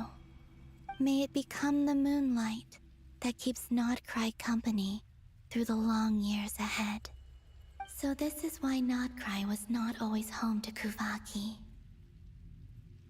It only appeared after I poured my body out upon this land, and only this land. Kuvaki responds to me because it is me, my body, answering the call of my soul. And the golden energy I've encountered on my way here was, in fact, that very soul, which I am about to leave here to guide me. O power Trilune, eternal moonlight. I, Columbina Hyposelenia, lay aside my body. Let it be cast into the dark night to illuminate the future. May it be a companion to all who dwell beneath the moon.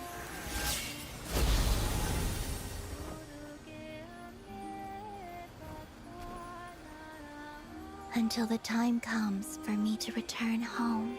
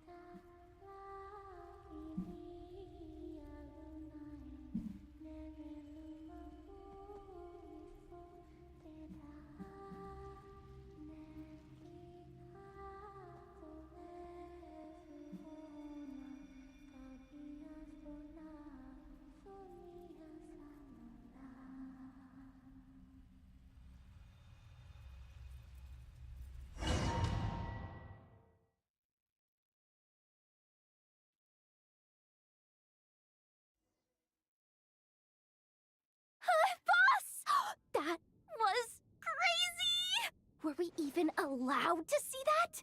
Is anyone? Oh, can you still see? How many fingers am I holding up? I see 2 fingers, and a look of sheer terror on your face. Truly astounding, Miss Nefer. Your eyes have glimpsed the very ends of the world, and yet they remain as sharp as ever. Or is the credit for this miracle due to Miss Lauma? It seems that even time itself is no match for your medical... Surely you jest, Mr. Flins. I suspect we have Columbina to thank. She must have realized the immense toll that the ritual would take and purposely set aside some of her power in the past. There is always a great price to pay for witnessing the truth, but it seems that this time, Columbina has shouldered that burden on our behalf. She chose the perfect method of getting a message to us. Though her eyes were always shut, she was clearly so perceptive. She knows us well. She knew despite being separated by time and space, we're seeing the same possibilities and seizing the same opportunities. We still don't even know if she's okay right now. But as long as there's a chance, we can do something. We'll get you back somehow, Columbina.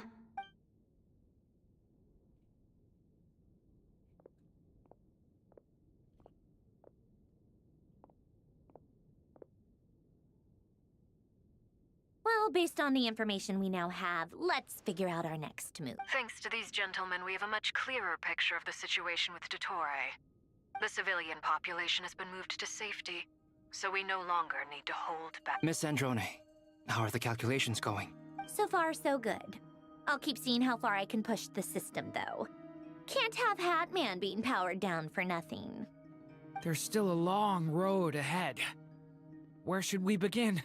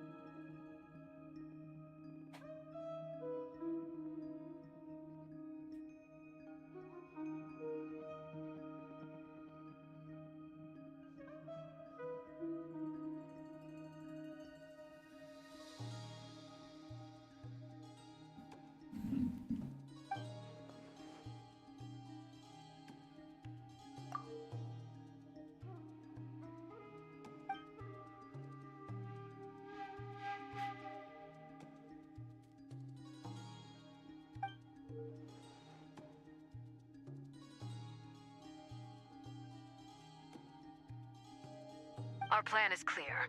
Time is short, so let's get moving. There's just never enough time, is there? Time is the bane of my existence.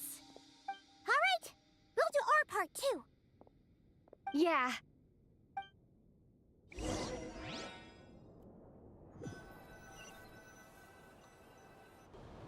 Albedo's theory says that elemental energy can dilute the light realm's power, but I'm no expert in building elemental defenses. Sounds like something out of the advanced elemental theory section of the library. Whew. You seem quite troubled. Well, yeah.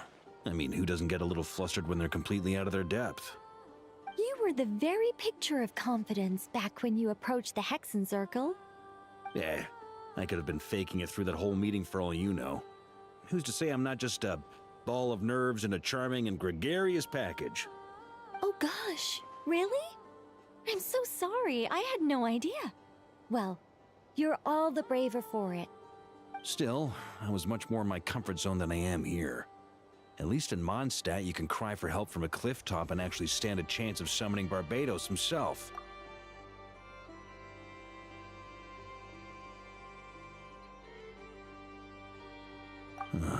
Things have never looked bleaker than they do now. If we don't pull this off, Tevat's doomed, isn't it? Oh, you think so? Actually, yes. Yes, it probably is. It's a shame. Don't put too much pressure on yourself. Tevat has faced annihilation many times in the past, but it also gave us you, didn't it? Hey, don't give me that. It's not like I'm anyone special. I disagree. Every human born in this world is special. We angels have always believed that. In that case, this humble human being has a big favor to ask of you. I thought you might say that. I'm sure Alice, in her great wisdom, sent you here precisely to help us in this difficult time, yes? Well, that has less to do with her wisdom, and more to do with my power. Of course, of course. Well, the thing is, these elemental defenses we're about to build, I don't think it's a question of if they'll fail, but when. Durin's findings from his patrols make it clear that Dottore is constantly expanding his territory. First it was his lab, then the design bureau, and now this. It's not realistic to completely stop him encroaching on the rest of Nagrai. Rather, our goal should be to stall him for as long as possible. If Miss Sandroni's calculations are correct, well, they're the closest thing to certainty we have in this situation, so let's assume they are. Anyway, her calculations suggest that our best hope for victory lies in Miss Columbina's return. It's up to us to slow Dottore's advance and buy time for her to make a return. Are you asking me to help you with building the defenses? No. I'd like you to prepare for what comes next. When he eventually reaches us, we will have to fight him. You were an angel once and a mage now. I'm asking you to lend us your protection. Oh. Can I take it that you're triggering the terms you fought for during our three-way talks? Well, technically those terms were about protecting Mondstadt. But if you're happy to agree to the change in location, then yes, let's do that. You're cashing in on this much sooner than I'd imagined. Well, yeah. The way things are going, I might not get another chance. Very well. The mages have heard the knight's plea, and we will respond. To tell the truth, Alice and I had already discussed how we might help you all, so I didn't come empty-handed. I always like to be prepared.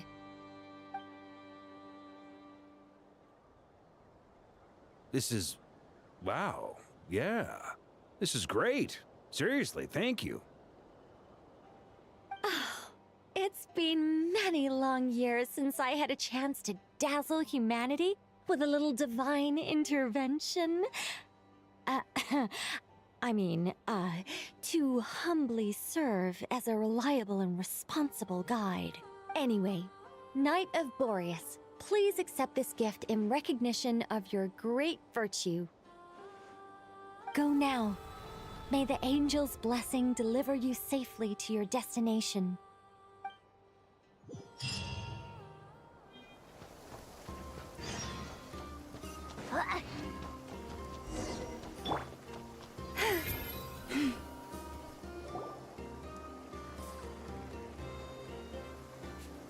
Ah, you're here.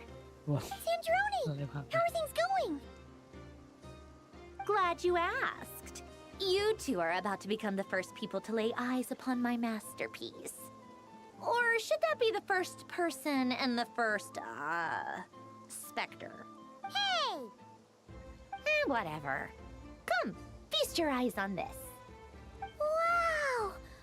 We've never seen something like this! This meter displays the progress of my formula. Currently, it's still making the most important connections. Once it's finished running, I'll deliver it right to your side.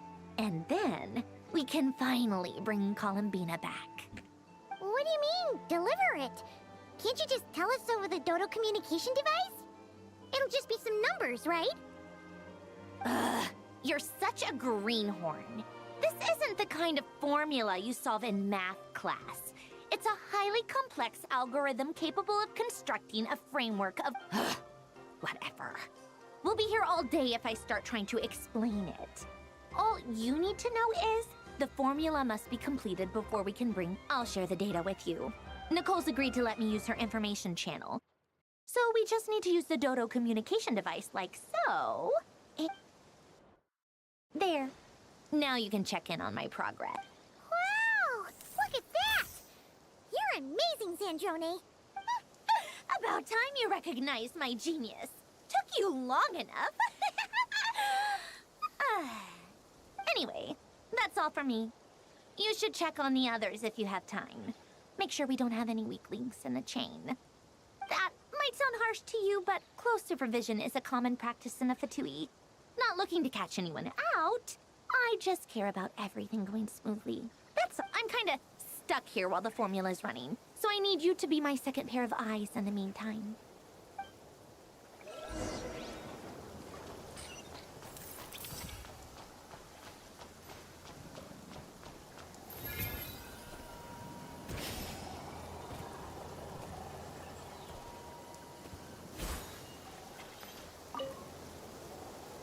Traveler, Paimon. Friends! How's everything? Fairly well, if I do say so. Ooh, you sound much more serious. To be honest, I am not usually fond of exercising my full strength. For one thing, it's hardly conducive to maintaining a low profile. Besides, I believe one should have the... I am conserving my strength until the moment of battle is upon us. Anything to boost our chances of victory. Seeing you get into the zone like this really puts Paimon at ease. Huh, Traveler? I consider it an honor to have your trust. Rest well. I look forward to seeing you both in your element during the battle.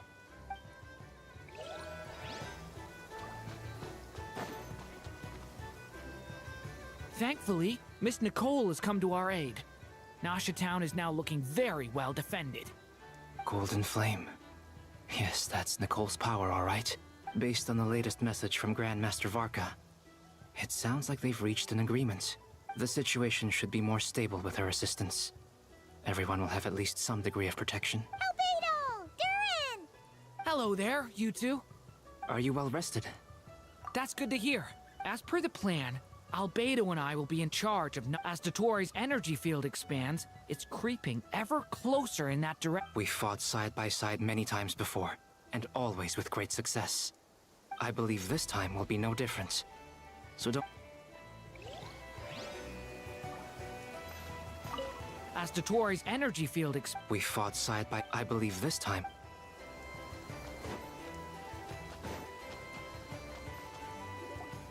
Yes, Miss Moonchanter? What are you staring at? You always address me in the strangest ways. Lady Moonchanter 1 minute, Miss Moonchanter the next. Yes, and? Are either of those incorrect? Not as such. It's just that I simply call you Nefer nowadays. Uh-huh. That's my name. What's your point? The point is I don't add any honorifics or title. Meaning what? That maybe we're on friendlier terms now than we... Is that how you see it? And I thought I was the one with eye damage. Wilma! Paimon, traveler. Just swinging by to check in on you. How are things going? Did you manage to get some rest? Don't worry about me. I won't slow us down. And I give my all to ensure our victory. Ah, yes. Allow me to give you two a quick checkup. All done. You're both in good shape. You're welcome. You'll have your work cut out for you in this battle against Dottore, so make sure to get some rest in first. Paimon will keep an eye on her. I'm glad to hear it. Take... Sure thing.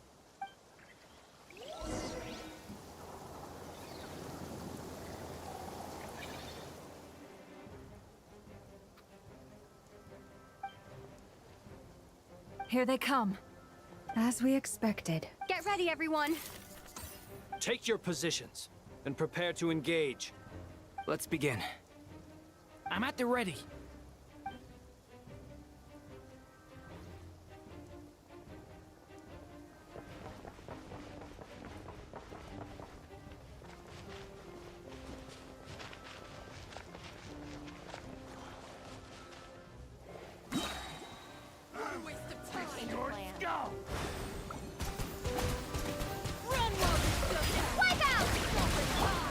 Close your eyes to dust.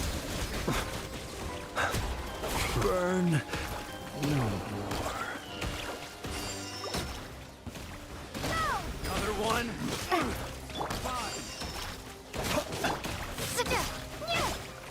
Got a frenzy with your deal. Observe. Be silent. Night falls.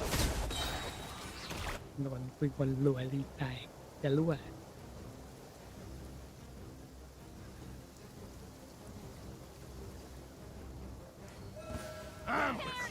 Forest, protect us for the everlasting hope. These creatures cannot stand against us. Oh, fighting talk. Just don't let your guard down. That goes without saying. I'm hard... ปกติเลย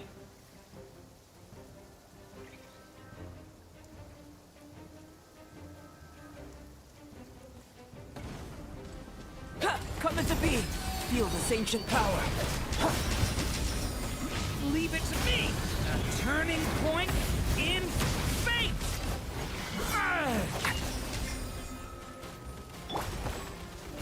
Live! That was easier than I thought. Naturally. What do you mean? Is it because as created beings go, we're of a higher...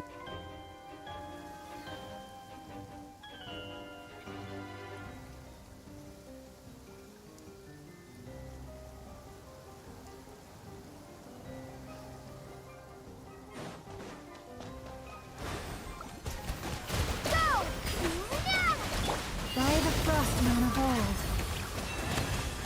No more lies. Close your eyes.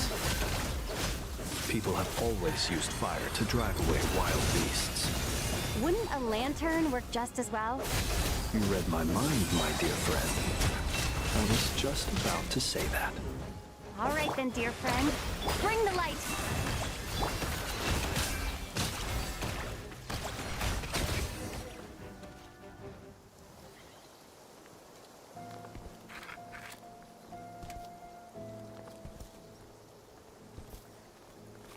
You're looking well.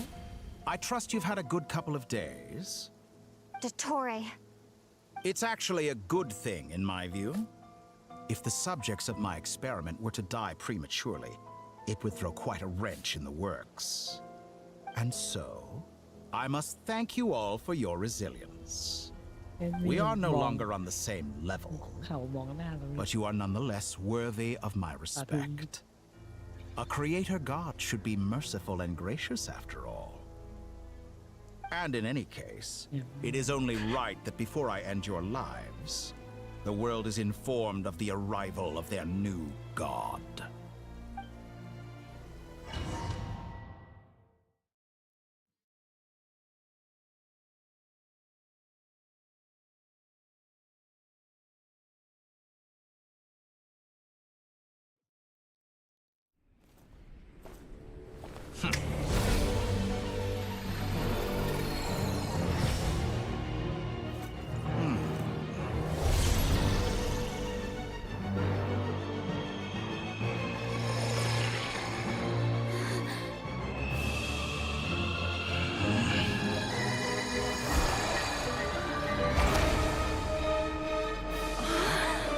The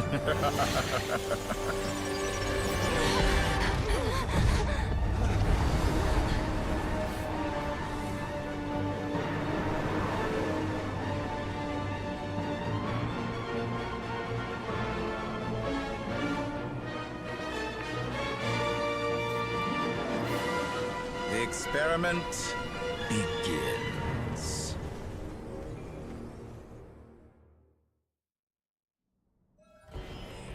With the marrow of the 3 moons in my hand, behold the false moons fall!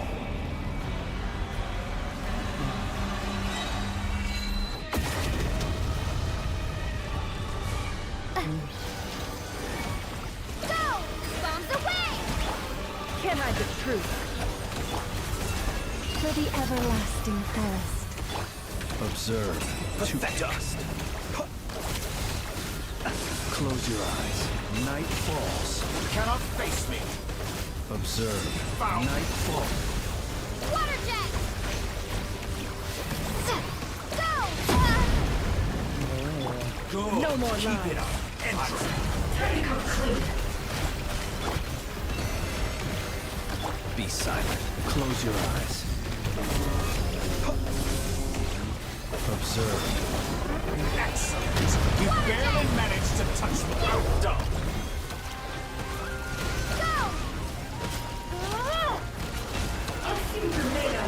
Like an ant in my palm. Oh. I've been moved inside another space. And it's sealed off. Looking at the structure of it, it seems like the Torre intends to trap us here. There's no exit. Our endurance is about to be put to the test. Did you honestly think that would hit me? Can't hide the truth. Let's see what you're made of. And she's a song. Water jet! It all adds up. It all falls into place.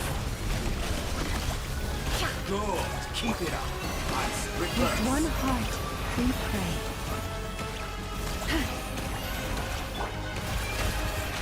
That's more like it. Some results of valor. Entropy bends to me.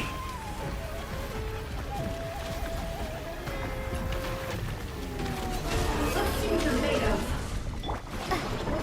Water jet! Water jet! With the marrow of the 3 moons in my hand, behold the false moons fall!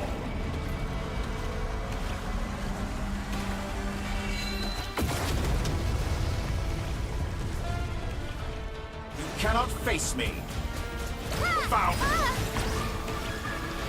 Tell me, where will you try scurrying off to next? A grave looks like Dottore has opted for a divide and conquer strategy. But we will not allow him to triumph. Now, I shall pray for our victory. ปั๊บโดนไม่หยุด Stalling entropy bends how Can't hide the inefficient. truth. Technical clean. Good. Keep it up. I'm still collecting data. โล่ล้ำฝั่งตาย It all adds up. Technical clean. Reverse. Technical clean.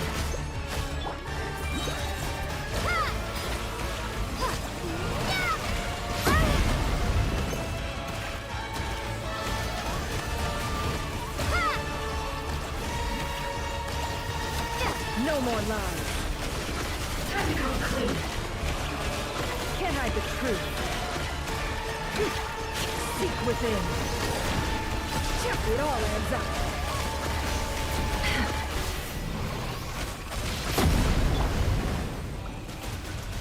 Water jet! Be annihilated. That which cannot stand against me. What's this supposed to be? A knockoff version of the space colony beam I got trapped in? There really is no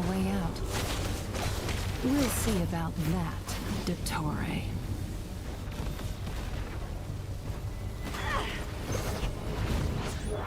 My apologies. I had not intended to take your teammates from you.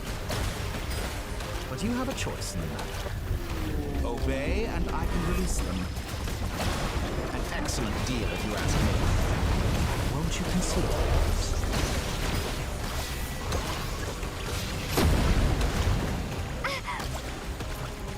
You... Go! Foul!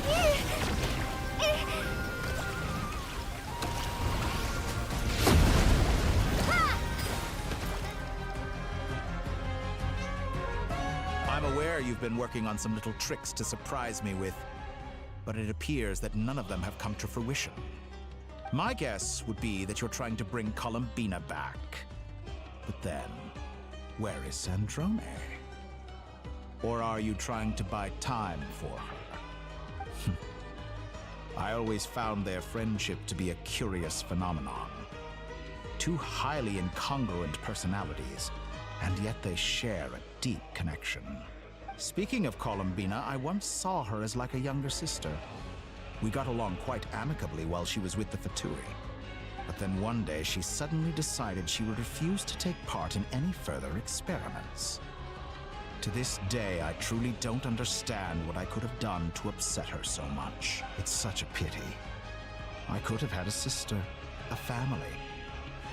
But alas, she grew to dislike me. You're not fit to be family to her. That I can't deny.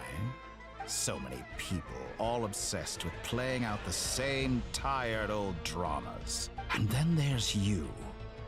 You had every opportunity to reach the right conclusion. The thought of killing you off like this? But I maintain that I approached you in good faith, so I will offer you another chance. Will you work with me? You have until I count to 10 to make your choice. 1, 2, 3... Not in a million years. Huh?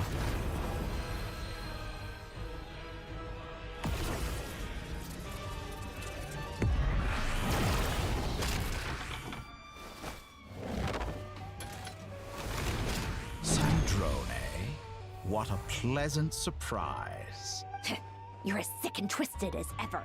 Don't fool yourself into thinking anyone's grateful for the chances you're offering. Sandrone, the formula hasn't finished running yet. Funnily enough, I was just discussing a collaboration opportunity with the Traveler, and then I see you, who I must say is a good example of an opportunity gone to waste. Gone to waste? I said that everyone would get one chance, and you've used yours to march right back into the lion's den. And what makes you think I believe a word that comes out of your mouth? I was planning on disposing of your little formula after wrapping up more urgent business here. Since you've taken the trouble of serving it to me on a silver platter,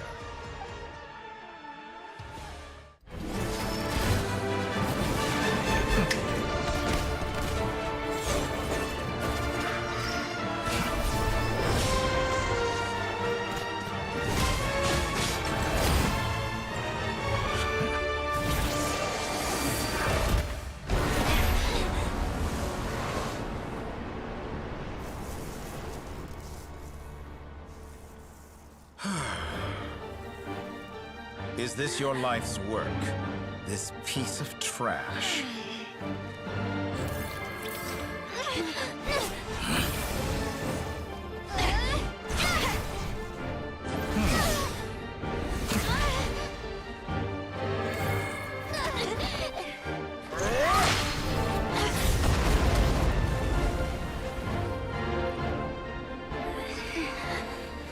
Your formula runs too slowly, Sandrone. You put your hope for success on others instead of fighting dirty. That is why you have failed. Now, whom should I slay first? Any volunteers? No one? How nice of you to leave the decision to me.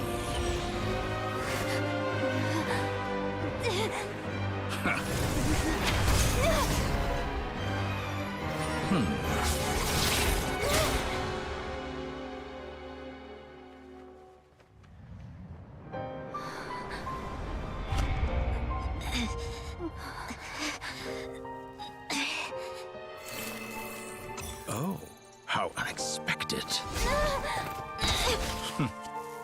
Sandro, any last words for me, comrade?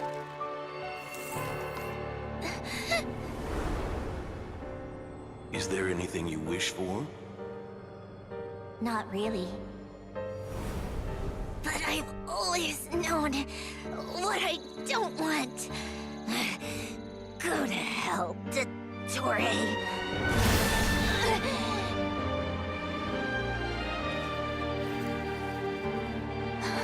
No!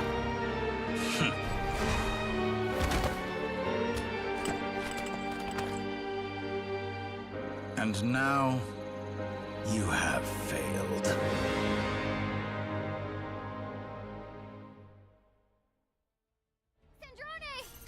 Now you see how fragile mechanical contraptions are.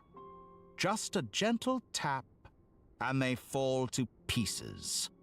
However keen of an inventor Sandrone may have been, her death spells the end of the formula that was running inside her body. Of course, I have to commend her for making it this far. As her colleague, I have to admire her stubborn tenacity. Now, it is time for you to take your place by my side. My count was interrupted, but the second chance I extended to you still stands. Once again, you are welcome to join me. By now, I'm sure you have gained a greater appreciation for the power and authority I wield. What is stopping you from embracing a new world of endless possibilities? Not in the mood to talk? As you wish. You seem less talkative than usual today. I'll change the topic to something more apropos. Sandrone was always like this, never trusting anyone, always so reluctant to share her Objectively speaking, she had her strengths. It is remarkable how she extracted and even optimized the world formula from so much data. But her inability to trust was her undoing. Had she allowed someone else to monitor or run the formula for her, you might still have a chance at victory even now. But regrettably, she was a stubborn fool. As much as it pains me, she had to go. Dottore, maybe this is news to you, but people can change. Columbina surprised you when she escaped, and I think Sandrone would surprise you too. Change? You can twist the truth however you want, but I see it clear as day. You're the one who can't trust other people. Is that how you see me? By this point, what can you hope to do about it? It is pointless to fight on. You've already lost. Wrong. You can't win this, Dottore.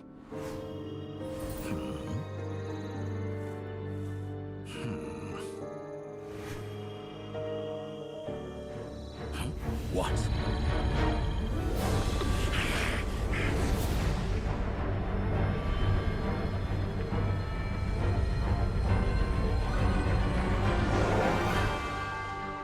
My formula can get us 90% of the way. It will connect you to Columbina. Then, I will bring the formula's output to the Traveler's side. For the last 10%, do whatever it takes. Just bring the moon down.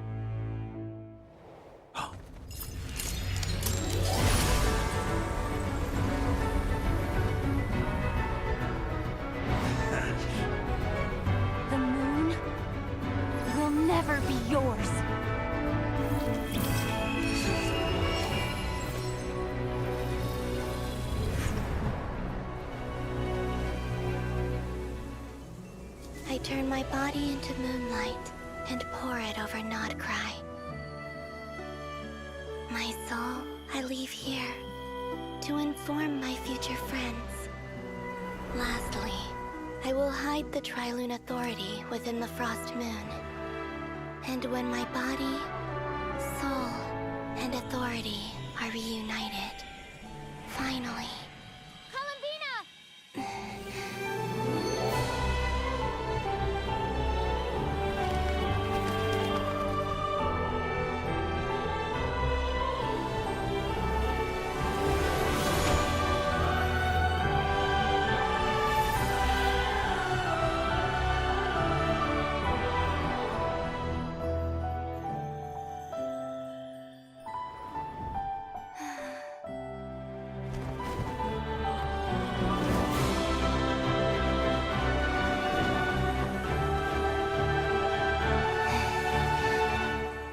It's been too long.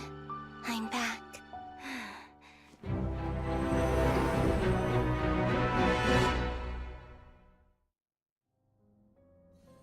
Stay focused on the battle, Traveler. What a touching reunion.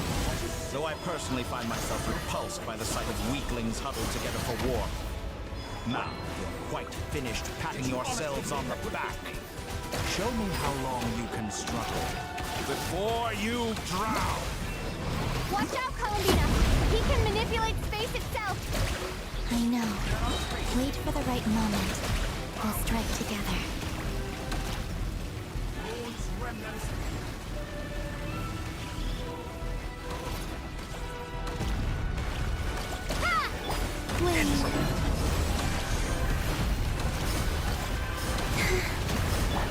Water jet! Ah, and here I thought you dodged that.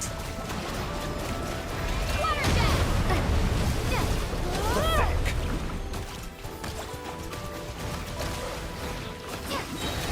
Wipe out! Good. Keep it up. Enough. First, like an ant in my palm.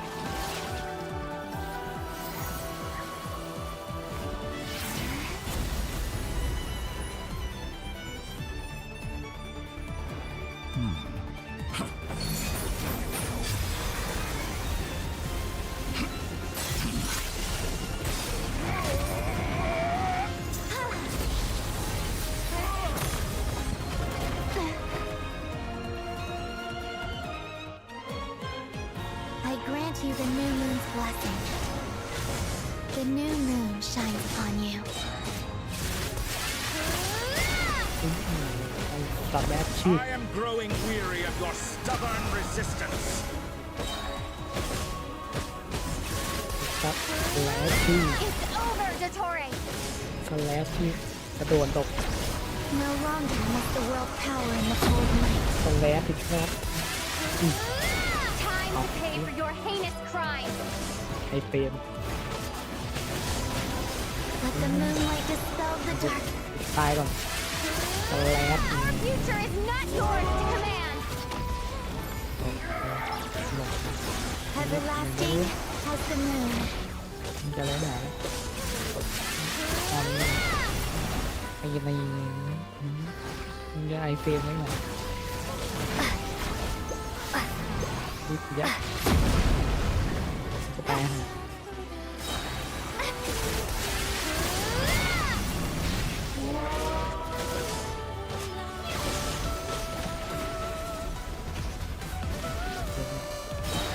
เดี๋ยวผม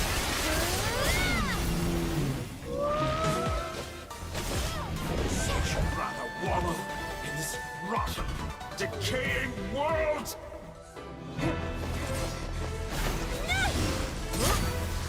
Willfully blind.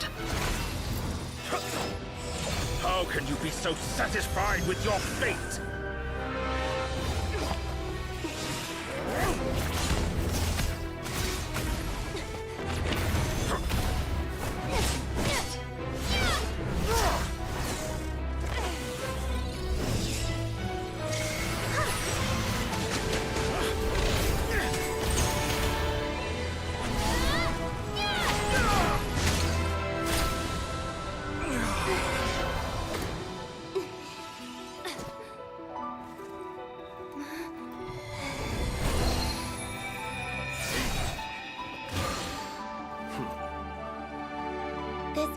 was never about fate.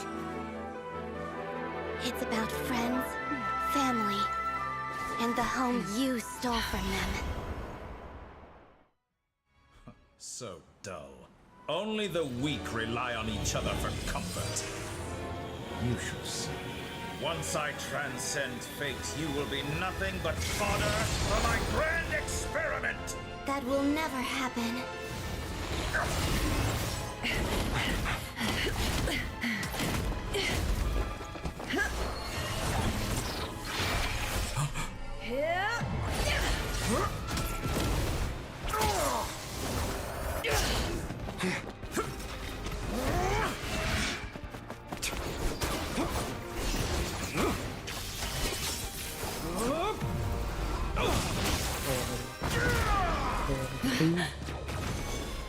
กับที่ขออนุญาตดูไม่ปล่อยว่า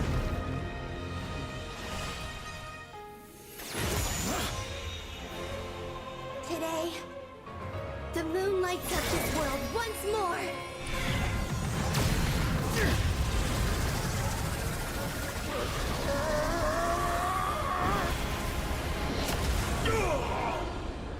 This loathsome world.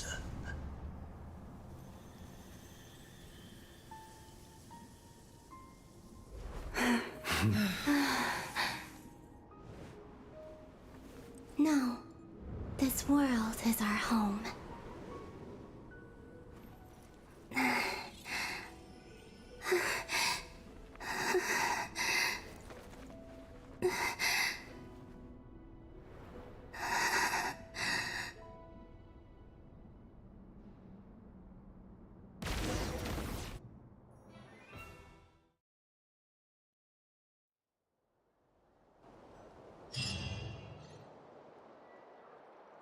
Absolute cinema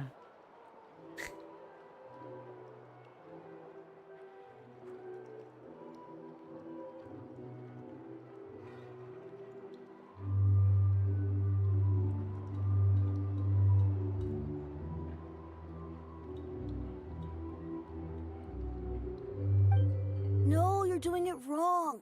The moon looks like this now. What are you drawing, children? The new moon, Mom. It looks different than before, doesn't it? ตรงกันเวอร์ชันใหม่ Can I go buy a sugar sculpture today? Please?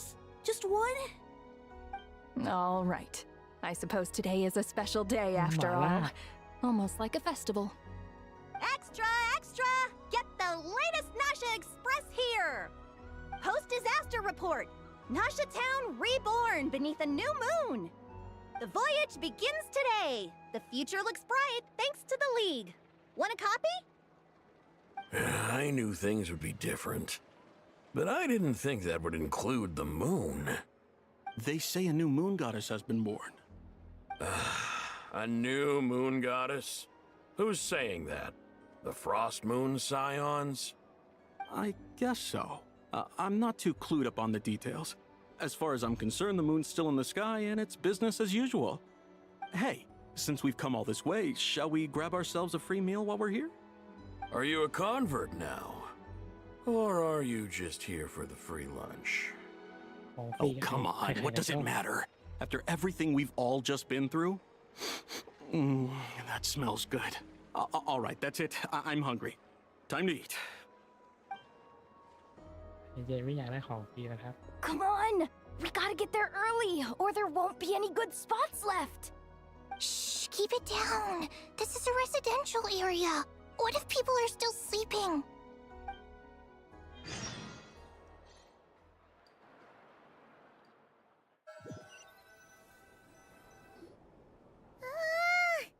Why is it so noisy outside? So what?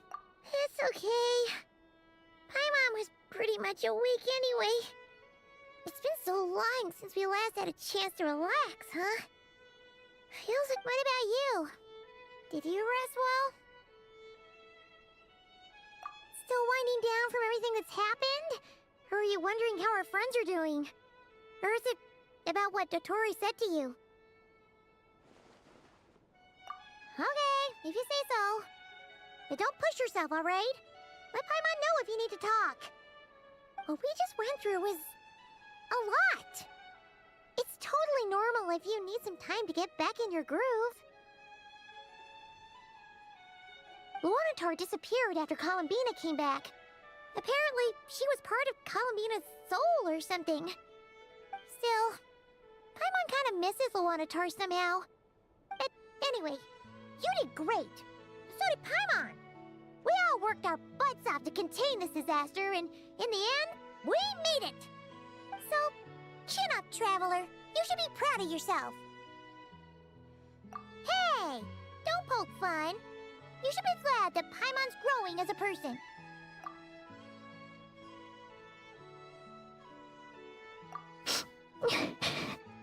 Paimon didn't think you'd mention it. You have no idea how anxious Paimon was. She was worried sick about you.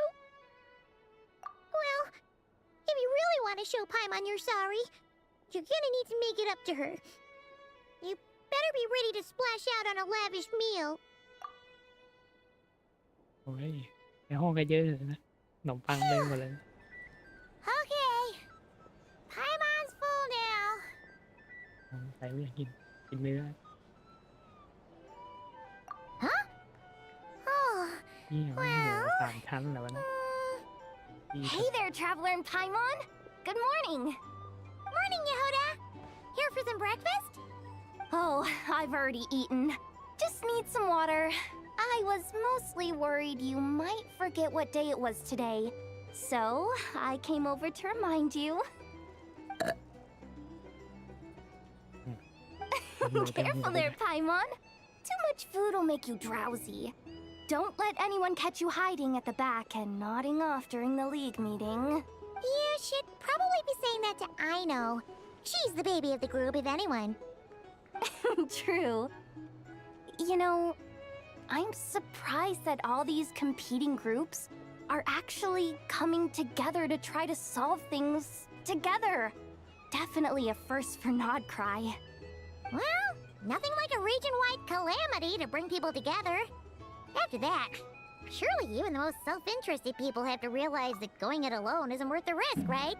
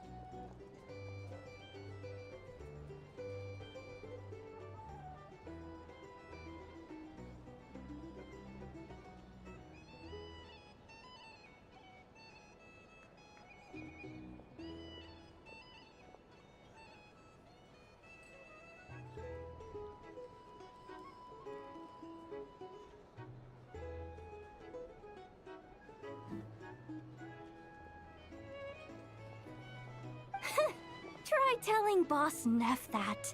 She's not exactly convinced that people are gonna get with the program.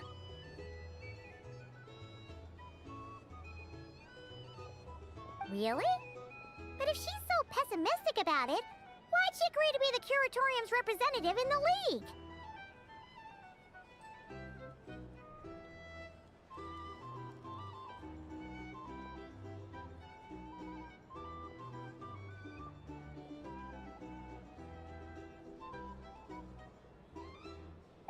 Probably 'cause even though Unity sounds like a pretty far-fetched idea, the benefits it would bring make it worth a shot.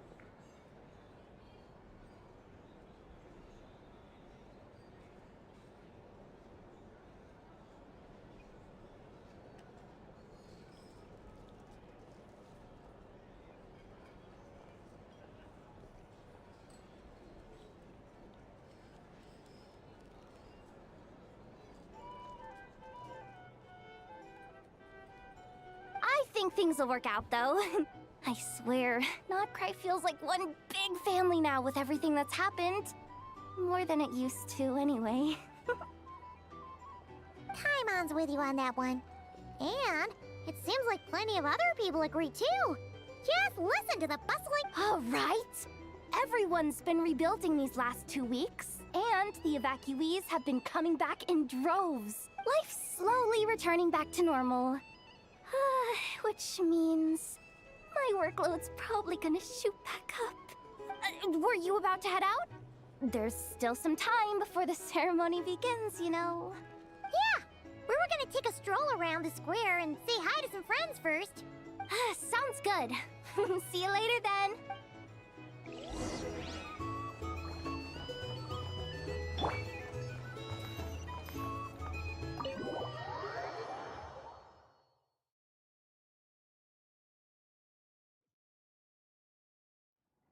Please accept today's boon. Have a nice day. Are Paimon's eyes deceiving her? Or is that Inefa handing— Hello there. Would you like a feast of the moon, along with some snacks of the day? So, what's new, Inefa? It was only a few days ago when we last saw you, but it looks like you've joined— And I know too? What are you talking about, Paimon? We're just here to help. Duh. In the wake of the disaster, it's all hands on deck. We responded to Lama's request for support. At times like these, the smallest good deed can inspire others and help them through the hard days ahead. And we're using eggs and heating tubes to make that a reality. In true Krumkake Crab Shop style! Inefa! Did you hear that? The Traveler said I did good. The Traveler! That's because it's true, I know. Proposal. If you can resist eating today's dessert, I will provide you with compliments, too. No way! Well, that proposal got shot down quickly. I need something to get me through the hard times too, you know. Mom! Yes, dear. Go right ahead. Excuse me. Could I take a photo with the robot lady? She helped us get safely out of Notcry, and she helped us get back home too. She's the best.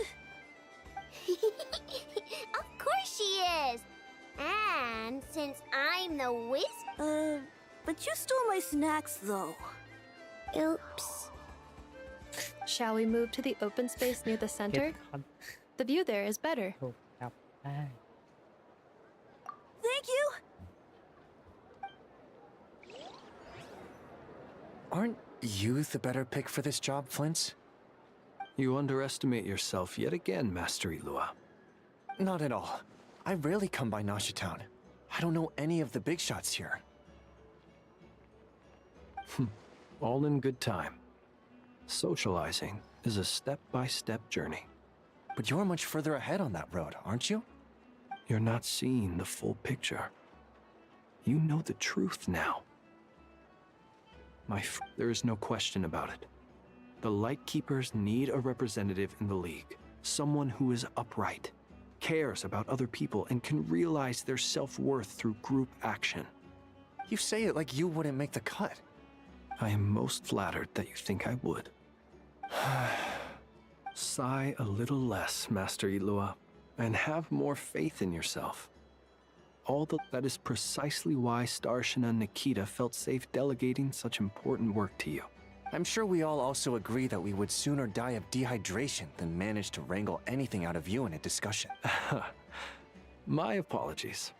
I am not in the habit of bringing water with me when I go out. Whatever. I'll take the job. By the way, who else is part of this? Oh, it's quite the who's who of Notcry. There's the Moon Chanter of the Frostmoon Scions, the boss of the Curatorium of Secrets, a representative of the Voynich Guild, and I'm sure you will find speaking with them to be a genuine pleasure. If you say so. I've never done this work before, so I'm honestly a little scared of making mistakes. But I'll do it. Not only is it our duty as Lightkeepers, but because I want to make Notcry a more welcoming place. An admirable attitude to take. The beacons are lit, Ilua. We have the chance to band together and build our shared homeland into an Elysium. Yeah.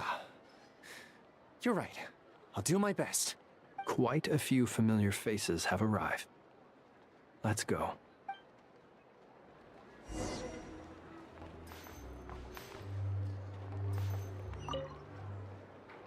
You look so cool when you fly, Miss Robot, and when you use your spirit. And even though you took my snacks, it's pretty cool that you can build stuff like this. You've got so many inventions. It's amazing.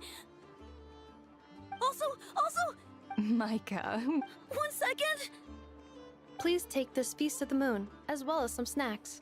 Share them with your mother and your lovely family.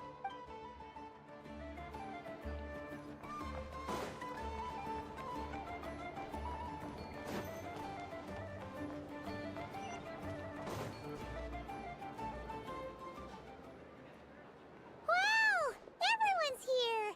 You seem well rested. I know no one's asked, but I'm sure you all want to know, so let me just say, we're doing great. Well, great, but not perfect. Starting to lose my mind from boredom. Can't drink a drop of alcohol while I'm waiting for my wounds to heal. I'm sure you had a sneaky swig or two. Wait, how'd you find out? I'm sure you must be missing Mondstadt after all these years away, Grandmaster. Yeah, you could say that again. Every time I get news from Mondstadt, it makes me want to go back and see the place for myself. Honestly, once things are wrapped up here, I think it'll be time to head back home. Hey, looks like someone's taking the stage. Can everyone see okay? Anyone need a boost?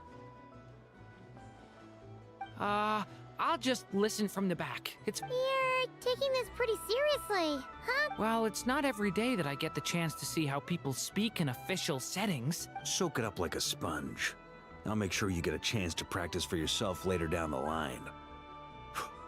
Actually, I know just the thing. Mr. Varka, are you forgetting that I'm not a Knight of Favonius? I can knight you. Any particular title you'd like?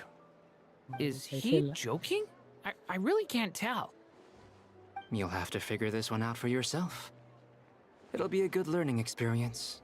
It is my honor to host the opening ceremony for the League, and to have this opportunity to speak to you all in my capacity as— Could this person also have been pushed onto the big stage by the real big shots? Guess I'm not the only one then.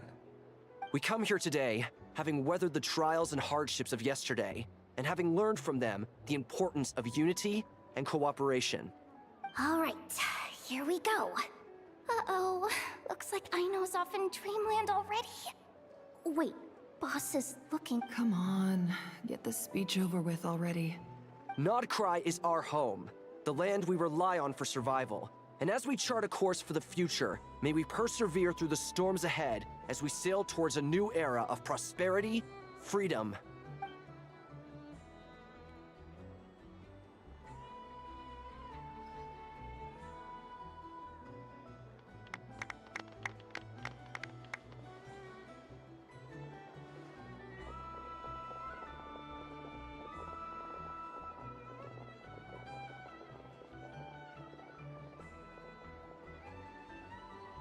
Looks like we'll have more opportunities to travel in the future. I'm sure you'll cope, Lady Moonchanter, given how fleet of foot you are. Unfortunately, I suspect I'll be too busy at the curatorium to act as your host. We have a busy schedule.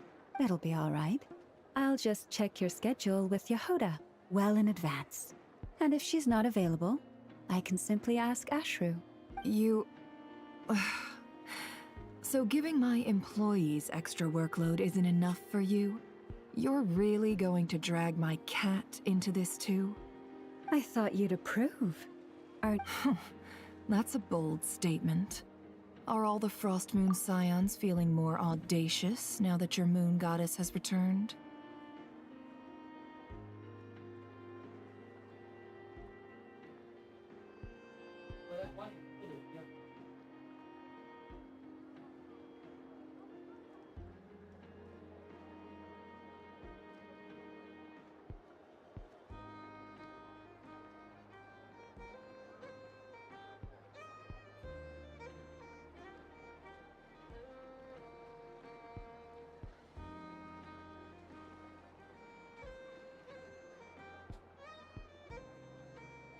Columbina's return has brought joy to all who care about her. As for the Frost Moon Scions, we are learning how to thrive independently, without relying on the Moon Goddess. It is up to us to make our home a more livable place. Joining the League is one of the steps we are trying towards that end.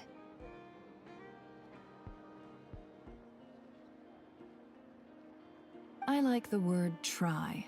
It's nice and non-committal. You can opt out at any time and still say you tried. You don't see a bright future for the Frost Moon Scions? I'm just not as optimistic as you. The Frost Moon Scions should count themselves lucky that they have a leader as stubborn and enterprising as you. But Nodcry's a big place, with all kinds of people. Most of them don't enjoy answering to a leader, or even listening to reason. Well, that's where you and your methods come in. Unless the Curatorium of Secrets is only here for appearances. For now, yes. And that won't change until this venture becomes worth my while. What would make it worth your while? Getting out more than I put in. Right now, I'd barely break even, but I'll grant that it's a good start for Nodcry. Then maybe it's worth a try. All right, you can stop now. Or do I have to join the Frost Moon Scions before you'll get off my back? You'd be very welcome to join us. Hey, you two! Congrats on all your hard work! What are you chatting about? Nefer was trying to dissuade me from adding to her employees' workload. Also, she's considering joining the Frost... Sorry, what? Your conversations are always the most interesting. Would you two care to join me for some tea before heading to your next destination?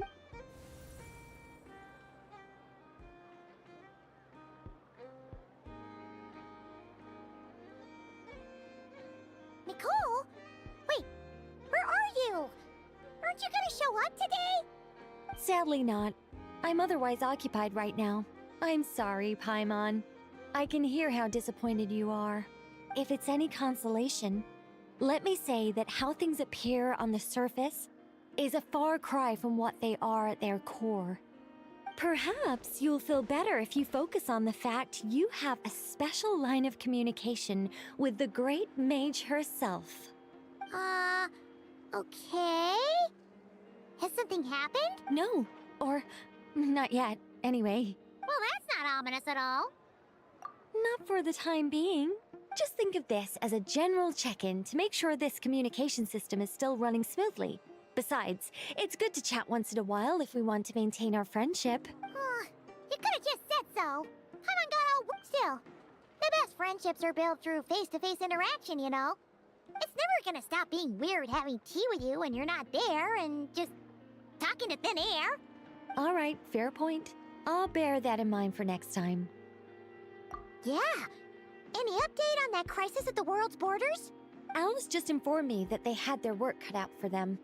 And now everyone's thoroughly exhausted. But they did finally get things back under control. The disruption caused by this disaster has made Tevat easier to detect from the outside universe. She plans to wait for things to stabilize, then reschedule her Mondstadt vacation plans. As for me, I agree with Hat Guy's perspective. This is a time when many new variables are emerging, and the situation is changing constantly. Plus, most of this change is for the worse. We have to remain vigilant and ensure that the embers of chaos are not rekindled. I did notice that the energy in Nodcry changed somewhat after the War of Funerary Flame, but since it was still aligned with the Light Realm, I never gave it a second thought. It looks like I'll have to examine the connections between phenomena I observe more closely in the future. Just doing my duty. It's more, of course. To give you the full picture, I'd have to start with the substance from which angels were formed. Never mind. Paimon's right. Showing off my knowledge would be much more satisfying in person. By the way, you did receive the gifts from the Hexen Circle, yes? I'm not trying to claim credit or anything, but my pride demands that I at least mention it. They're quite similar to the protective talisman that Alice gave Dory. but with some very special enhancements. Oh! So that's what kept our friends safe when Dotori trapped them. Indeed. We went to great lengths to make sure they were invisible to his eyes. I'm so happy they came in handy. Still, not fishing for gratitude, by the way. I just want you to be aware that sometimes your friends may be protecting you in ways you cannot perceive. Anyway, I'll contact you if anything else crops up. If not, you know what they say, no news is good news. Oh, my angelic instincts are tingling. They say you should head to the docks next. Your friends are about to board their ship home.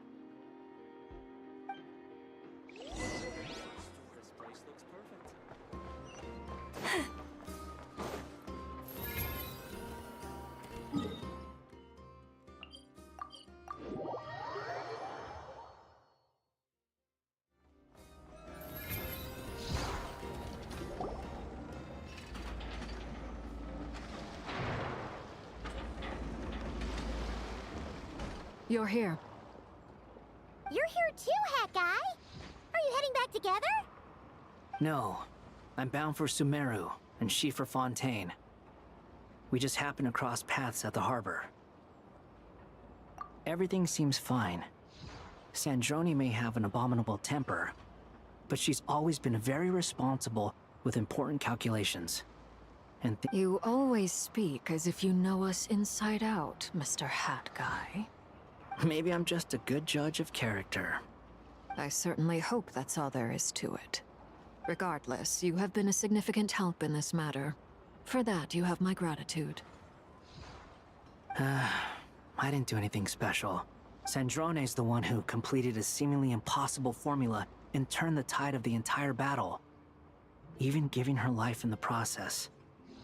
She's the one we should be thanking. Even we were unaware that Sandrone had hidden the real formula inside Polonia's body. She managed to fool Dottore into thinking the formula was running in her system by installing an identical-looking decoy within her. She probably realized that she didn't have the strength to stop Dottore. But this way, she could at least get him to lower his guard. She always worked like that. Always had a backup plan.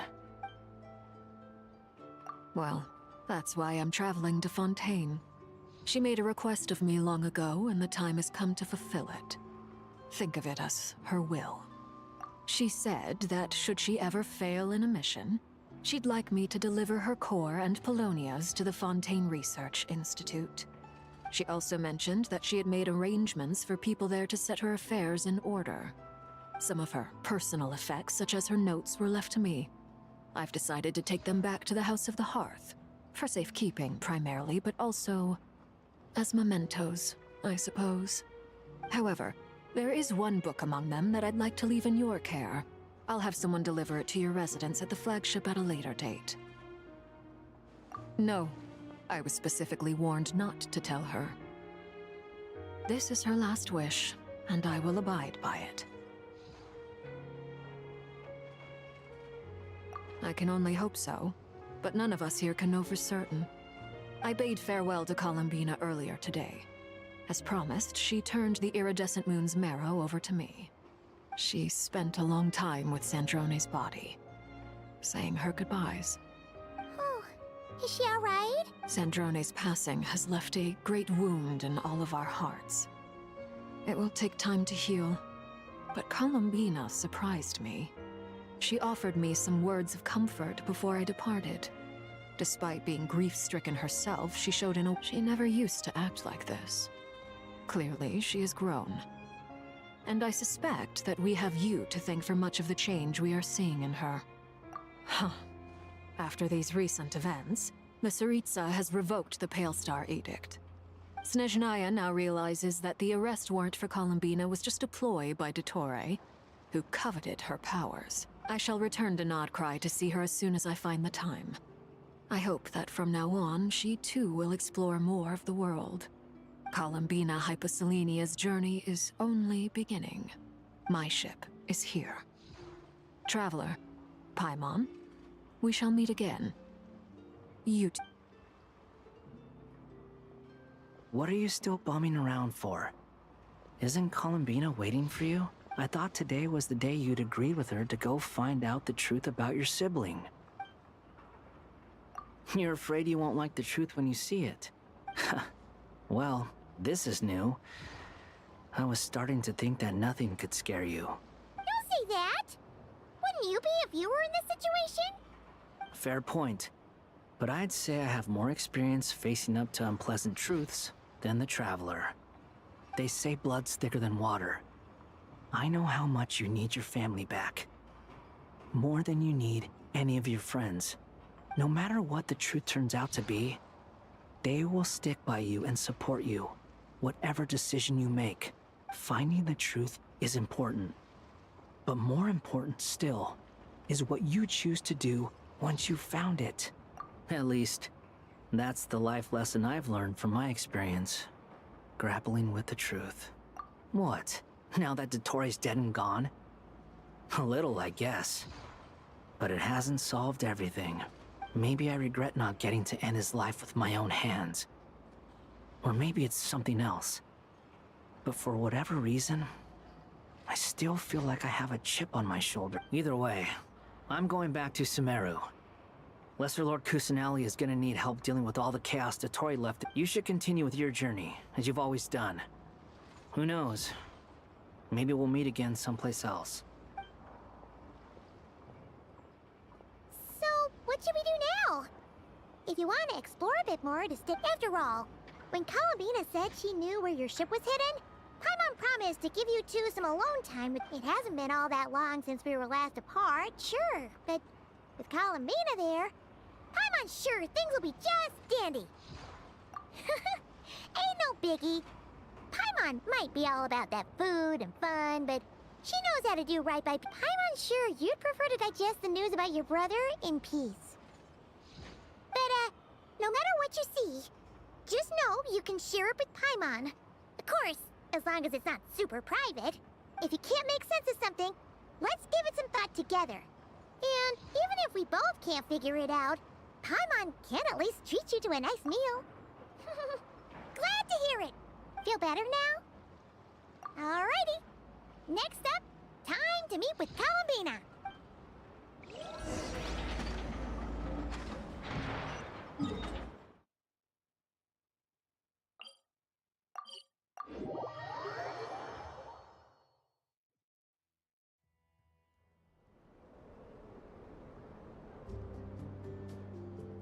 Columbina, we're here! Can't quite believe we're meeting out here.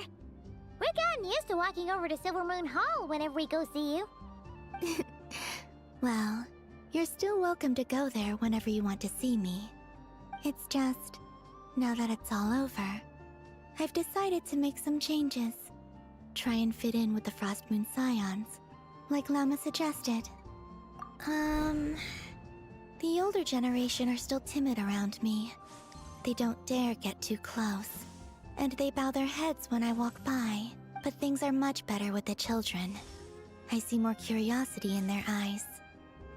Hopefully, by the time the next Moon Prayer Night comes around, I can enjoy the festival with them as myself, without having to pretend that I'm only dressed up as the Moon Goddess. You'll do fine, Columbina. Paimon's sure they'll realize you're super nice once they get to know you better. You really think so? When we first met, you thought I was a little up in the clouds. We were just starting out then, come on! So Lama told you, huh? I'm only teasing. I know that I have you to thank for pulling me back down to solid ground. It feels good to finally stand firm on the earth where I was born. Oh, that's great! Thank you. I'll make sure not to lose it this time. Well then, are you ready? Ether, what happened to our spaceship back then? Why did you leave? It's time to learn the truth at last. Ready as I'll ever be. Good. Then let me open the way for you.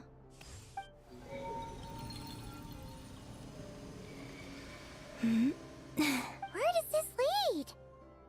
to our shared destination. Huh? Do you remember me telling you about my missing prologue back when we just met? I said that my story began on the moon, but while I was inside the moon's reflection, I realized that my prologue was really hidden in the future. I just had yet to discover it at that. The story of the time before I was born was in fact the story of my distant future.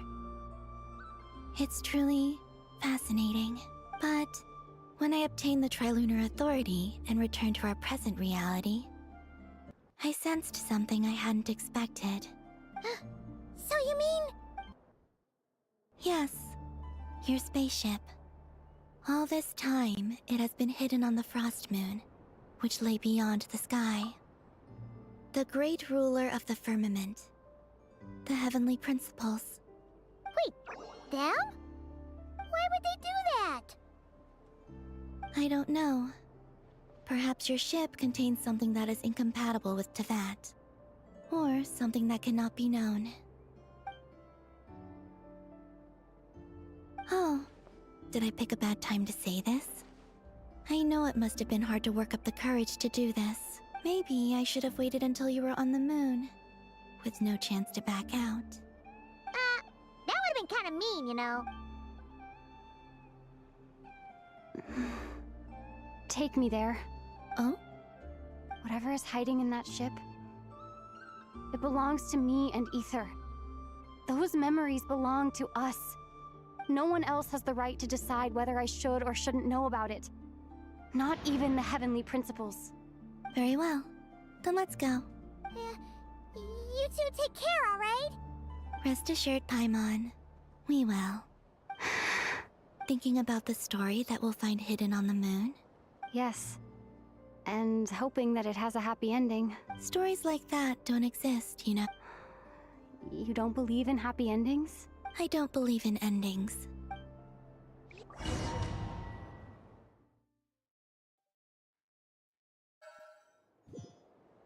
Where am I?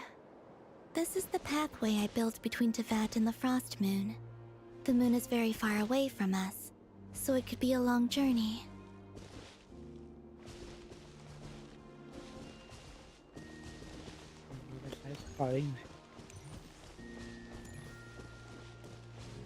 After I obtained the Trilunar Authority, I unwittingly saw past events from many of my friends' lives. One was Lauma. She was so young when they chose her to be the Moon Chanter. From then on, the Frost Moon Scions looked to her to bring messages from their goddess. But, for better or worse, I had left Hisi Island before she was ever born.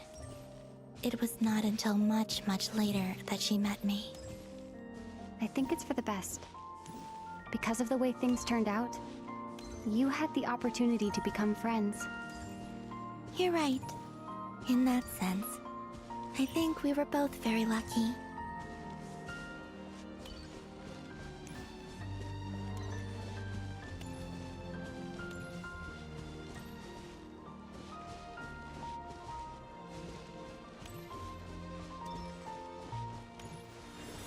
Oh, and about that mage, Nicole. I only recently learned that she has lived in Teyvat since the time of the Three Moon Sisters. The Moon Goddesses always had a good relationship with the angels. I suppose our friendship continues that tradition.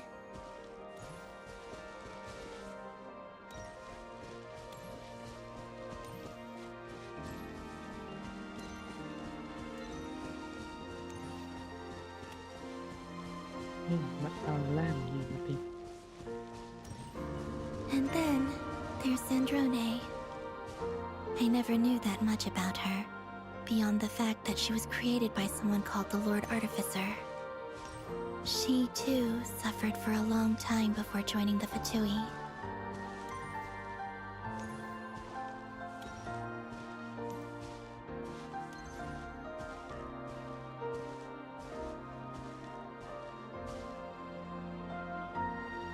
How I wish I could talk to her again. Even if only to hear her say nasty things to me.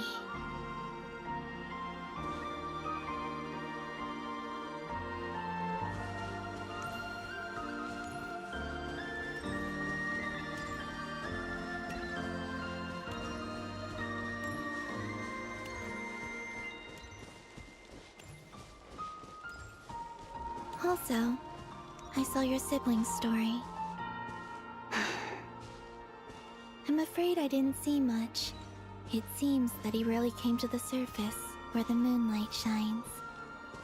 But I did notice that back when you first set out on your journey, he would often appear nearby, gazing at you from afar with a guilty look in his eyes. Ether. Let us speak no more of the past. I probably shouldn't reveal so much about my friends. It's not my place. Let the moonlight carry us forth. We are very close now.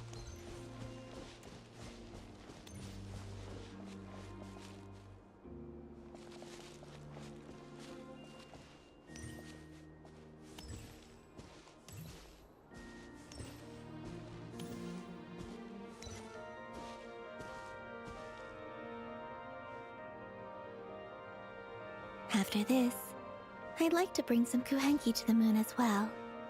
If they're willing, of course. What about your other friends? Will you bring them to visit too?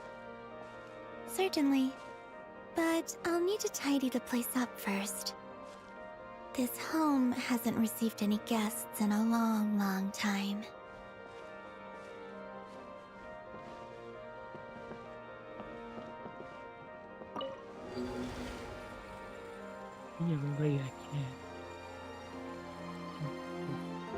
I remember writing something similar with you on Moonprayer Night.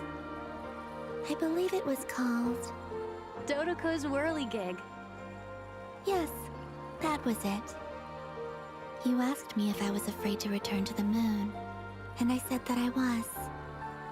The idea that I had gained something precious, only to lose it so quickly. That frightened me. But I'm not afraid anymore. Besides, this time, we're traveling together.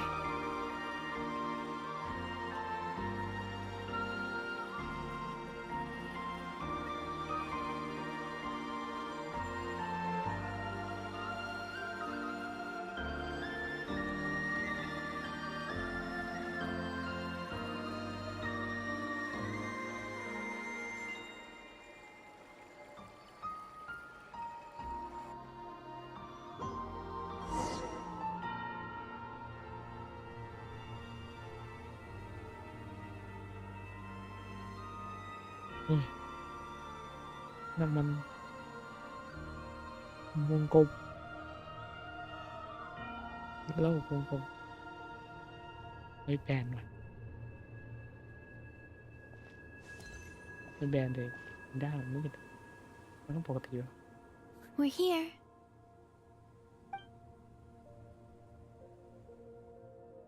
Over there. เราอยู่จากเราเป็นพร้อมที่จะปักธงแน่แบทเราคนแรกที่มาถึงยืนยันนะครับพร้อมปักธงไว้ยัง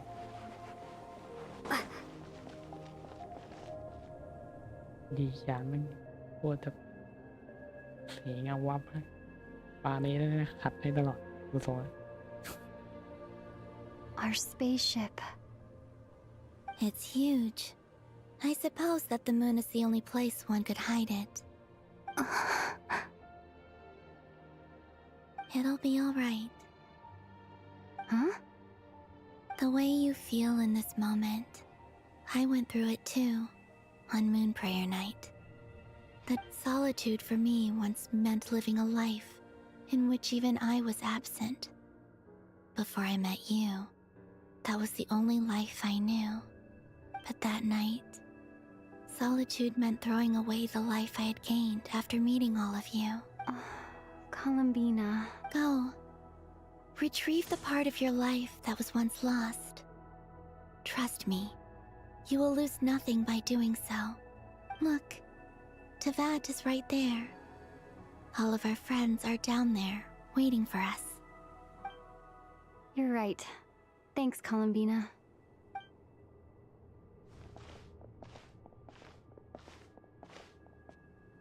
อยากรู้ว่ามันใหญ่แค่ไหนไปถึงโลกนี้ได้แบบทีวีได้แบบ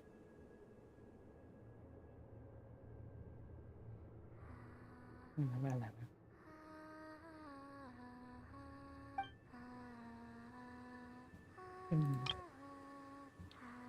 ขออนุญาต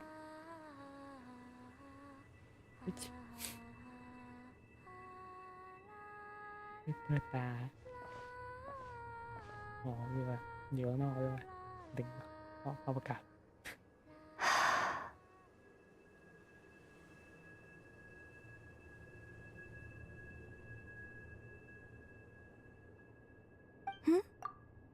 Finished? Yeah.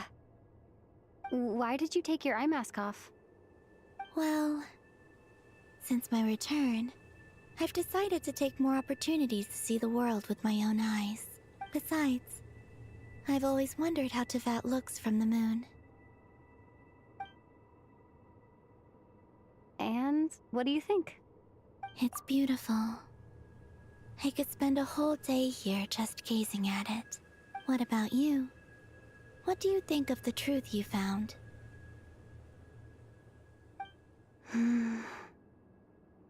I haven't looked at another person's expression in a long time, but I think yours is saying it was neither good nor bad.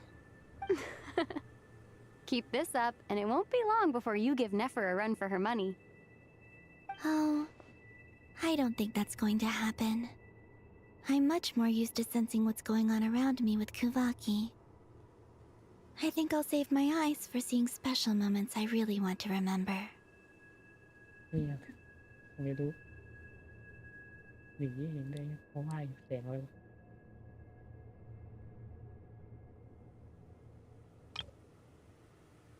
ภาพคือการถ่ายภาพสวยงามตะการตาเนี่ยตาแตก I read the spaceship's flight logs. I always assumed that this was my first time in Tevat. I thought that Ether and I must have been hibernating in space for centuries on end. But the logs show that our spaceship flew over the skies of Tevat once before. A long, long time ago. Flew over? So you didn't land? No. The ship barely came to a stop before flying on again. After that, it continued traveling through space for a long time. Some of the data is corrupted, but I suspect that it kept flying for thousands of years. It was only after that that the ship made a forced landing in Nodcry. When Ether found me, could this mean that he left the ship long before I did? Maybe even during our first pass over Tevat? Are you all right? Yes. I can feel that the truth is coming together, one small piece at a time. I remember Ether telling me that when he first arrived in Conria, he could not recall the past. So this might be something that even he doesn't know. Here, I made some space for you. Your mind must be racing, and this seems like the perfect place to relax and clear your head. Oh, wait, there's one more thing. What is it? Wait here a moment.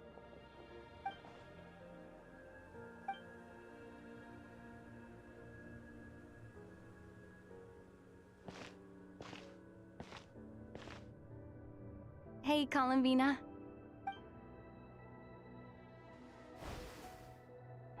ชุดสำรองด้วยยึดยาแล้วนะเนี่ยเราลืมสัมภาระอยู่ในยานที่อ่านมานะ Is that a new outfit? An old one, technically. It's been in a cabinet inside the ship this whole time. It's a matching pair with Ether's. He always liked this set more. Huh. I don't think there's a huge difference. Really? Yes. It's still the same you. You're the same person, no matter what clothes you wear. Only Columbina would make an observation. Traveler, do you consider Tevat your home? Home is wherever Ether is. But then, after all the time I've spent here and everything I've been through, yes, I'd say it's my home. Would you change your answer if Tevat changed appearance? I mean, if the truth about Tevat turned out to be different than what you thought, I don't know. But I don't think so. The truth is not what matters most to me about Tevat. When I was first born, I longed for a home. And when you get something before you're mature enough to understand the world, you just take it at face value. I thought that a home was a transaction. You give me what I want, and I'll do the same for you. But you and your friends taught me what a true home should look like. You never asked for anything, yet you gave so generously to me. That's because your friendship matters to us. In the past, I thought that my birth in Notcry must have been a mistake. But after journeying to the distant past where the story began, I realized that it was I who chose Notcry to be my future home. Now, I am glad that I made that choice. I'm sure your friends are just as glad. In fact, I intend to make the same choice today as I did back then. What do you mean? Well, I've given the Eternal Moon's Marrow to Lauma, and the Iridescent Moon's Marrow to Arlecchino.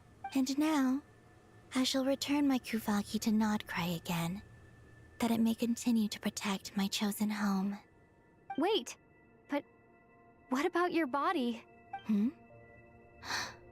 Oh, are you worried that I'll disappear again? I won't. Not this time.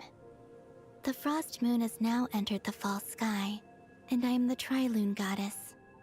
I am only returning to Notcry the part of me that it needs. I am giving what I can, because my home is worth it. Oh, and I have something for you, too. For me? Yes. Come closer.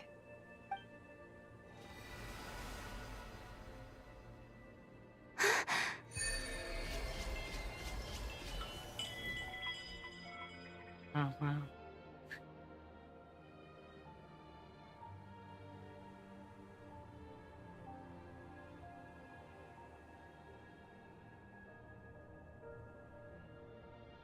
What was that? I lifted some of the restrictions this world placed on you.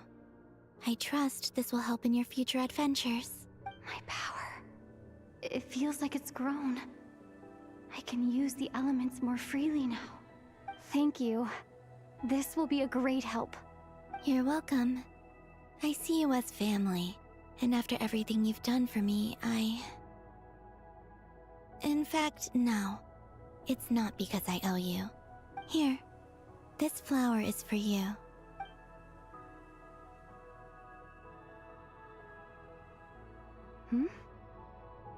Isn't this a moon prayer blossom?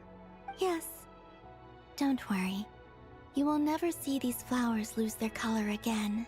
I'm finally discovering the joy of giving. How I wish I'd learned this sooner. Hey, better late than never. What are you thinking about now? Why don't you take a guess? You get... one shot. I don't think I'll get it in one guess. But I'm sure it's a happy thought. That's kind of a sneaky answer. I can't say you got it wrong. Down into that, the moon seems so far away. I felt it might always lie beyond my reach. But on the moon, everything feels so close by. The haze that once enshrouded the skies has finally been dispersed. I feel like a traveler on a winter's night, starting a new chapter in my tale by the warmth of a bonfire. I don't have a lot of luggage, but I do have a lot of hope for the future. Well, what's next? Next? To start with, I want to stay here just a little longer. After that, let's return home and continue our journey.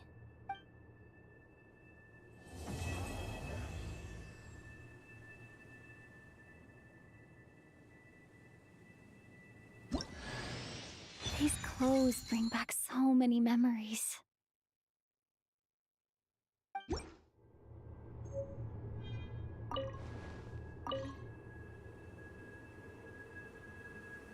The journey goes on. For you, and for me, like I said. This is not the end. I don't believe there has to be an ending. Oh, is that your next destination? Most people would probably tell you to pack some warm clothes. But I experience things differently than most people, so I can't know how cold it is. In fact, it is home to quite a wondrous heat source. I think they call it Kreshnik's torch. Every city in Snezhnaya is built around one of those. I sensed the energy it gave off as I was passing by on a railway train. It felt grand and distant. I also recommend the Korolievsky troupe in Snezhnograd. They give performances quite regularly, and entry was free for harbingers. I liked them a lot. ละครคณะละคร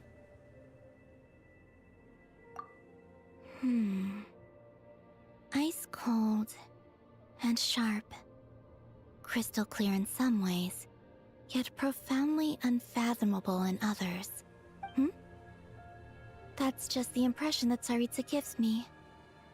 I was never able to glimpse what truly lies beneath that. In fact, I don't think the people of Snezhnaya even know what kind of power their god wields. Maybe that's because the Tsaritsa herself has never acknowledged nor accepted that power. There's Regrator, the Rooster, and the Jester. Between them, they control a lot of what happens in Snezhnaya. But I could never wrap my head around how exactly power is split between. I noticed that the Rooster and Regrator often appear to get along on the surface, while working against each other in secret. And theirs is not a friendly rivalry. But I wasn't particularly interested, so I tended to keep my distance. Now that I think about it, the term Mistelton often seemed to come up in connection with Project Stuja. Once things settle down in Notcry, I'd like to explore the world beyond Snezhnaya. You've told me so many stories about the other places you've been to, and all the friends you've made there. I'm curious to visit those nations and see them for myself. It would also help me learn more about the journey that has made you into the person you are today. Okay. As you continue on your journey, don't forget to gaze up at the moon once in a while. It is, after all, no longer an illusion. It shall cast down its true moonlight, connecting us in truth.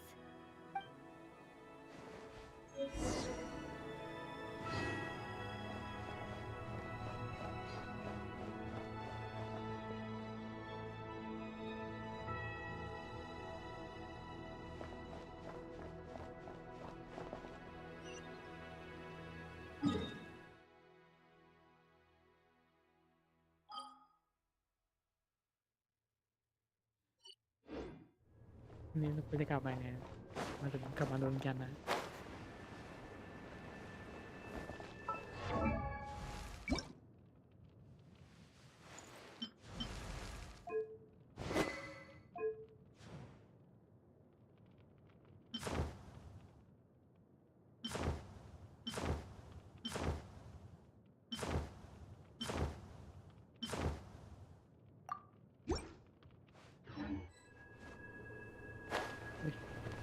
เก่งกระโดดไอ้พวกเดี๋ยวก็ทั้งหนังเพิ่งสังเกตกลับไปขออยู่กับคนแล้วไม่ได้แต่พอ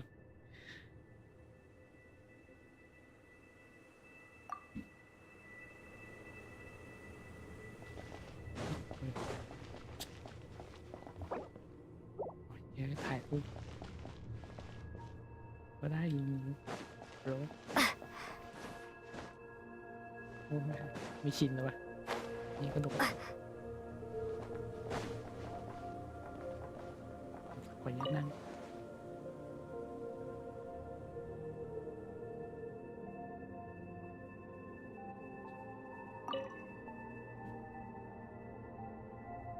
The journey goes on, like I said.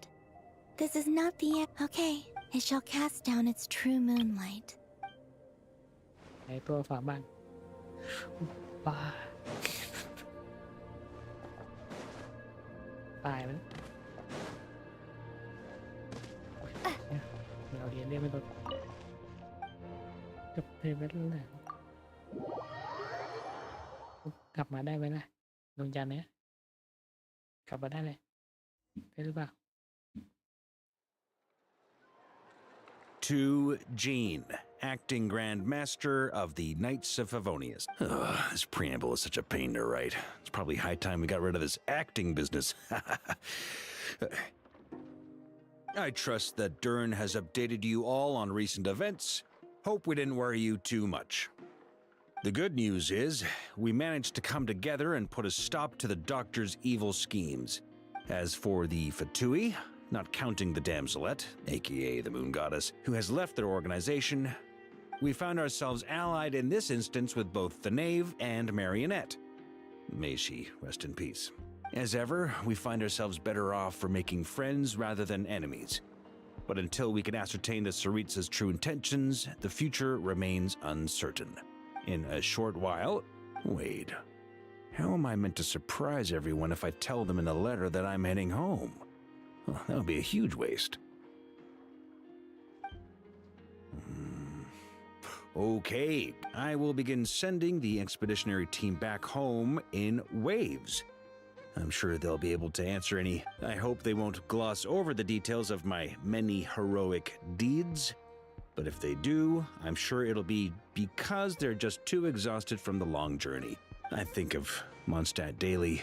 Please give everyone my best regards. P.S. The honorary knight went above and beyond this time.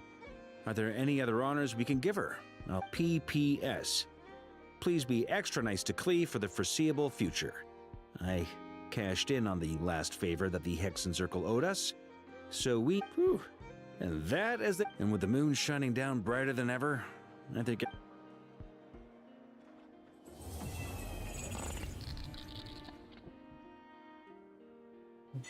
จะโดนเล่นแล้วเหมือนเราจะดูเพลงสวรรค์เล่นมั้งค่ะมุกโกงมา